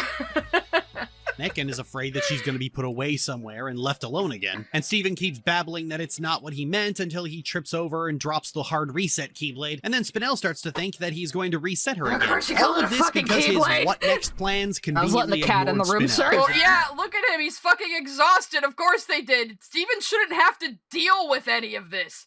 This is not Steven's problem. Yeah, despite Spinel being my favorite character, I'm not a Spinel apologist. She was absolutely in the wrong in the movie. That is the whole point of the fucking movie. I do like how all the other characters just stand in the background here staring while this happens. I wonder if Lily's gonna mention that, because that is pretty funny to me. It's there's 8 of you standing there. You could have stopped this. But look at me actually making fun of shit in the movie when Lily didn't, because she didn't fucking watch it. Easy solution to that. Steven could just stop, take a deep breath, and say, "You're right. I'm sorry. I should have picked my words better. We're not going to abandon you." So you're saying Steven has to apologize to the person who just showed up on his doorstep with a doomsday device? Is that what you're saying? That Steven is responsible for apologizing to the person who just showed up on his doorstep with a doomsday device? After you were just saying that it's Pink Diamond's fault? She made the diamonds corrupt the gems? You're very victim blamey in this video, Lily. Just give her the scythe. That would be an knowledge. Give her the scythe. Why would you give her that? Why would you give it to her? You don't know what she's gonna do with it. She's fucking crazy. Spinel's my favorite Steven Universe character, but she's nuts in this scene. She's having a mental breakdown. Yeah, right, Skrill. Does Steven look like he's ready to do anything rational? Steven needs a nap. Steven has been up all night. I'm not even complaining here. It's to be expected. This is an unintentional commentary on Steven's behavior. Steven's compassion is... Oh god, this fucking self-righteous goddamn speech she gives here, it just... Looking back, it's even more annoying the more I've learned about Lily. I'm not even complaining here. It's to be expected. This is an unintentional commentary on Steven's behavior. Steven's compassion is very weak. It's very self-serving. It's less about helping people as it is about... Oh, because you know any goddamn thing about compassion, Lily, considering what I've fucking heard you say in these videos. This was even the case with Bismuth, where Steven wasn't really concerned with being right, so and then he was concerned with being better than someone. Or he was concerned with not dying. He was concerned with that too, you know? Like, he was concerned with, like, not being killed. Bismuth was literally about to hit him with the breaking point, which can shatter a fucking gemstone. I'm pretty sure it could shatter Steven's fucking skull. So Spinel decides to reactivate the injector and destroy the Earth, and takes Garnet hostage, and... Here we go again. It gets a little weird. Garnet's been written as an airheaded ditz the moment they fuse them. God, are you gonna say Garnet being baby is fetish again? Cotton Candy Reset Garnet only ever asks questions. How cute she is. Whereas normal Garnet never asks questions. It's just a little writing callback that's cute and funny, and also we needed Garnet to be out of the movie for a while because she also would have been able to solve the problem in like 10 fucking minutes, just like Connie. It's true. It would have been funny in a vacuum, but the show has had a history of treating Garnet with either scorn, derision, or voyeurism, so I can't take the whole... Oh, here we go again, saying, oh, the show sexualizes Garnet, and guess what? It's the same shot, the same one shot, the only shot in the show you can possibly find where Garnet is being depicted as quote-unquote sexy, and it says, Bean sent a super chat. Compassion is when people let me do what I want. I think that is what she thinks. I don't know. It's weird. But yeah, Skrill is still here. I'm sorry for dunking on your boy, Jamie. But I had to. It's from the POV of fucking Jamie the mailman. Like, oh yeah, they totally sexualize Garnet so much in the show all the time that I can only find this single shot of it. Fuck you, Lily. So I can't take the whole villain speech seriously because this frame Bean here... sent a super chat. Compassion is when people let me do what I want. No, thank you for repeating your super chat, Bean. You didn't need to do that. I wonder if you accidentally double-clicked or something. Oh god, but thank you. Anyway, yeah, here's another self-promotion here and a little bit of self-deprecation coming up. This is just Becky getting ready to write a Garnet episode on a day ending in Y. What? Spinel has her hands on her shoulders and is grinning kind of sinisterly? Okay, that means what? I mean, you should look at some of the shit I'm drawing here. I mean... If you want to talk about being a sussy baka, I mean, obviously I can't help that Spinel's gem is on her chest, but I did sure decide to make the fight go this way, didn't I? I sure Steven did. snaps the scythe in half, and that causes Garnet to suddenly get her memories back. Because the truth made her... Okay, I will admit that her getting her memory back here was a little convenient, but, like, it's fine. Memories come back. It's good for the climax. It's a 90-minute movie, Lily! Because that's what she's all about. And then she sings an awesome song. Open your eyes. This song is awesome. Open your eyes. I just put this on playlists randomly by itself. It's the truth. It's the truth. It's the true kind of love. But Steven puts them on rescue duty so they don't steal his glory. Steven can't fight, but he's gonna try talking to her. He puts them on rescue duty so the movie has an excuse for him to be the only one who goes and talks to her, and also because, like, if they all just attacked her at once, that's not exactly going to de-escalate the situation, is it? Though, there is the joke to be made here that Lapis could have flown him. She could have, like, just picked him up and flown him to the top of the injector instead of making him climb, like, a solid vertical wall of glass. How is he even doing that? But... I will make fun of that part of the movie if Lily doesn't. Yeah, I will make fun of parts of the movie that actually happened, Lily. Unlike you. But yeah, Lapis could have at least given him, like, a lift to the top of the fucking injector. Come on, Lapis, you suck so much. You just ruin everybody's day, Lapis. Why do you do that? Worst gem. Lapis slander. It says that now that she knows Steven personally, she wants to kill him even more than she did that morning. Which is understandable. If you knew someone like Steven in real life, you'd want to bash his head in with a pipe wrench. Steven I would have given you another half point for that joke if you didn't get so weird with it. If you just said that's understandable, that would have been funny, but then you went on too long. See, I would have found that funny, Lily. It's not like, oh, I can't stand you insulting my show and my blorbos. I make fun of the damn show all the time! Openly wonders why his powers aren't back, despite the fact that he's right back where he started. So wait, you're not talking about the part where he says, like, he shouldn't be dealing with his mother's bullshit? A gem I barely know is trying to kill me. I'm paying for stuff my mom did that had nothing to do with me. I'm struggling with my powers. The world's about to end. User 225 sent a super chat. Never ask man his salary, a woman her age, or shadiversity why he puts his wife's face in AI-generated images but not her body. Well, if you want to hear me shitting on Shadiversity, I do have a stream VOD for that too that I will cut down eventually. Go look up Demystifying AI, where I talk about AI in the first half and then just make fun of Shad for the rest of it. What piece could I be missing? Like, you're just gonna ignore that part? Anything that could possibly contradict your narrative about this show, you just conveniently don't show people. Which, if you've watched the entire show, you will know that statement is not One more canon, pool but I hopping, guess Except you didn't watch the entire show because you haven't even seen fucking pool hopping! I'm not letting that go! I'm never letting it go, Lily. It's a great running gag. I will run it into the fucking ground. I will never let a running gag die. Everyone knows that about me by now. He magically gets all of his powers back and fights Spinel while singing a youth pastor song about faith. The song called Change is a youth pastor song about faith?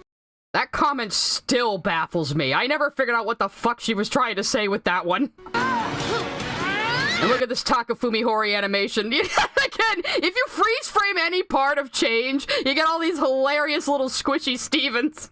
I love you, Hori-san. You can make it different.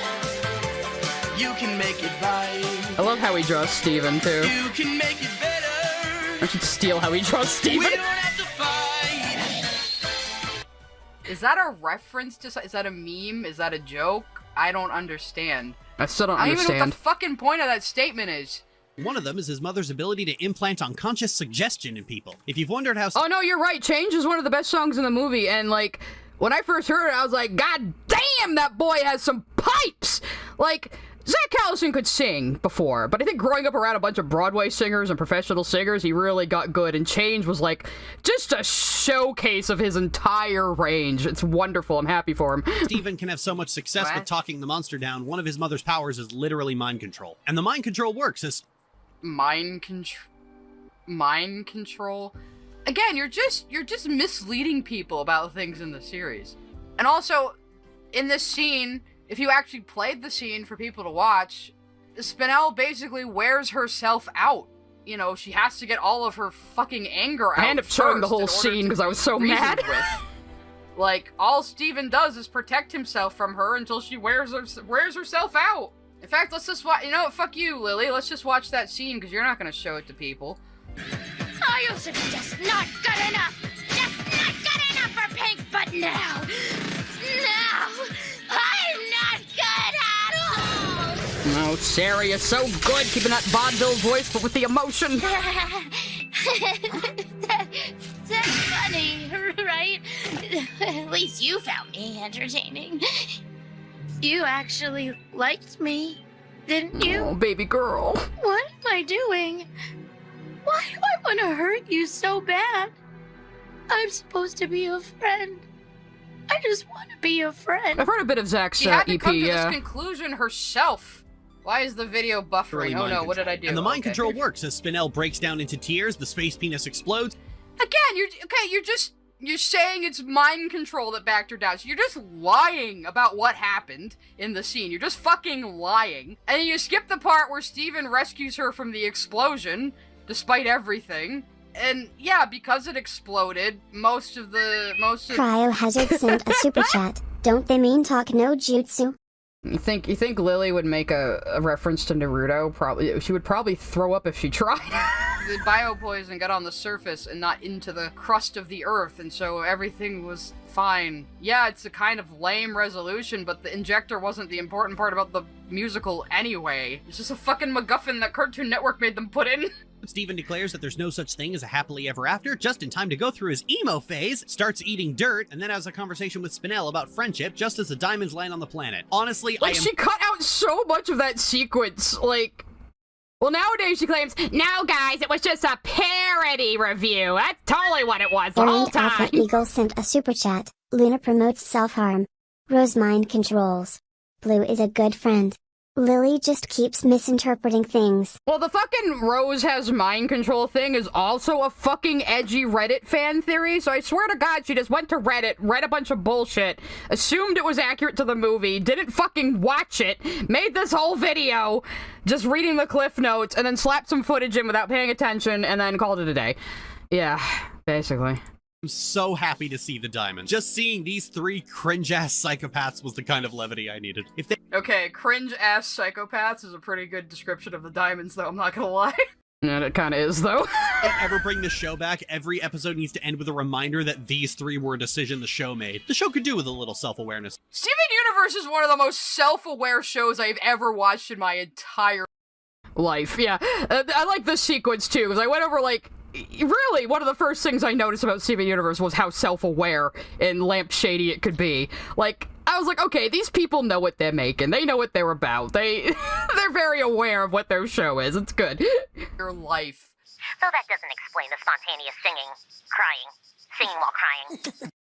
Like, that was one of the first things I noticed about it. Like, all the way back in, like, Reformed, where Steven is trying to get everyone to take the fucking Crying Breakfast Friends quiz. And it's very clear that Crying Meow Meow sent a super chat. Oh, so now Lily likes cringe anti-diamonds. Oh, and now she's saying they are cringe antis and not a fucking anime harem. She forgot her own fucking point from the beginning of the video. Like, how are you this bad at writing scripts and making videos? I do everything live, Lily, and my videos are more coherent than yours. Is trying to get everyone to take the fucking Crying Breakfast Friends quiz. And it's very clear that Crying Breakfast Friends is a stand-in for Steven Universe itself, and how fans of it, like, can't get anyone else into it, and no one else can understand why the fuck they like it. The Haida Hero sent a super chat. I'm a shovel Homestuck lore into your mind. This is a threat. It is a threat! No! I will never understand Homestuck. It's too late for anyone to get into Homestuck now. I will never be into it. I'll never understand it. I do not wish to understand it, no, but thank you for your $5. Do you understand that cartoon show? I don't understand anything anymore. Like, that is such a clearly lampshaded joke. Like, come on! Steven Universe is incredibly self-aware. That's why it's fun! Alright, there's not much left, hopefully. Hopefully nothing else will cause me a large amount of psychic damage. No, I can't guarantee that. Hell, White Diamond walks off giving the Boomer Mom guilt trip. That's fucking hilarious. Then Steven has the idea to pawn Spinel off on the diamonds, and sending her off into space to never see her again, all while the diamonds are singing their crappy Doki Doki Literature Club song about their empty nest syndrome. So now, we tried to figure this out later. Why the fuck is she called Let Us Adore You, a Doki Doki Literature Club song? I'm so confused, I just go, is there even a piano in Let Us Adore You? But I think we figured out she actually thinks Doki Doki Literature Club is actually a fucking harem dating sim. Like, or she is trying to bait and joke that she thinks it is. But it's such a broken joke. Like, it just doesn't work on any fucking level at all, you know? Like, you can hear my brain just splitting in half here. Doki Doki Literature Club song? Like, how is that even? Is there even a piano in that song? Today, right here, right now. Igor sent a super chat. Lily couldn't even understand Crying Breakfast Friends. No, she couldn't. I'm gonna let the music play. Splungus sent a super chat. Before the video ends, all the Transformer fans in the chat summon all your strength to project images of Megatron and Nex Optimus into Lily's brain to overload her synapses. Lily's brain? Not mine. Good. Yes, I agree. Thank you for the super chat. You just make these references randomly, like, With no rhyme or reason. That just ended the movie section there, and the last two sections are just kind of a fuck around at the end of the video, which we will get into to end off this stream, but first I have to go to the bathroom again, because I've been drinking water this entire time. So I will be right back. I will leave you guys with some music again.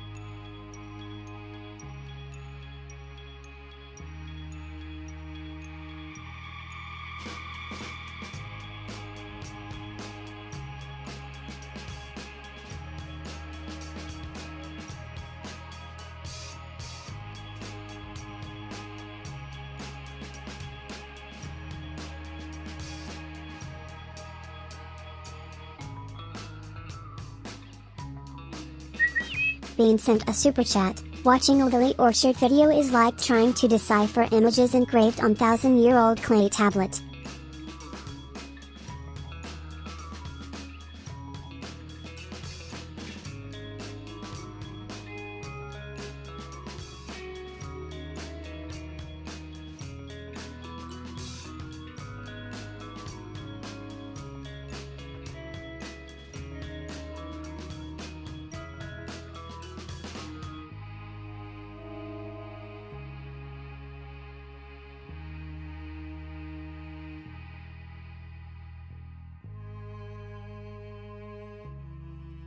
The Bully OST is peak. Bully is actually a really good game, by the way. I've played it like 3 fucking times. Like, I think twice on the PS2 and once on the Xbox 360. I heard the super chat while I was away. Thank you, Bean, for the $5. I think it played out because I heard it in my headphones. But yeah, a lot of YouTubers started using Bully music as background music. And like, I was going crazy for the longest time, like, why is this music familiar? Oh my god, what is this from? Oh my god, my tonal memory is going crazy. And I finally realized it was Bully. I was like, I should get some Bully music too. But yeah, if you've never played Bully before, it is actually a really good game, and it's actually really funny. It's like a teen movie as a video game. It's like an old 80s or 90s teen comedy. It's so good. It is really good. I mean, people always call it like teen GTA, but there's really a lot more to it than that. Anyway, so this is the section of this. Oh, you know what? Maybe I could stream Bully. I haven't played it in a long time. You know? I wonder if the PC version is good. I remember the 360 version having audio issues. Meow sent a super chat. Reminder for everyone to listen to Zach Callison's album Picture Perfect Hollywood Heartbreak. The whole thing. Not just interlude 4. Yeah, he has an entire album out there, so you like his singing. I think he does a little bit of rap on it too, actually. But you put an image in Lily Stand Central. I don't know if I'll be able to find it right now, but the Lily Stan chat tends to act as general number 2 in my Discord.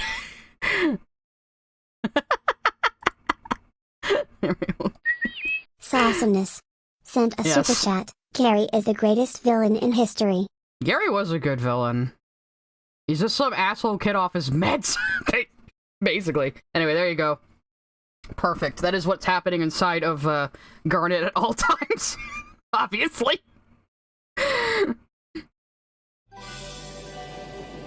I need to make a list of all the video games I'm gonna stream. Like, I have an idea. It's like gonna be 3 different kinds of game streams. Some that are one-shots, that I just do one and done in one stream. Some that are gonna take like 2 to 4 streams, and then like long plays. Like, I'm gonna do Mass Effect again and stuff. But I'll let you guys vote on whatever type of game I stream. So keep an eye on my YouTube, subscribe, and like the video anyway. The fuck is this? Is this your 11 minutes. Oh, That's yes. Like half of what show usually Is this your... I had no idea what Poke Madhouse was at the time, and I couldn't understand a goddamn word Michaela was saying in her body voice, so I was just extremely confused here. Your channel mascot? What is going on? Well, Bonnie, congratulations on figuring out your division. Thank you. And to answer your question, every episode still has a complete 3-act structure, so their runtime is irrelevant. Oh, I see. Carry on. There we go. The fuck was that? I kind of want to do a parody of that one day in some video. Oh, here comes Denmark. Denmark sent a super chat. Just finished a week with 45 hours on the clock. Wow, that's tough, Denmark, but not as tough as being a streamer. I'm kidding. I'm kidding. Please don't kill me. I'm kidding. I'm doing Hassan slander. Anyway. What was I saying? Oh yeah, I kind of want to do a parody of that little bit at some point where it's just me at a desk turning to Crystal Gem Spinel and be like, right, Crystal Gem Spinel, and she's just on her phone leaning against the wall like, no, we're not doing that. Aw. I like being one of those creators whose own characters bully me. Let's be real, Crystal Gem Spinel is basically an OC at this point. The crew is writing a story, they're getting distracted with random vignettes, anime references. Yeah, it's Michaela that does Bonnie's voice. I thought it was Lily at first. I mean, I couldn't even understand what the fuck it was saying. So, What about random vignettes? What the fuck was that you just did? What? Oh, you guys ready for the birth of a meme? Are you ready? What was that? What did it have to do with anything? What? That was like literally out of nowhere. Errand Alpha Eagle sent a super chat. Oh, to be blissfully, innocently unaware about Poke Madhouse again. Yeah, one day we might do a Poke Madhouse stream. One day. I thought I had like my memes in here. Oh well, we're just gonna watch the birth of a meme on this channel as it happened in real time. I'm something of a writer myself, says Lily Orchard. What have you done?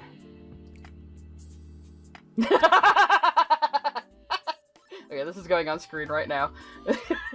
You know, I'm something of a writer myself. Oh yeah, Skrill is responsible for the I'm something of a writer myself meme. Also, fun fact, Skrill drew my little Sai-chan head. This isn't actually my art, it's hers. We were going to do a Q&A when we were still doing Spinel House that never quite came to fruition, but now we can use these as ping tubers. Look, Lily, it's your persona! I'm so happy for you. Oh, hang on. The thing with Lily is that she loves fluffy coffee shop AUs more than anything. Well, those don't really make for good, like, actual shows. Imagine if you had a show that was just a coffee shop AU setup, but without any of the emotional attachment to the characters you would have pre-built in a fanfic. It would not work. And the main piece of original fiction I've been working on the last few years is called Scar. Now, I didn't know she had Scars out at the time. She used to have 2 chapters of Scars out, which I went over in a stream, in a video called Lily Orchard's Scars. So if you want to see what that was, I have preserved it in a video. I think Lily wrote it directly into Tumblr and never saved a backup, so when she got banned last time on her last Tumblr account, she is literally ban-evading right now. Cryohazard sent She a lost super it. chat. I remember dying to your reaction to seeing Lily's weird, inbred Gardevoir baby thing. I couldn't breathe for like a good minute. I'm glad you guys enjoyed that. Everyone was very eager to tell me what Madhouse was after that. Thanks, guys!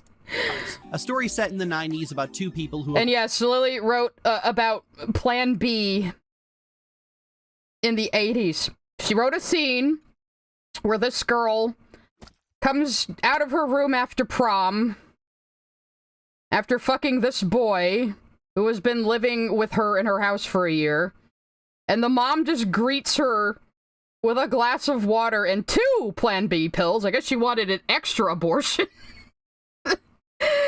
And yeah, immediately I said Plan B was not available in 1986, Lily. And I looked it up for clarification. It was not even approved by the FDA until like 2006. But her whole thing is emergency contraceptives existed back then, and she sent herself an ass saying only someone who really hates you would care about that. But like I could tell it was an anachronism right away, and it's only in there because you just wanted a teenage girl's mom to hand her contraceptives after she got rawed all night after prom. You sick, Lily? And the characters were 17 by her own timeline. So you got no excuse there, Lily. But yeah, Scars is gone forever, but luckily I have preserved it as I do in my video. I'm very generous to you, Lily. I'm preserving your work when you won't. been as close as they can possibly be since they were kids, contrasting their very different lived experiences. So Lily is actually writing a coffee shop AU, but an original work, and it's probably going to be exactly as boring as I said that concept sounded. It's a very quiet story. It's almost mundane. The thing is, when I talk about it, people ask me what my inspiration is, and they're very confused when I look them dead in the eye and say Kingdom Hearts. And I still have no idea how Scars is inspired by Kingdom Hearts. I think she said, like, oh, I played them as an adult, and, you know, all the relationships between the characters really moved me. Like, I cut off that part just because what she says is so fucking ridiculous. Is this why Kingdom Hearts has come up like 20 fucking goddamn times in this video when it's completely unrelated to anything you're talking about? So you could babble about how your original Donut Steel boring-ass coffee shop webcomic I still have no idea how it's like Kingdom inspired Hearts. by Kingdom Hearts? That anime game with Mickey Mouse in it where Donald kills a Power Ranger with a Dragon Ball laser. And if I were still 13, I'd have the same reaction. But as an adult replaying these games, I make fun of it too in the video, but I can't get over, like, if I was still 13, I would still think Kingdom Hearts is lame, but now that I'm 30, I really appreciate its writing. And it's like, really, bro? Even Kingdom Hearts fans admit that the writing is garbage. Come on! I'm something of a writer myself. I replayed Kingdom Hearts as an adult and realized it's brilliant, which 13-year-old me just couldn't appreciate. I can't even. Like, I consider the poster child for the all-loving hero to be Sora, and even Sora had nuances to that. You claim that Steven is, like, all good, everyone, like, looks up to him, his goodness is, like, objectively correct, and he gives friendship speeches. None of that's true about Steven Universe. All of that is true about Sora Kingdom Hearts. No way!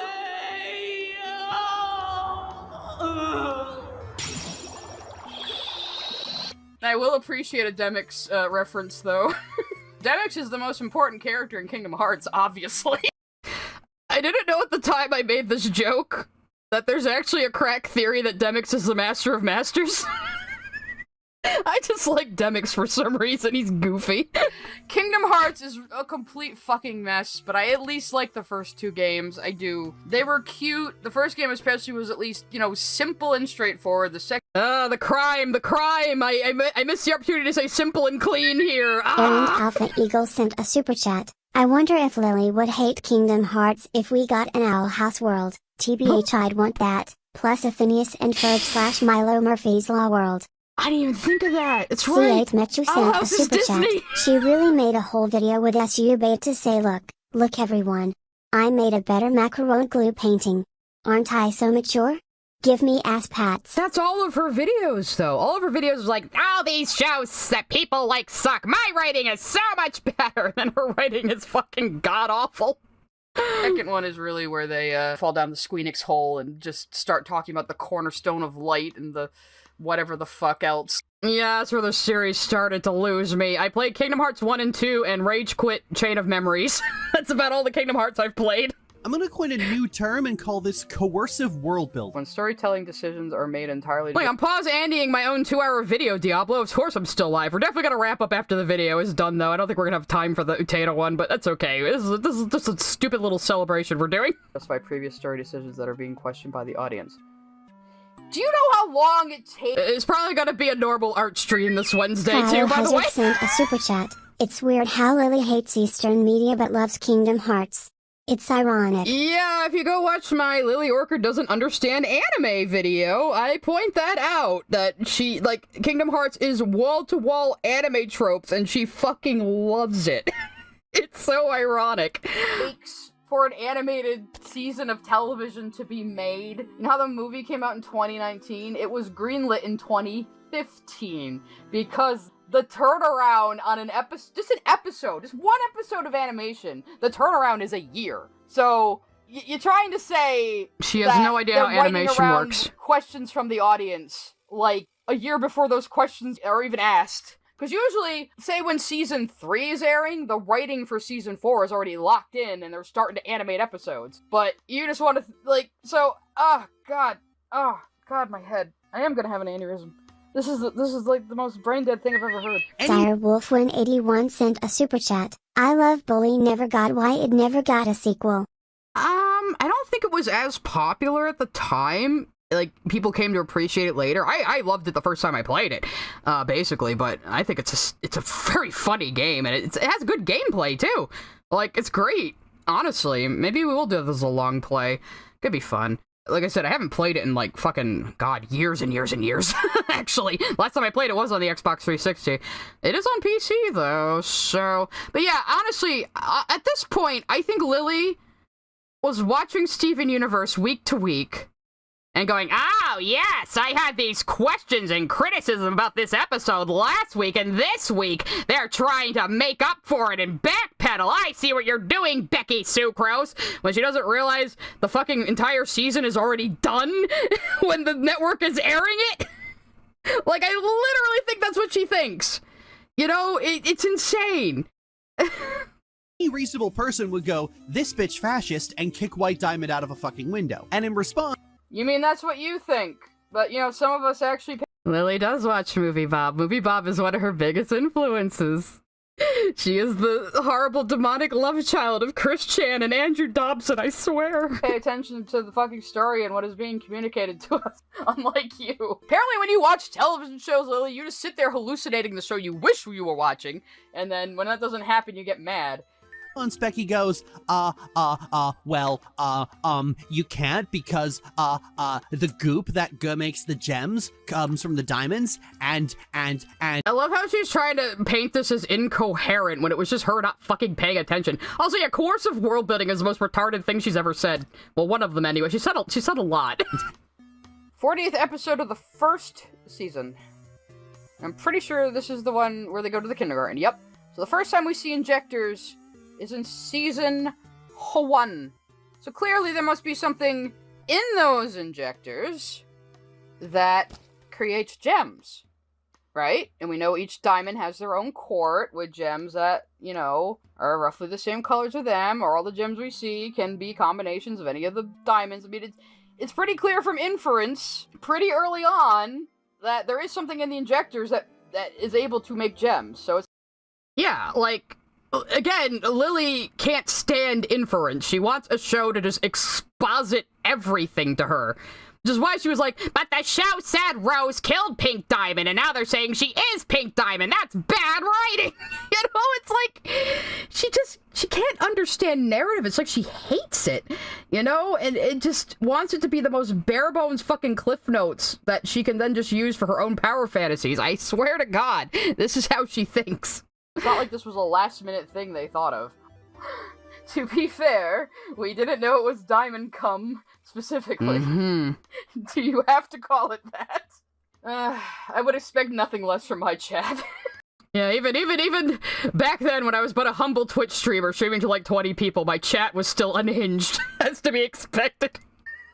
And also the diamonds are the only ones who can heal the gems. So you can't kill them or you'll doom the gems to go extinct. So like, do better. I mean, they couldn't go extinct because they're immortal, but like, assumingly they're not propagating more gems, which you could make that argument. Like, isn't it a bit iffy to tell a race that they can't reproduce anymore?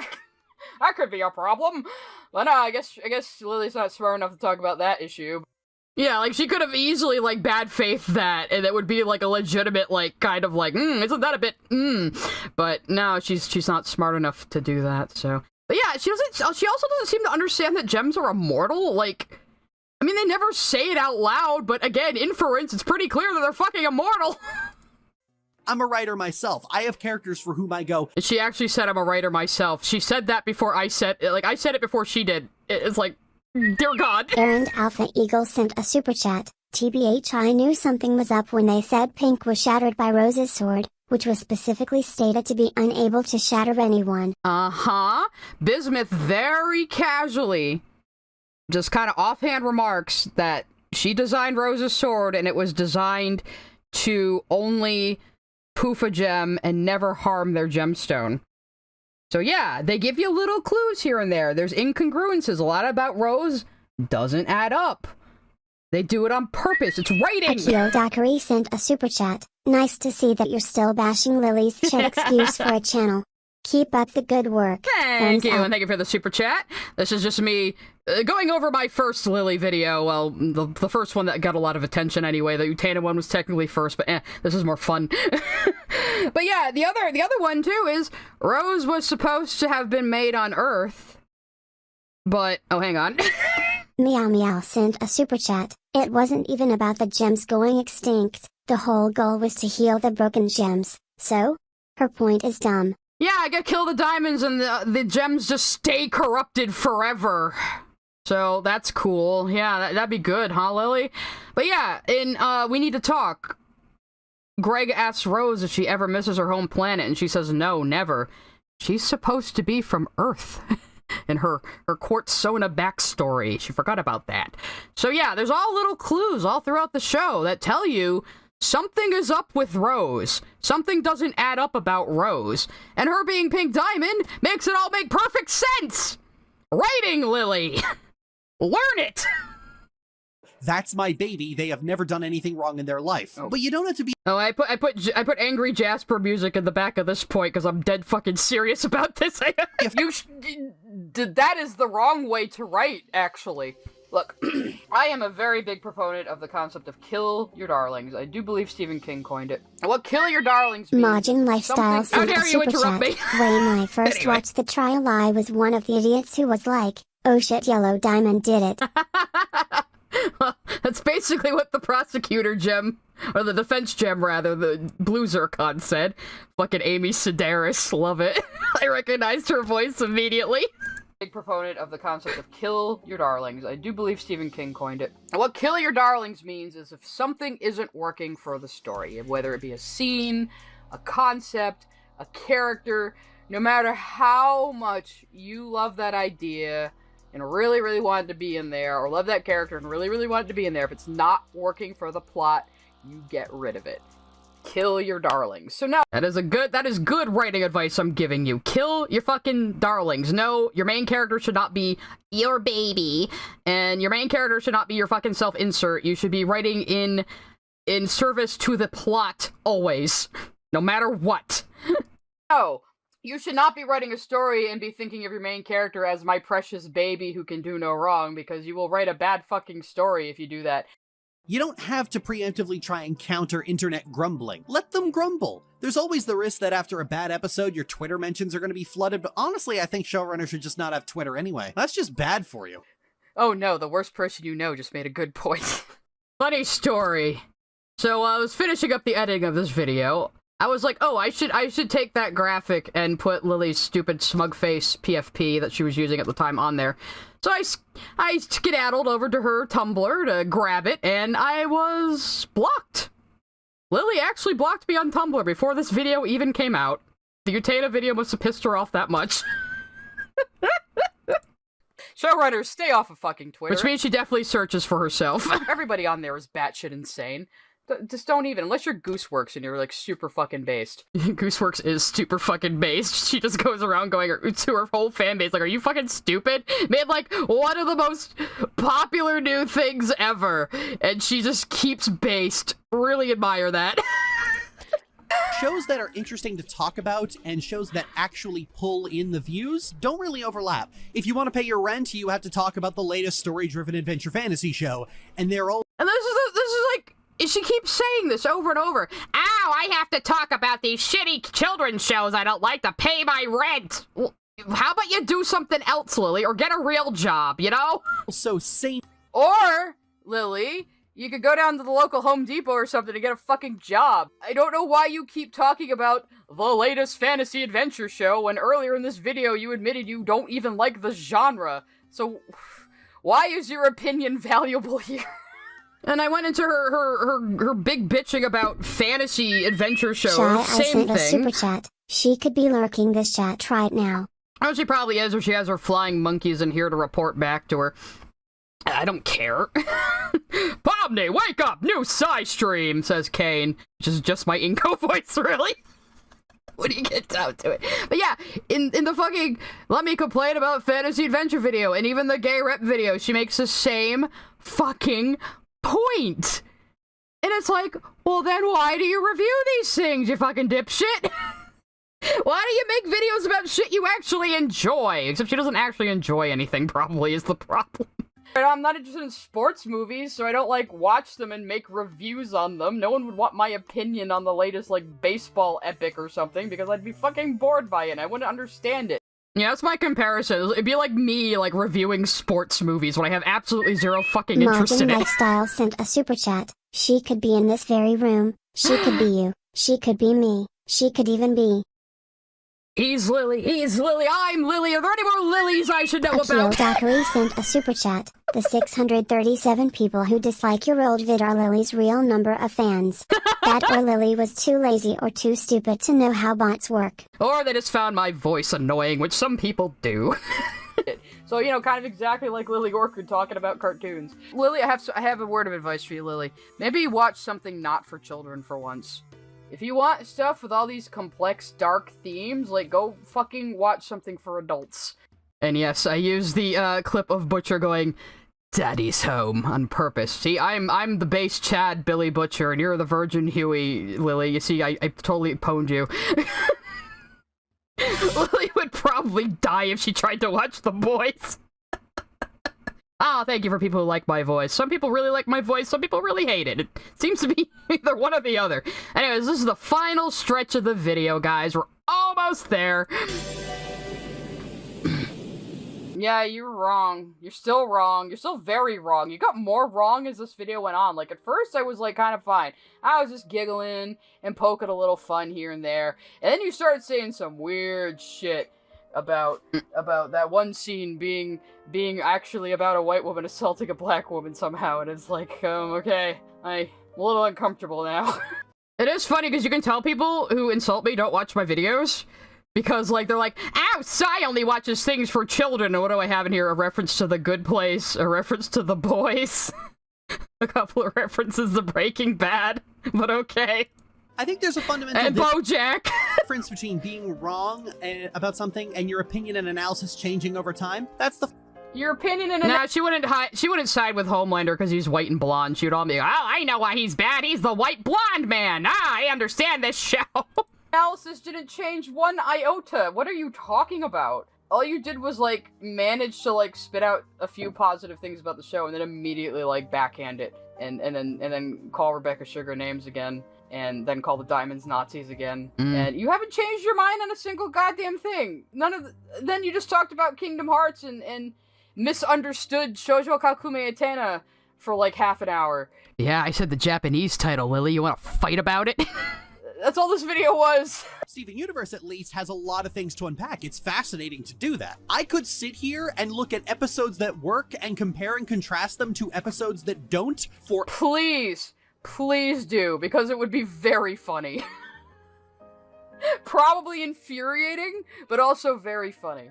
See, Lily, you should have done that. Then we both could have made money going back and forth on our little beef here, our little rap battle, but I wouldn't like that idea so much now that I know a lot more about you. Hours upon hours upon hours if I wanted to. And I do want to. But I mean, Hip is making videos on Steven Universe. You're right, Pappy Hal. She'd probably end up siding with Stormfront before realizing she's a Nazi. I went into the episode with a friend of mine. I had already seen it. And they didn't pick up on Stormfront being a Nazi for the longest time, and I was just sitting there trying not to burst out laughing, because I was like, oh, her name is Stormfront, and she wears black and red. I wonder what she's gonna be about. I didn't even read the original comic. I just knew. Majin Lifestyle sent a super chat. In the top 10 things that are wrong with Homelander, him being white is in the honorable mentions. True.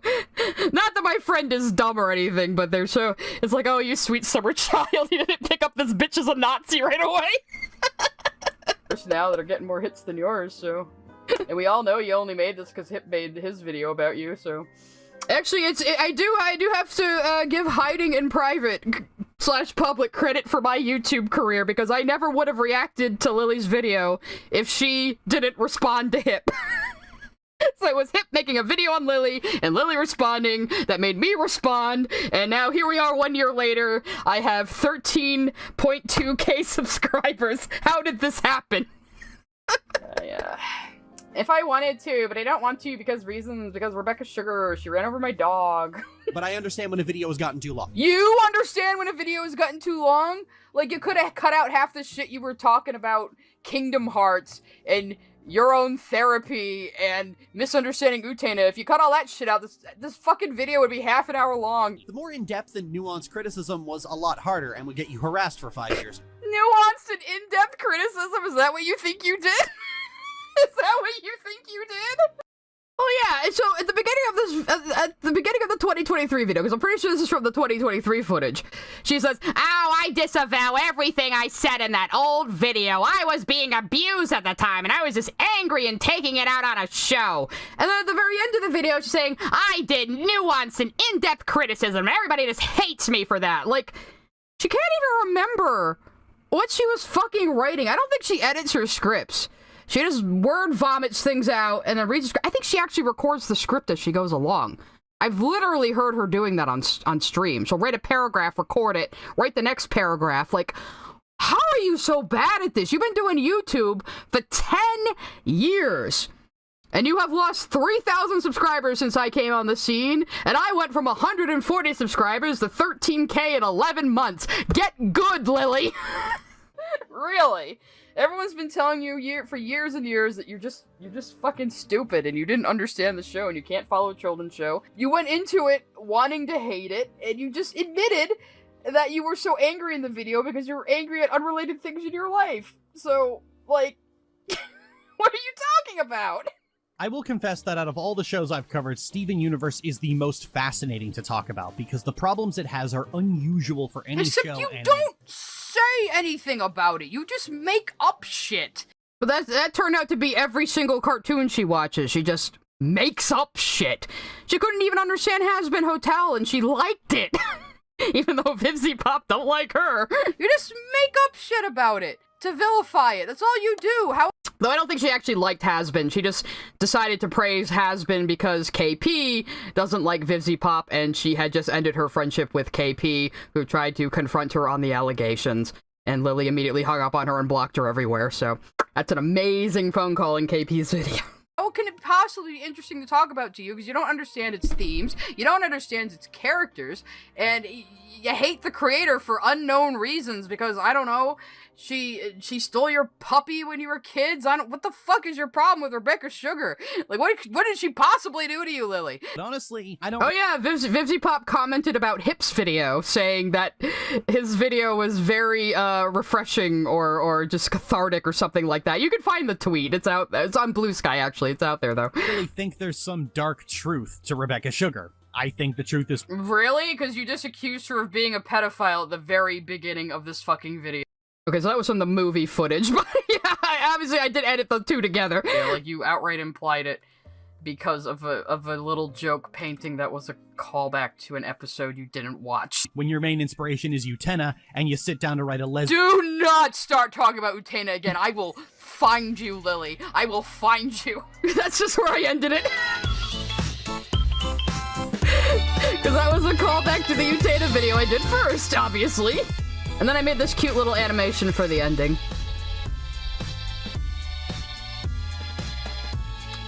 How dare you tomato my Blorbo daughter? Self-insert, sort of. What do you mean CG Spinell's a self-insert? No, come on. Anyway, that was the video, guys. It only took us, like, 5.5 hours. I'm looking at the invisible watch on my wrist right now. Yeah, I don't know, I just decided that was the best place to end it, would just be threatening I will find Lily if she starts talking about fucking Utena again, which of course she did. Vivzy Pop is base, Vivzy Pop is overhated, and I will die on that hill. Oh no, successful woman running 2 shows is a little cringe, oh no, let's make up shit about her, anyway, I'm not getting into that right now. Go watch the Has-Been streams for that. I also sing at the beginning of those. For anyone who likes that. I do Alistor parodies, because I didn't expect this going into Has-Been, but Alistor, the cringe Tumblr sexy man, ended up my favorite character. I would have thought it'd be Keith David, but surprise, surprise. No, it wasn't a 20-minute video, Axolotl. This was 2 fucking hours long. Okay, but yes, sometimes 20-minute videos do turn into 6-hour streams because Lily is wrong about everything. There's the Utana video. I don't think we really have time to go over it, but you can... That is technically my first video response to Lily Orchard. But again, it was just... I slapped that up on YouTube just for the hell of it because I was impressed by my own recall, and it got 5K views out of nowhere. Meow Meow sent a super chat. Can't wait to watch the VOD of what I missed while at work tomorrow. 3 tie for the entertainment sigh. You're welcome. I hope you enjoy the sigh-ception. I hope my mic sounds different enough to differentiate me from the fucking video. I can self-glaze a little. I've earned Aaron it. Alpha Eagle sent a super chat. Do you know Tomoda Sauce? He has been abridged. No, I should look that up. Let me get another one. C8 Metru sent a super chat. At least Lork didn't misgender Peridot as a man like Easy Peasy for a SU says men evil narrative. Easy Peasy couldn't relate to women, so he had to misgender. Yeah, I think what Easy Peasy was doing was saying, Peridot's not feminine enough for me, so I'm gonna call her a he, even though the voice actor is Shelby Rabara, who is a woman. Retard. I will never do the Easy Peasy and ER videos, though, because Lily's at least had a lot of takes to debunk and was at least fun to respond to. Easy Peasy and ER's videos are just straight up fucking racist and disgusting, and I'm just not going to play them on my stream. So, you can go watch Hip's response to those 2 videos. He did a very good job. Cryohazard sent a super chat. I got a funny one for you, Sai. My friend doesn't like Vizzy Pop because they use too much red, and my friend is red colorblind. Well, that sounds like a personal problem, but it takes place in hell! Of course there's a lot of red! What are you talking about? Get some of them special glasses, I don't know. Or just don't watch it. Oh, God. I still need to watch the last couple episodes of Hell of a Boss, but I heard a lot of people are upset, but I don't take Hell of a Boss that seriously. I just enjoy it. That's just me, I guess. I don't know. Alright, so I'm gonna start wrapping up. I should probably go eat dinner. I've been streaming since 3 p.m. and it is now 8:30 p.m. So, yeah. Yeah, there's cringe humor and then there's whatever ER and Easy Peasy did. Yeah, I mean, at least Lily's opinion seemed a little more inoffensive to me at the time, but looking back and knowing what I know now, yeah, I haven't seen Dan to Dan yet, no. I haven't seen a lot of new anime yet. I gotta catch up on shit. And I want to go back and watch Pluto, which came out like a year or 2 ago. That's the one I got my eyes on at the moment. Whenever my brain will let me watch movies and TV shows again. I go through cycles, okay? I'm autistic, don't bully me. Anyway. Alright, I think I am going to wrap up. Everybody's complaining about being blocked by VizzyPop. Good, that's great. Go watch my has-been videos, especially the one Lily did about the has-been drama being overblown, because, I mean, I agree with a lot of that, and I go into a lot of it. So, yeah, go watch those. I will have those cut down eventually. I'm definitely going to be... They're going to be focusing more on YouTube in the next year. But anyway, join me on Wednesday for my regular art stream. We'll probably do React, the week after. I have another React in mind that isn't Lily related. We'll be waiting for her to finish her fucking Dragon Age videos before we do Lily again. Get good, Lily. Better hurry up. You want attention from me, clearly. Anyway, so thank you all for coming. Thank you so much for your super chats and your continued support. And here's looking to next year to continue being awesome and having fun on this channel. Goodbye.